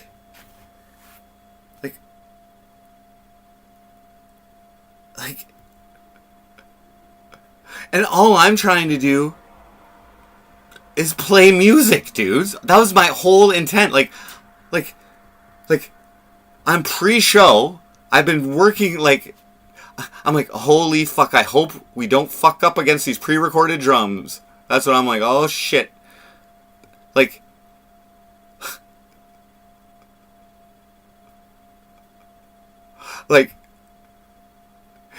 even if I was single at that point, and a girl, and it's right before the show, right before we're about to go on stage, okay, for like a packed bar, okay, and the camera's off, and some girl gets down on her knees and pulls my dick out of my pants to fucking suck it. I'm like, no, bitch, I gotta fucking play a show here. You know what I mean? I ain't got time for this. Like, why'd you turn the stream off? Did you go and fuck her? That's what she's saying.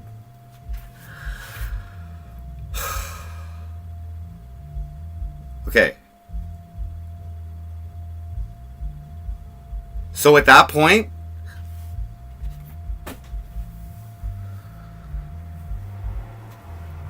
again, I had to threaten. What did I say?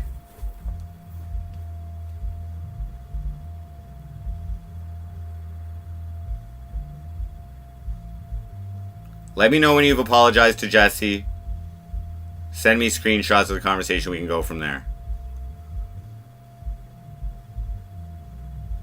I don't know your friend. You can call to tell me I am very upset with you and how you speak to me. I'm like, then have a great life. I'm like, we're not talking about this anymore until you first off take accountability. And she didn't even take full accountability in that fucking apology, okay? But do you see how I have to manage this woman? Do you see how I have to manage this woman? I have to make threats for her to do the right thing. Like I just told you that Mel was lying, okay? And you're reacting, and just apologize to Jesse. Or don't fucking talk to me. Because you can't move down here. You can't move down here. Like, you want to make friends with the people that you're going to be around when you move somewhere. You don't want to be fucking making enemies from the internet chat before, like, what the fuck are you doing? Like, why? First off, why wouldn't you just, if somebody's saying something that you don't like on the stream, okay, why don't you just see what happens? And talk to me about it after. And just be like, oh, I really didn't like how she was talking around you. Okay. That's all you gotta say. You don't have to be like, I can't believe you were hanging out with a slut at the bar. There's a slut at the bar. I can't believe you were near that. Do you know how many sluts were at the bar that night? And Mel's not even a slut. So I'm, you know what I mean? I was actually like, when I saw Mel, because I wasn't really talking to any chicks. I never talk to chicks on the streams because I know it's going to snap her out. When I saw Mel, I'm like, thank God she's not a slut. I was like, okay, I can go hang out with this girl. She's not a slut. Like, that's why I was... And then Mel just decided to put on a show. She didn't know I had a girlfriend. All she could have said was, hey Mel, this is Jordan's girlfriend. I'd appreciate if you didn't talk sexual about my boyfriend. That's it. That's all you gotta say. He asked you to film the band. Perhaps you could focus on that.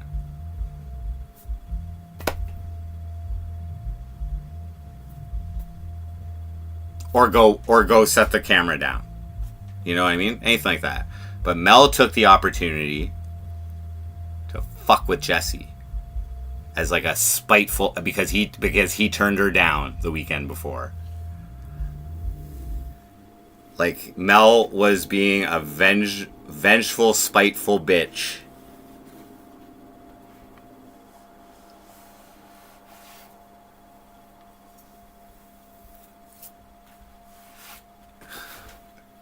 If they had done it, Mel might have actually went and told Tara, but obviously she's not going to go tell Tara when when she didn't happen. Anyway. Wow. Okay. So, again, that was a threat. That was a threat I had to do in order to get her to do the right thing and try and admit she's wrong. Okay? And I just wanted to see how she'd apologize. Wasn't a good apology. And I told Jessie she was going to apologize. I was like, don't be hard on her. He was more pissed at Mel. But meanwhile, I'm like, okay, so at this point, I'm like, okay, so I'm considering proposing to this chick, to Heartbeats. I guess I'm not allowed to hang out with my friends, with my female friends, if they've had sex before.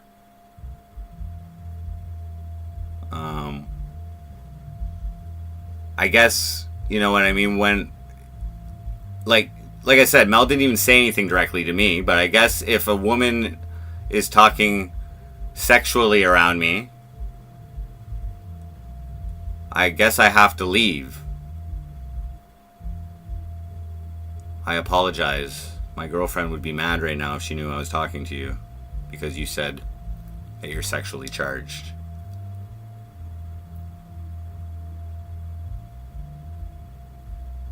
Like, if she would have said anything to me flirtatious or anything, I'd just been like, I have a girlfriend. Whoa, whoa, whoa, don't, hey, don't tell chat you're sexually charged, okay? I have a girlfriend.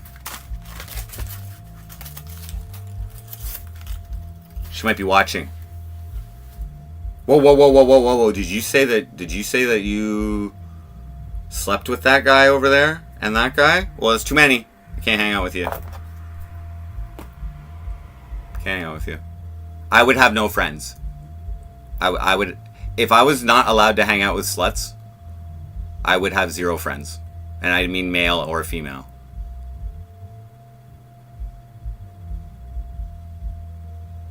Would she have been just, would Heartbeats have been just as mad if it was a gay dude who said I want to suck Frosty's cock?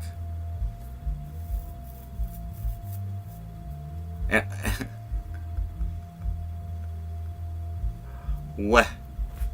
So I'm just saying that is a sign of an unhappy human being, okay, who just decides to snap out on shit, interpret the worst out of the situation possible, make insinuations that I know what the hell is going on here, when it's just a fucking random thing, that I am, basically accusing me of being willing to hook up with another chick and being receptive to advances when there were none. Like,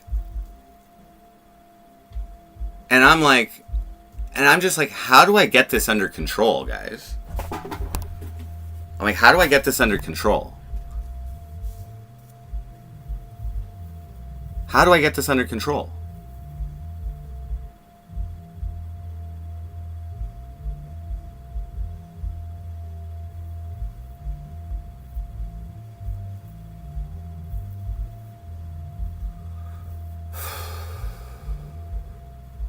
So what happened was I was like working at the time, so I was on the road and we weren't having as much contact.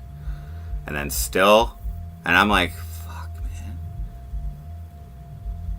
Like, so right around this time, again, she's not listening to what I'm saying about the truth. I'm like, and like, she's not listening to me, which is, again, the same shit with Ariana Marie's shit. The same, like, I'm like, how do I do this? How do I?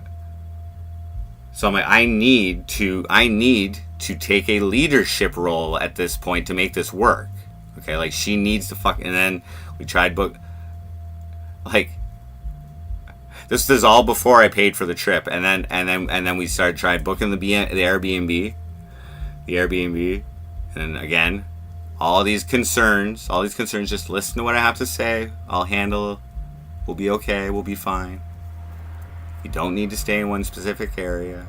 Let's just wait until we have all the money to make the decision. No. Getting upset.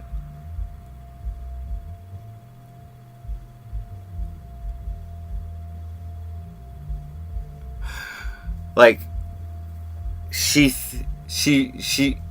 like,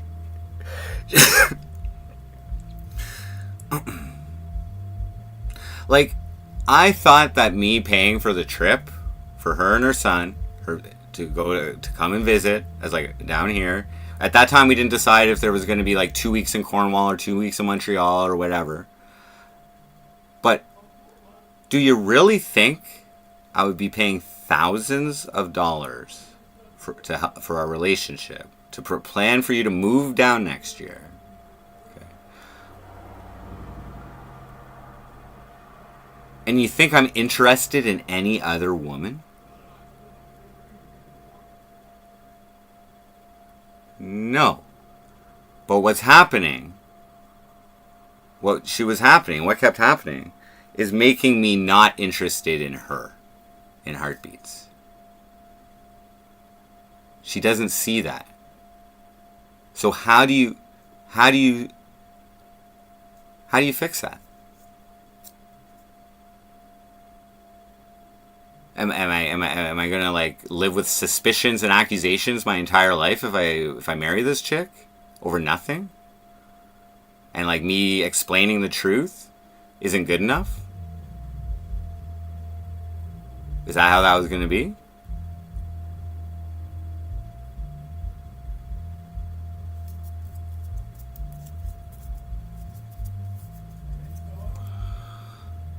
So, my plan, after fighting again over the Airbnb shit, was to try and take some control. Try and take a little leadership and suggest we watch the Whatever podcast to talk about the subjects that they talk about. And that, again, oh, you must have, oh, did you jerk off to that this week? Oh my god, I was watching a panel with girls in skirts. Wow.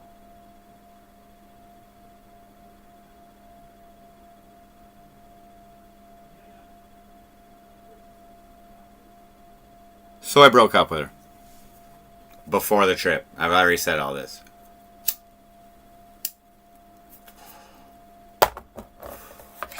So, I'll just let you know, guys.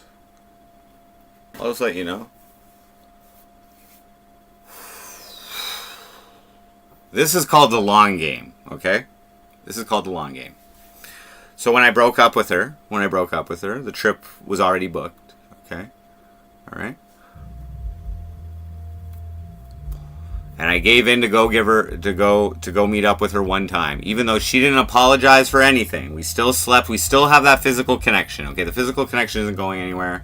Okay, I still love that chick, and I'm honestly breaking up with her.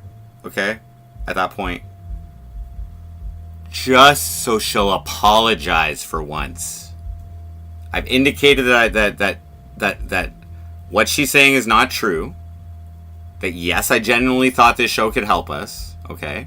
You need fucking help because our relationship is shit if you're fucking saying all this stuff about me and making accusations when I love you, okay? And I break up with her. And she still wants to see me, and I'm just waiting for an apology. I go and visit her, we're intimate, and the next day, no apologies, no talk about the breakup, nothing. So we're still not together. And 2 days later, then I run into my ex-girlfriend, and she starts getting angry at that. Oh, you must have set that up. Did you set that up? Oh, what'd you tell her about me? How'd you identify me? I'm like, you're my ex-girlfriend, and you're proving it right now. I didn't say that. This is all unhappiness.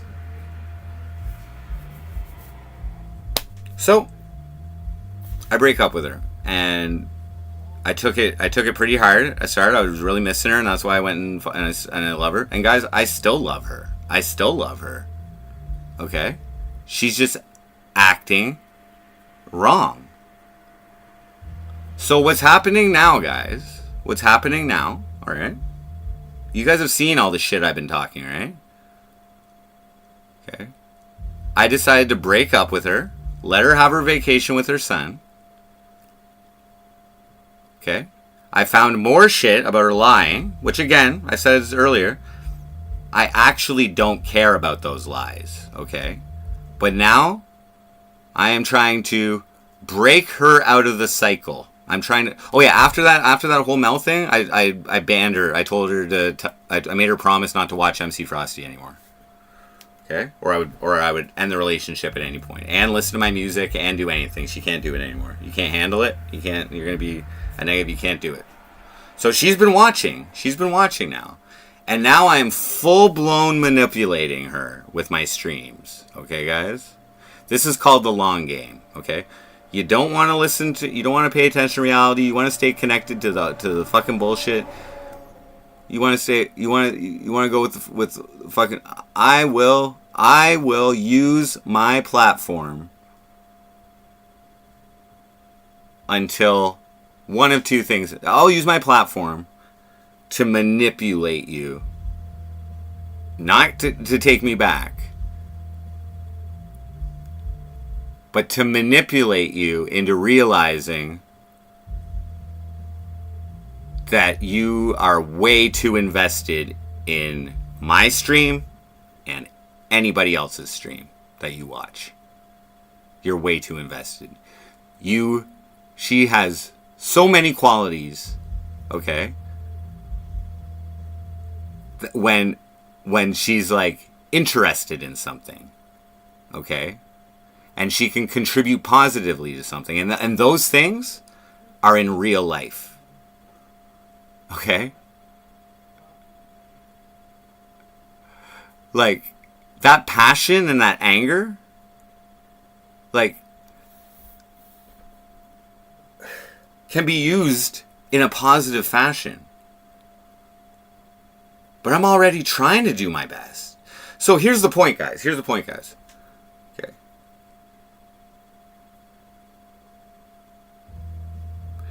It ain't... She gets mad at me when I'm poor. She gets mad at me when I have money. She gets mad at me when she hangs out with people, when I hang out with people on stream that she doesn't like.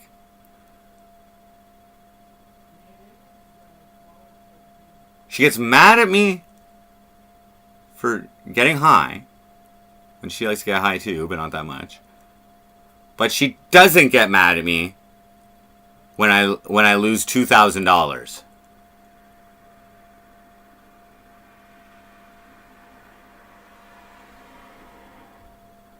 And when I break up with her, she still invites me to hang out with her afterwards, like as if, but not feeling the need to apologize.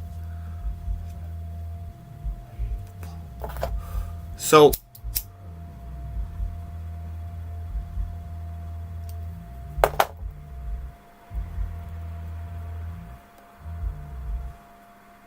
like, the problem isn't me going to a bar. The problem is me filming it and giving her the opportunity to complain about something. Anything. Because she's unhappy. Okay? Anything.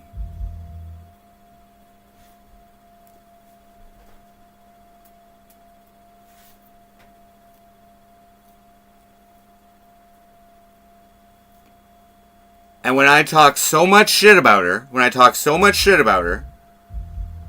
as I've been doing over the last few weeks, okay? When I talk, it's called trauma bond, not relationship. But you know what, Clee? Here's the fucking thing.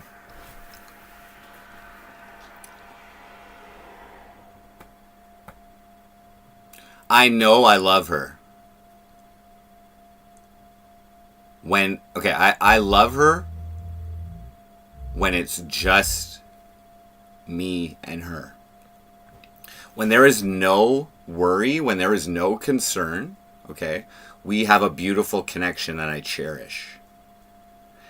And it shows itself physically, which is also important every time.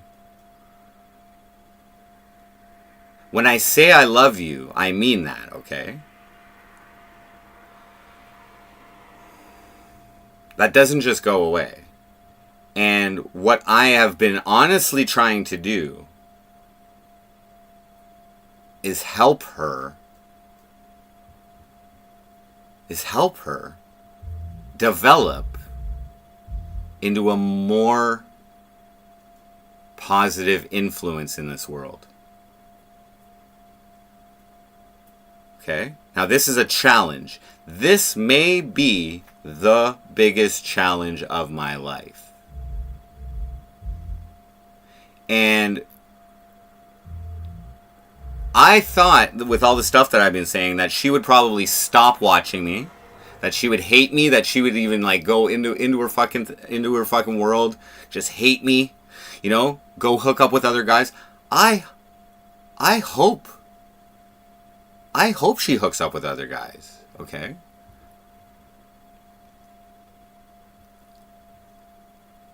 I hope so, because they can't compete with this. I'm sorry. You can't compete. How long are we on here now?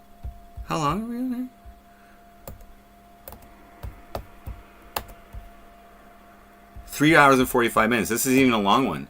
Good luck finding one single dude who can talk about their woman for more than 18 minutes. And okay, who puts that much thought into their woman, okay, and who doesn't just want to fuck them, okay? Like, I did more, when she complained about meth and I did more meth, it was to try and get her to overcome that obstacle. And the only way that worked was when I threatened, when I took a break. Because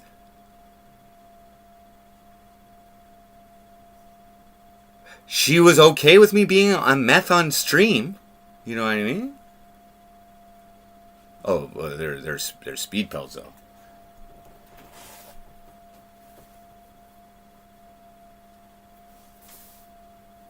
We lived together and I did no meth for 8 months.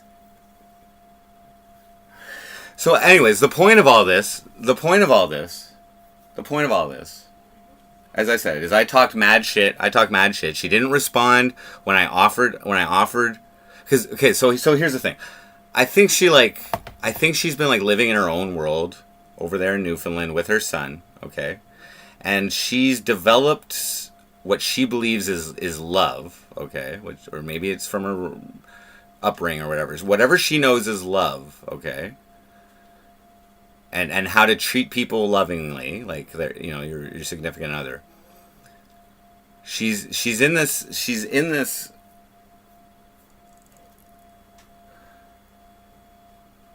like this tunnel, and she's the only one in there. And there's no one there to challenge. For so long, there's been no one there to challenge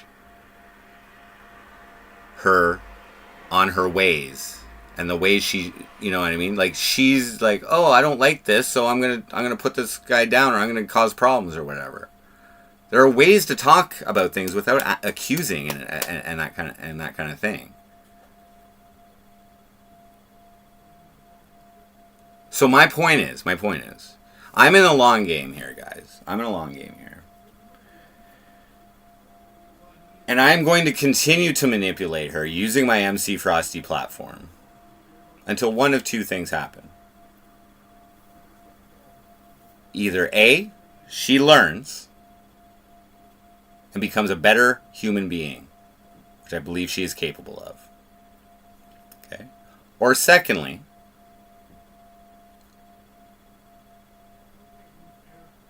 she tells me to stop.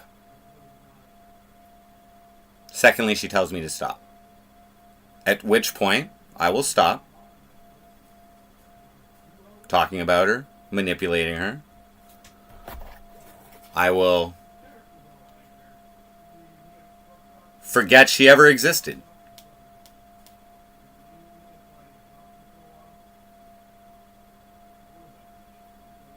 I'll never mention her name again. And what I hope,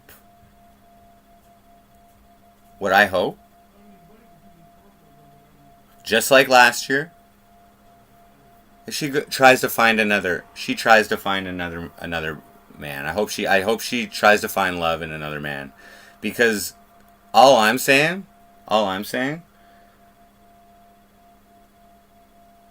is that, like, I've changed. I made a lot of different changes, okay? And she's still got problems. Like, if she doesn't realize this, she's going to have problems for the rest of her life with everything. You know what I mean?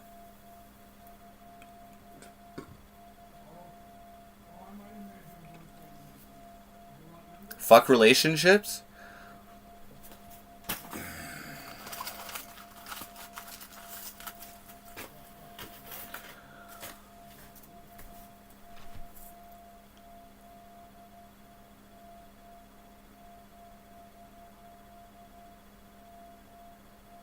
Like, I gave her about 6 orgasms the last time we fucked. When I went to Montreal, when we went up there, I gave her probably about 6 orgasms to my 1.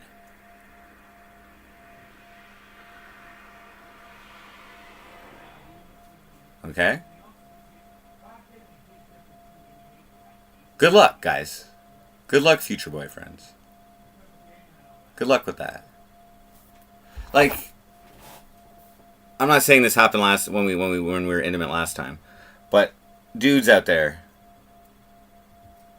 you ever had sex with a woman, and you know she eventually has an orgasm or whatever, and she looks back at you like, what the fuck, like almost angry, but like kind of like, what the hell just happened? Like confused. Like, what was that?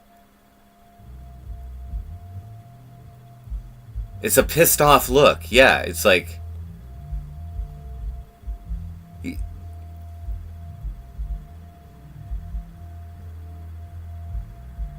yeah, wanting to cry and be happy all in one. Exactly.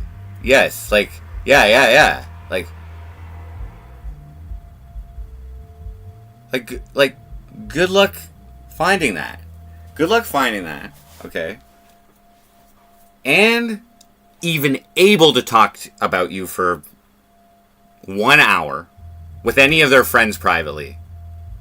Okay? Just talk about you for 1 hour. Okay? Not like 3 hours, or not like 20 hours in a week. Okay?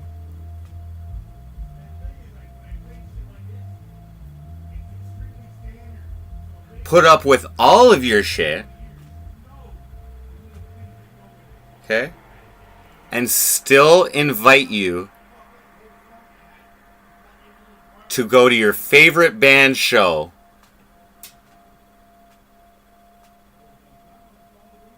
and experience and experience and see what real love is between me and my daughter. Include you in my way of loving with my daughter.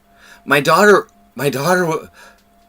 like, when I was talking to her, she was like, I was looking forward to going to the show with her. I'm like, I tried to get her down. You know what I mean?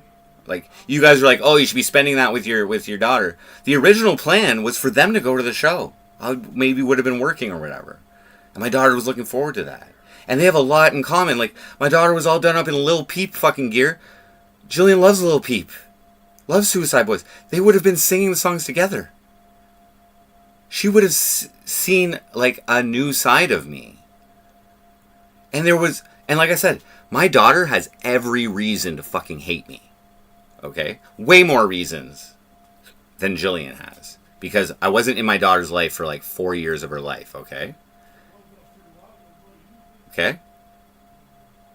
She knows that I've loved her the whole time, and she knows the reasons.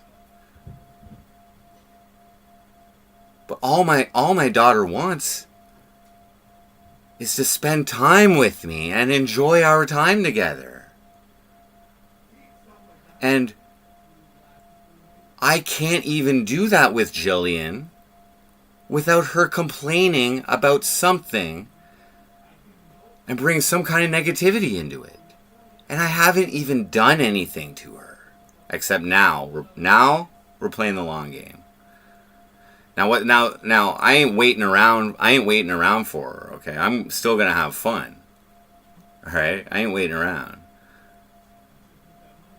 But at some point, I am going to mac a chick on this fucking stream.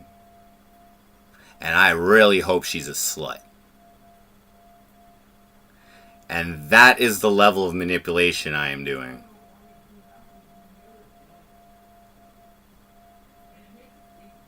That is the level of manipulation that I'm doing.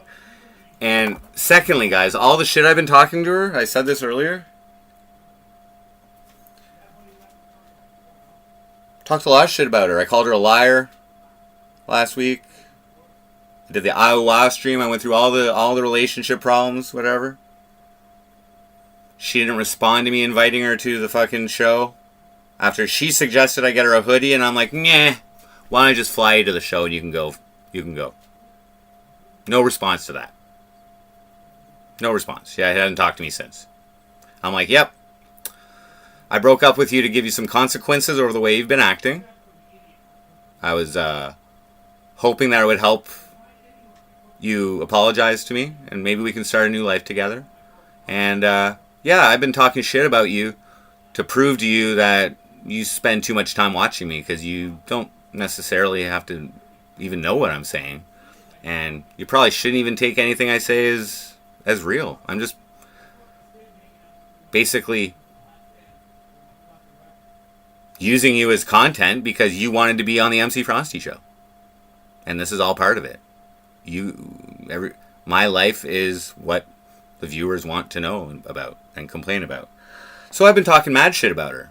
I don't know, that last stream, I never thought she'd talk to me again. Told her I wasn't buying her a hoodie. And called her a liar. So what do I get today? First time in probably like 3 weeks she sent me a message. Lots of shit talking going on today. Hope you both had the best time at the concert. And I'm just like, thank you, it was really great. How are you doing? I'm fine. We've been sick since we've gotten back home, though. Got my driver's license. I'm glad she enjoyed the concert. Ruby kills it every time. I just wanted to see how the concert went for you both. Hope you got your license, and hope work is going well for you.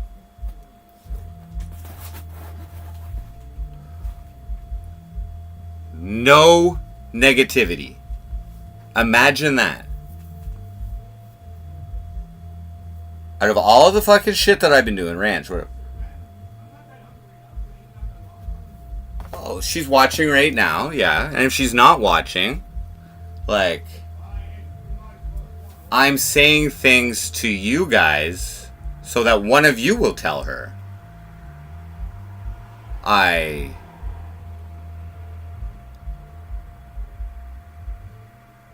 am like, I'm setting all the white knights up, guys, to go. You can just use me as like the reason that you should be talking to her and making her feel good. Please do. Please do. Because what makes her feel good is all the attention I'm giving to her on her live streams. Clee.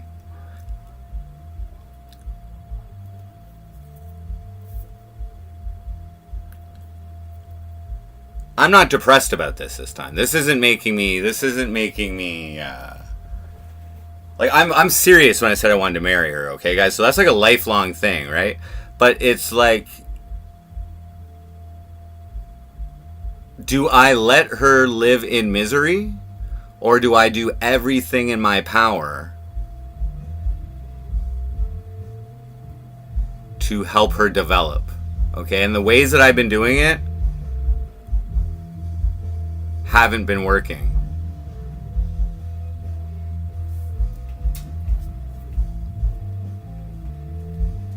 I got a lot of tricks in my book. I got it up my sleeve.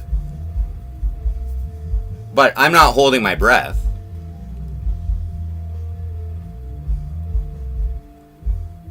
And like I said, I even told her, all she has to do is tell me to stop trying.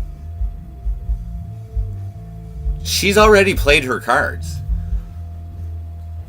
When I sent a nice message to her,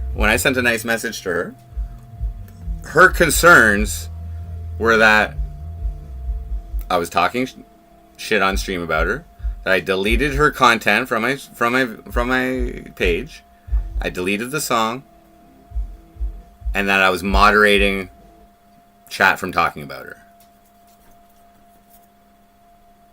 So what did I do since then?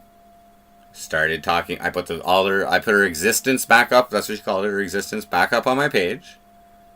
And I've been talking mad shit about her.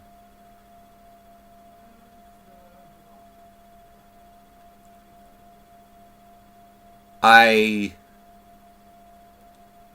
don't expect her to come back to me.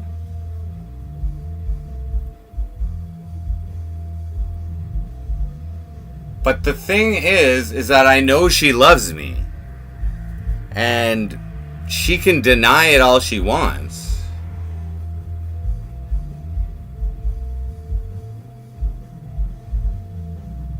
But for the first time in 4 months, say 3 months, she put a little positivity, only positivity, into my life. So maybe she is learning.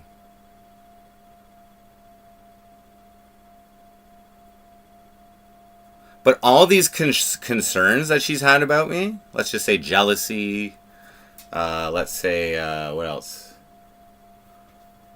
What else was there? Jealousy, math,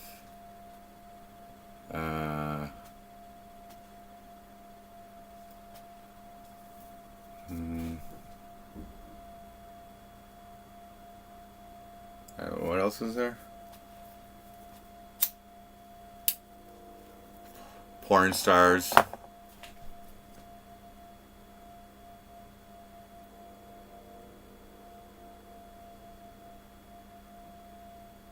I'm literally going to stream. Like, all the shit she's accused me of throughout this relationship, I'm going to show her as a manipulation tactic what that actually looks like.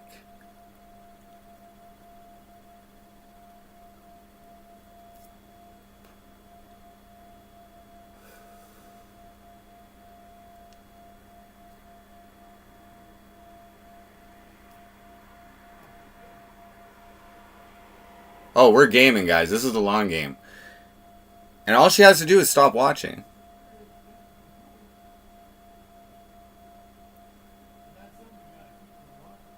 And as terms of a relationship, if she ever wants one with me again, all she has to do is apologize and accept me as someone who loves her and is attempting to lead her to a more enjoyable life. That's it.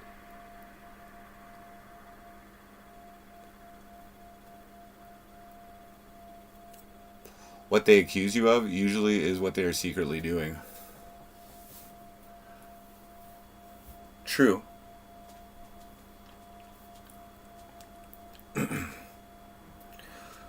What if I told you I don't care?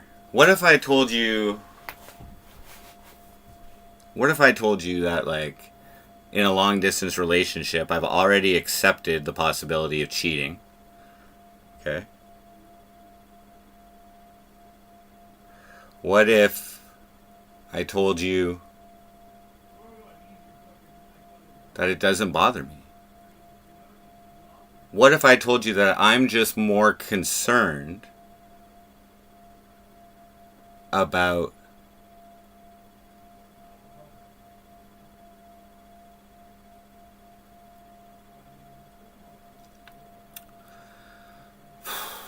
her just treating me badly?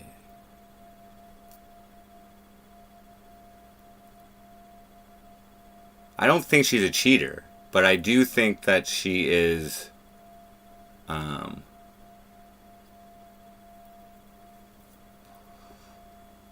missing out. I think she's missing out. If she wanted to cheat on me and get less satisfaction with another guy, I'm just saying, that's just good for me. That just makes me look better. I am confident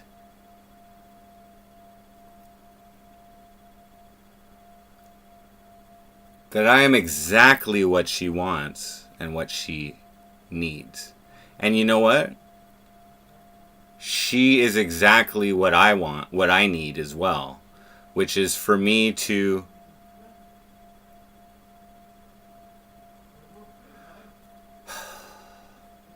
open up my heart.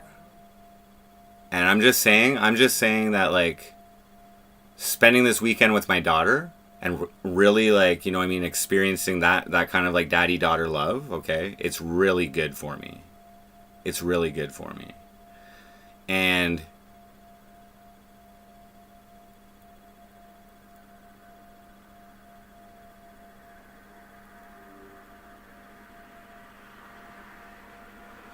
it's a challenge, man. It's a challenge. I've already been to the emotional depths. I've already let her go at times.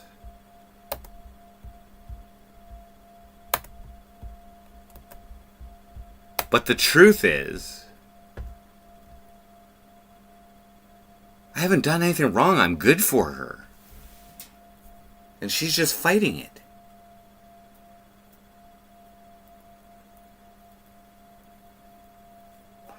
Okay? The other option throughout this entire relationship has been for me to accept all of these things, okay? And let her continue in this pit of negativity, okay? Which is a detriment to herself and everyone she has contact with. So I could stand around and accept all this and brush it off, okay? But that would be me doing a disservice for her.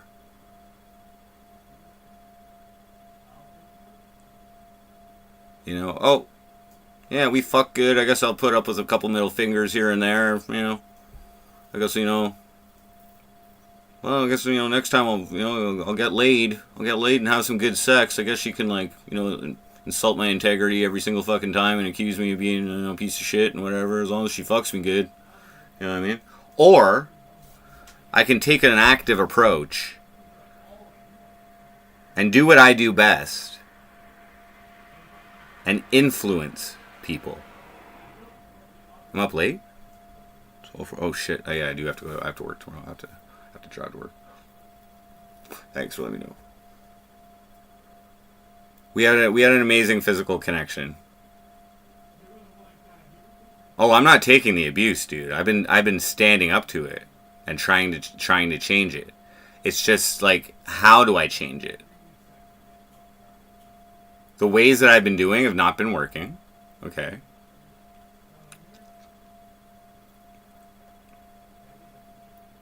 And she still wants to be a part of the MC Frosty show. That's the fucking thing, man. That's the fucking thing. There's no harm on me. There's no harm in me exploiting all of this for content. Okay, for you guys. And I'm not saying anything. I'm not violating any privacy or whatever. Like, there's a lot of other stuff I could say. I'm just saying that I'm holding back on. But I never really tried to use the MC Frosty show to manipulate her.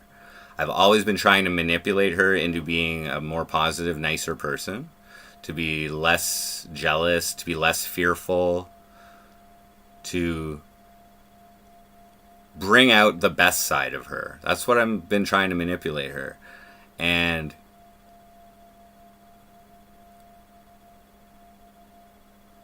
like, why did she send me a message today saying, I hope you enjoyed the show? Why did she send that? Like, she could have watched my videos and seen me say that I enjoy the show. She wanted to make contact with me. So I told her exactly. Here, I'll read to you what I sent to her back. She didn't respond, but I'll read it to you. I don't give a fuck. I'm like, congrats. Okay, so she said, this is what she said again. Hope you both had the best time at the concert. Thank you. I'm going to end the stream after I read this. It was really great. How are you doing? Is what I said.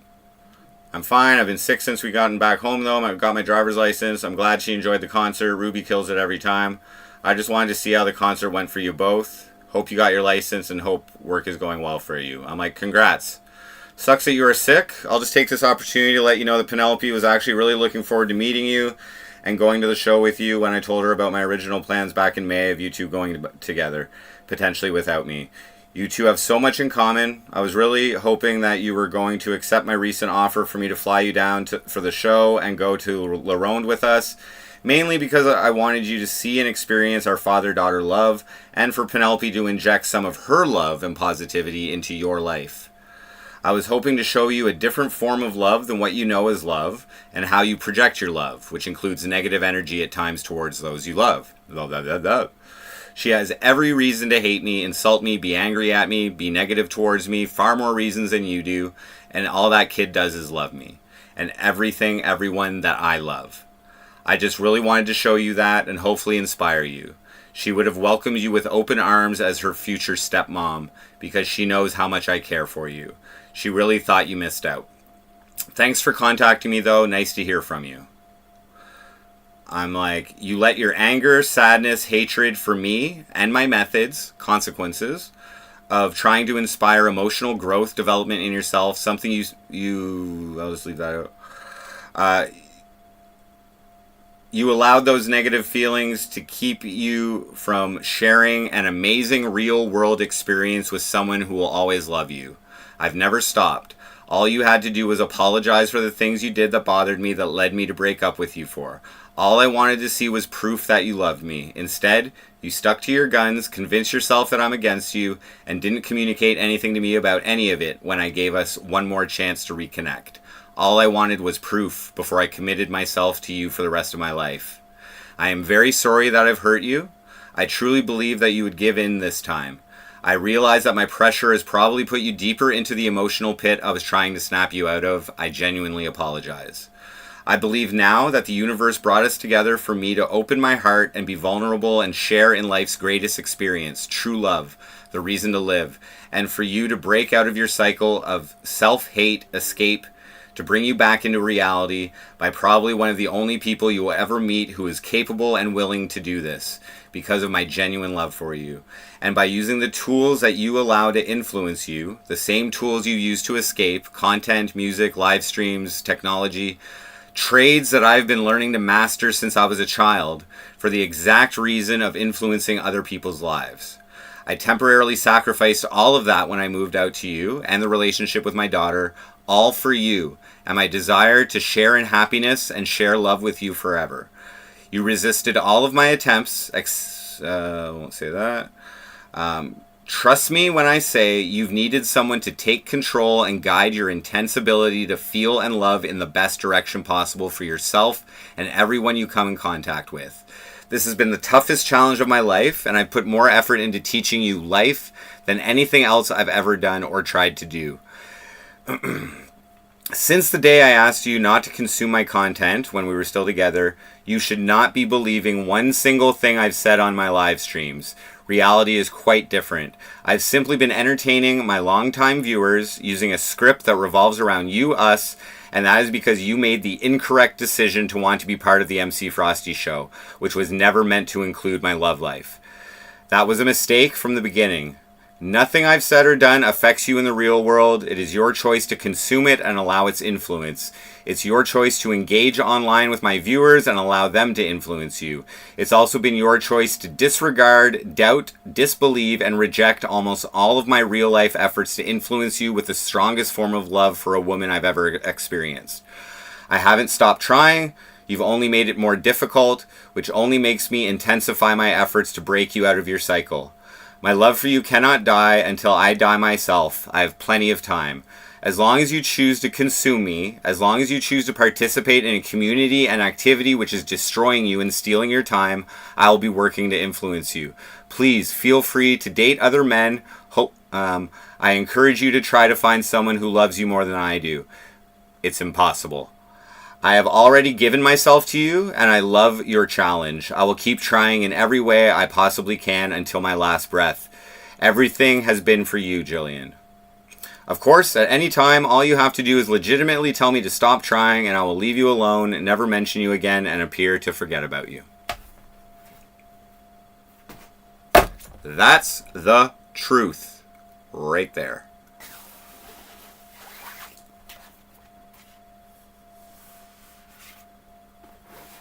Nah, dude. 7-Eleven manager. Yeah, Well, Cleve, one of two things are going to happen, right? She's going to say and do nothing, so she can continue living her life.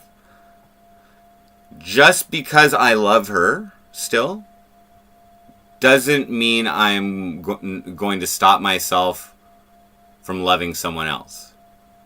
My heart is open to this. My heart is open to this. I believe I'm a good person. And I believe that I can positively influence any woman that I'm with. Talk this out tomorrow. Thanks, Joe Shipley. But as hopefully what I was able to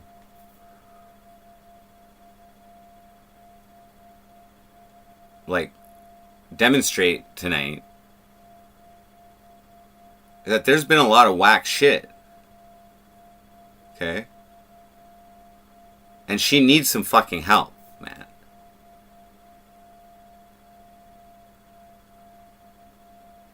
And the ways that I've attempted it in the past have not worked. Okay? And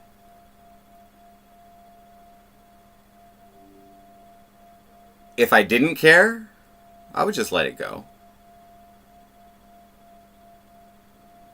If she never wanted to be on the MC Frosty show, you guys wouldn't even know about any of this.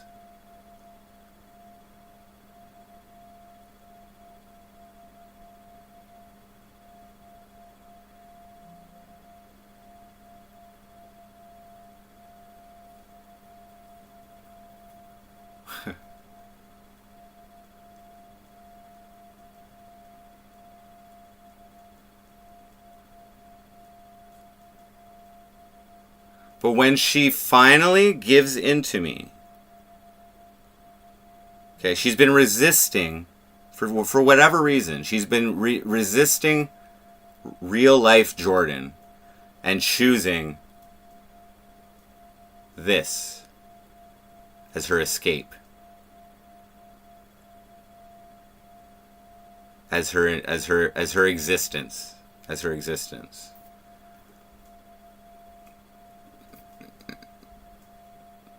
Okay.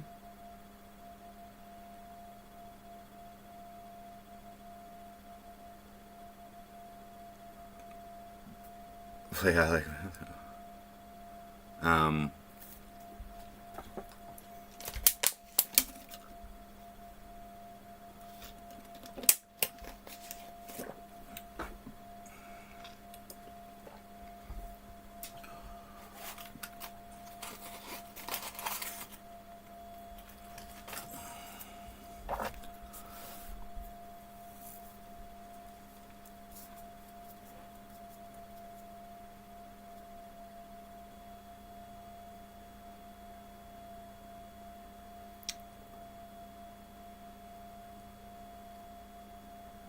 like, I'm not even, hurt at this point. I'm not even hurt. And I don't, as things are right now, as things are right at this second, I don't want her back. I mean, she was positive here. But I do not want the girl I've been with.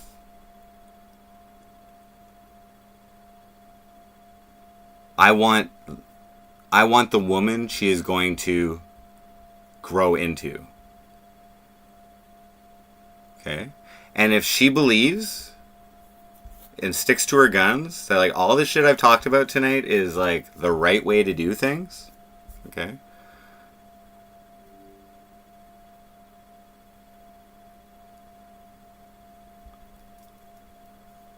If she wants to spend the rest of her life on her cell phone consuming live streams, then I feel bad for her. And I feel bad for anybody with her.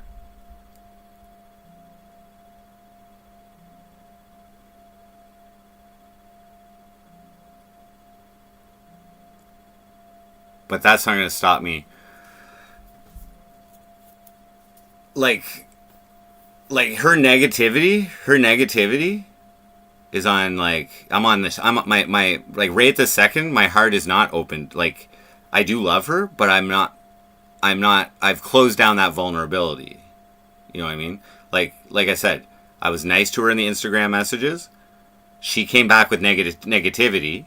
She tried to get me to buy her a hoodie. And I went over and above and offered to fly her down and go to the show. Okay?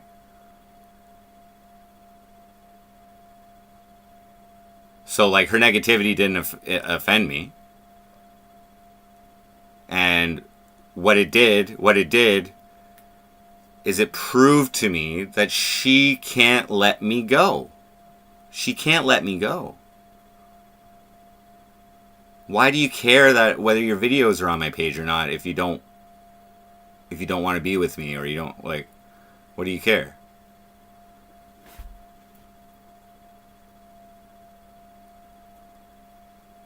And just like I had to change, okay, out of necessity though as well, not just for her. Okay. She knows she's unhappy about things. She knows.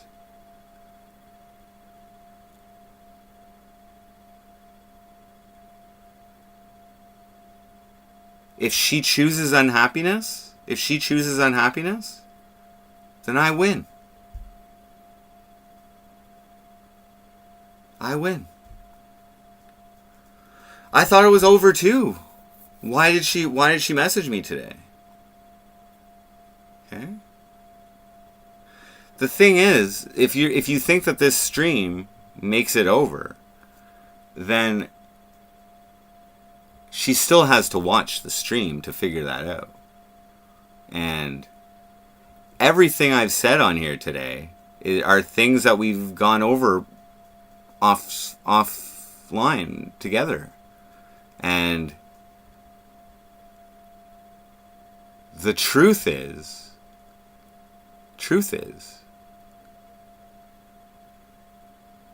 it's been over for a long time. If she's not willing, if she, like, it wasn't just this breakup. Like, it was over way before that. She was just still able to call me her boyfriend. Like, nothing has changed.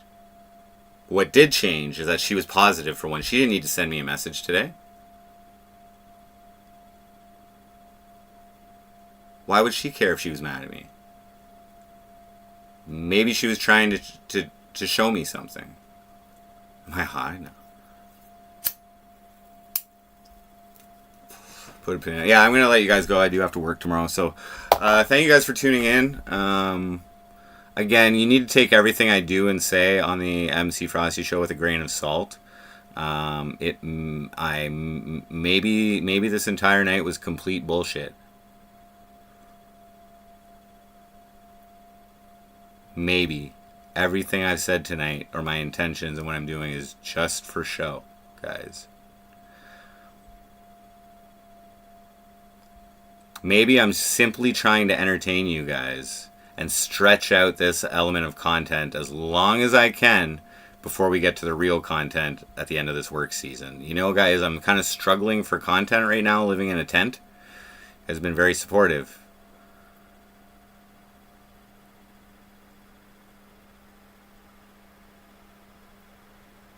And maybe I am a bad guy and a piece of shit.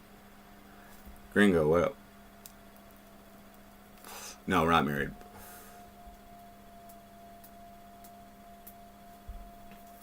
But what is true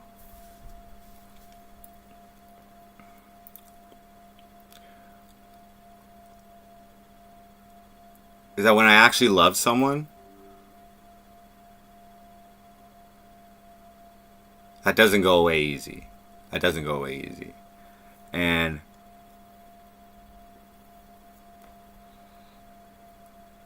this one's a tough cookie.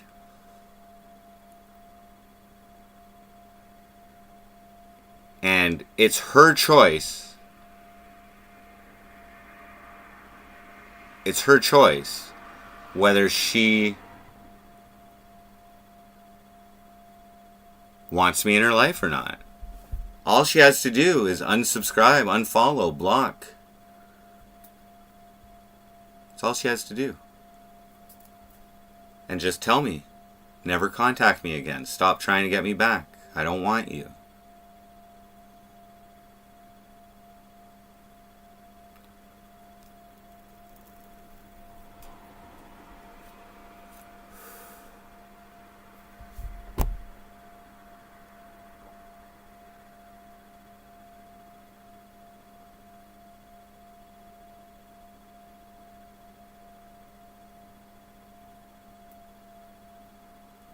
Or maybe she'll find some dude who will put up with all of her shit and she'll be happy for the rest of her life. But those guys don't know how to fuck. Okay? Those little bitches who let their woman fucking act like a cunt and get walked over all the time do not know how to please a woman. Okay? And while women may feel satisfaction for being able to act however the fuck they want, okay? Those are the ones that like cheat and shit. You know what I mean? When they know that their man is a little bitch. And you know what? I you know, you white knights out there and whatever who are trying to contact her or whatever. I don't even think any of you guys are that fucking stupid to do anything that you think will remotely offend me.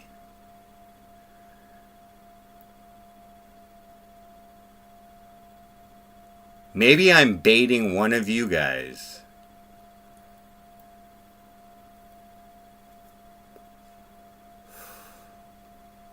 to steal my bitch, to try and steal my bitch.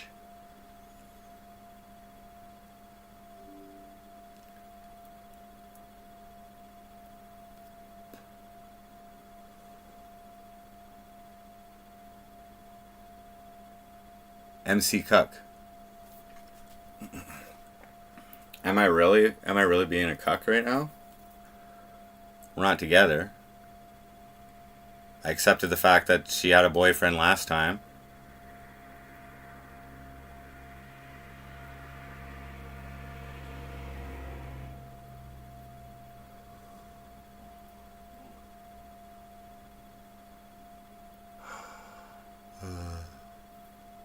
Like, I wonder what she prefers watching.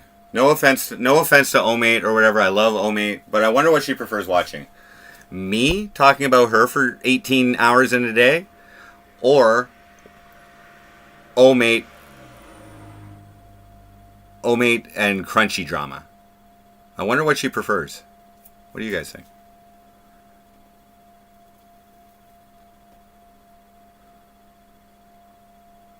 I wonder if she likes, you know, people contacting her and be like, Frosty's talking about you. Frosty's talking about you. Called you a liar. Frosty's not buying you a hoodie. Uh-oh, he said he went for 2 weeks. Uh-oh.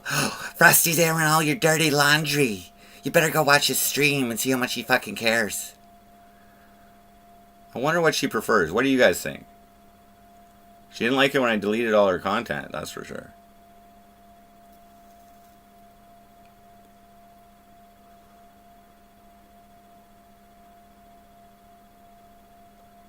And I haven't even tried to use my chat to go against her. I actually encourage you guys to be nice and supportive of her. Because I'm also not an easy motherfucker to deal with, okay? Alright? I will tolerate unhappiness for a period of time. But at some point I snap into action and instigate change. And I truly believe if she doesn't want me in her life, that's like that's her problem. That's her problem.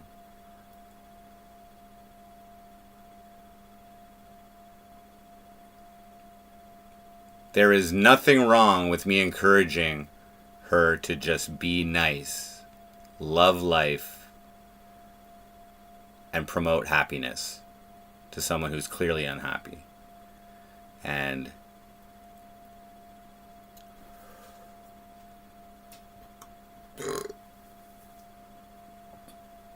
if I have to write a song about her, another one, which I am definitely writing a song because I'm inspired by the Suicide Boys, her favorite band. If I have to write an emo rap, SoundCloud rap banger and start running Facebook ads in her neck of the woods, not a diss track, funny shit. We have lots of tools, guys. I'm not trying to ruin her. The exact opposite.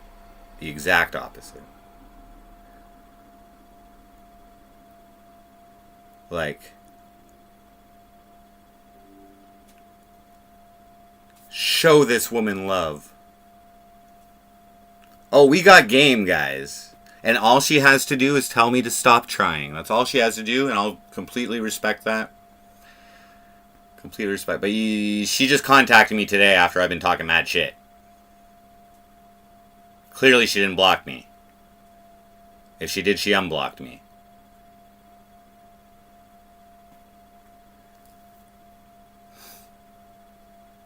And,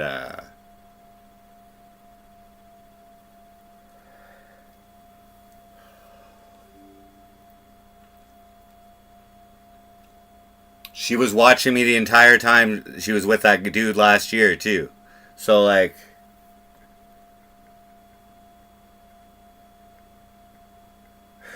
that's a cuck. I feel bad for... I feel bad. I don't feel bad. I feel like... I think it's like... Like, good luck. Good luck, heartbeats. I'm okay with you finding someone else who will make you happy. Please find someone who will make you happy. Please find some rich guy who will buy you everything you want, but will never live stream about you. Can you even deal with that? Silence is the key? Oh, I have not been silent. No, do I actually think she's going to come back to me? No. No. Do I think do I think I'm pushing her into another man's arms? Probably.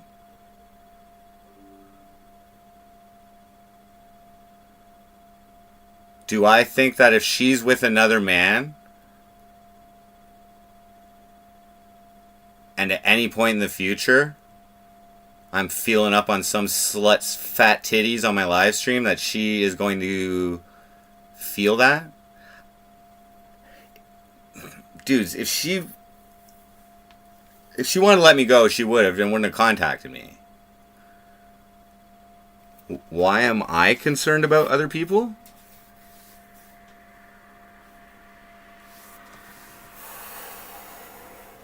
Like dudes? Other dudes?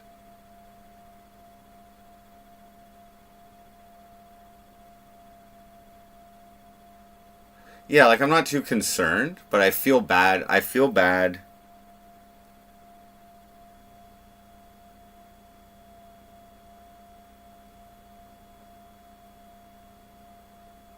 I feel bad.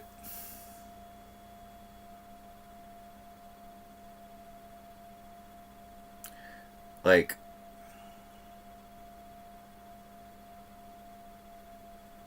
I guess it's more like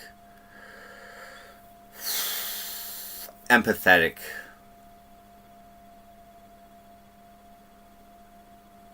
But I won't even know about it. If I knew about it, I wouldn't care.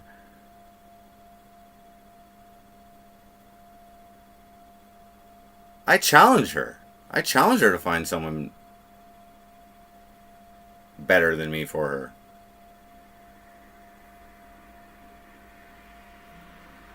I challenge her. Go for it. Because as of right now, I think like 9 out of 10 women that I would meet will be nicer to me than she was. I think every single former girlfriend of mine has been nicer to me than she's been to me. My baby mama, my main problem with her was that she was also negative, but it wasn't really directed at me. It was like she was a complainer. She was just a constant complainer about like work, about like whatever. It wasn't really directed at me though. But that's still negative shit, you know what I mean? It's just I don't want to be around that. Like if you're going to complain about your job every day, get a new fucking job. Like,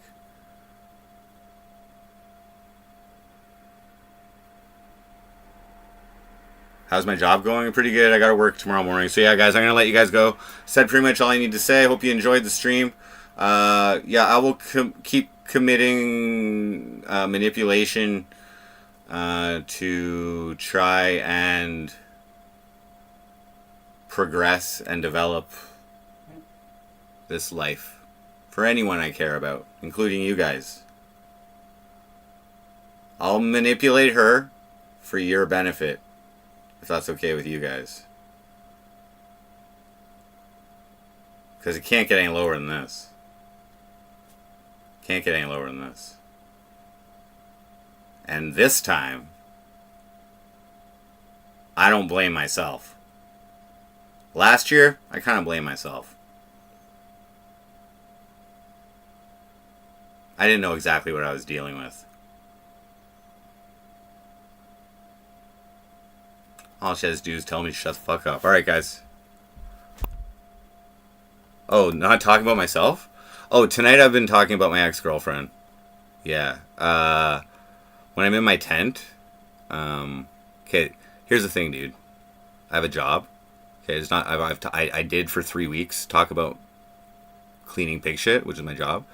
I can't be full Frosty right now.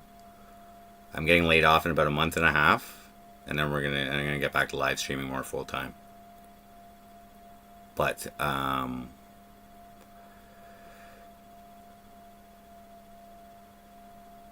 just saying the reason I'm doing this stream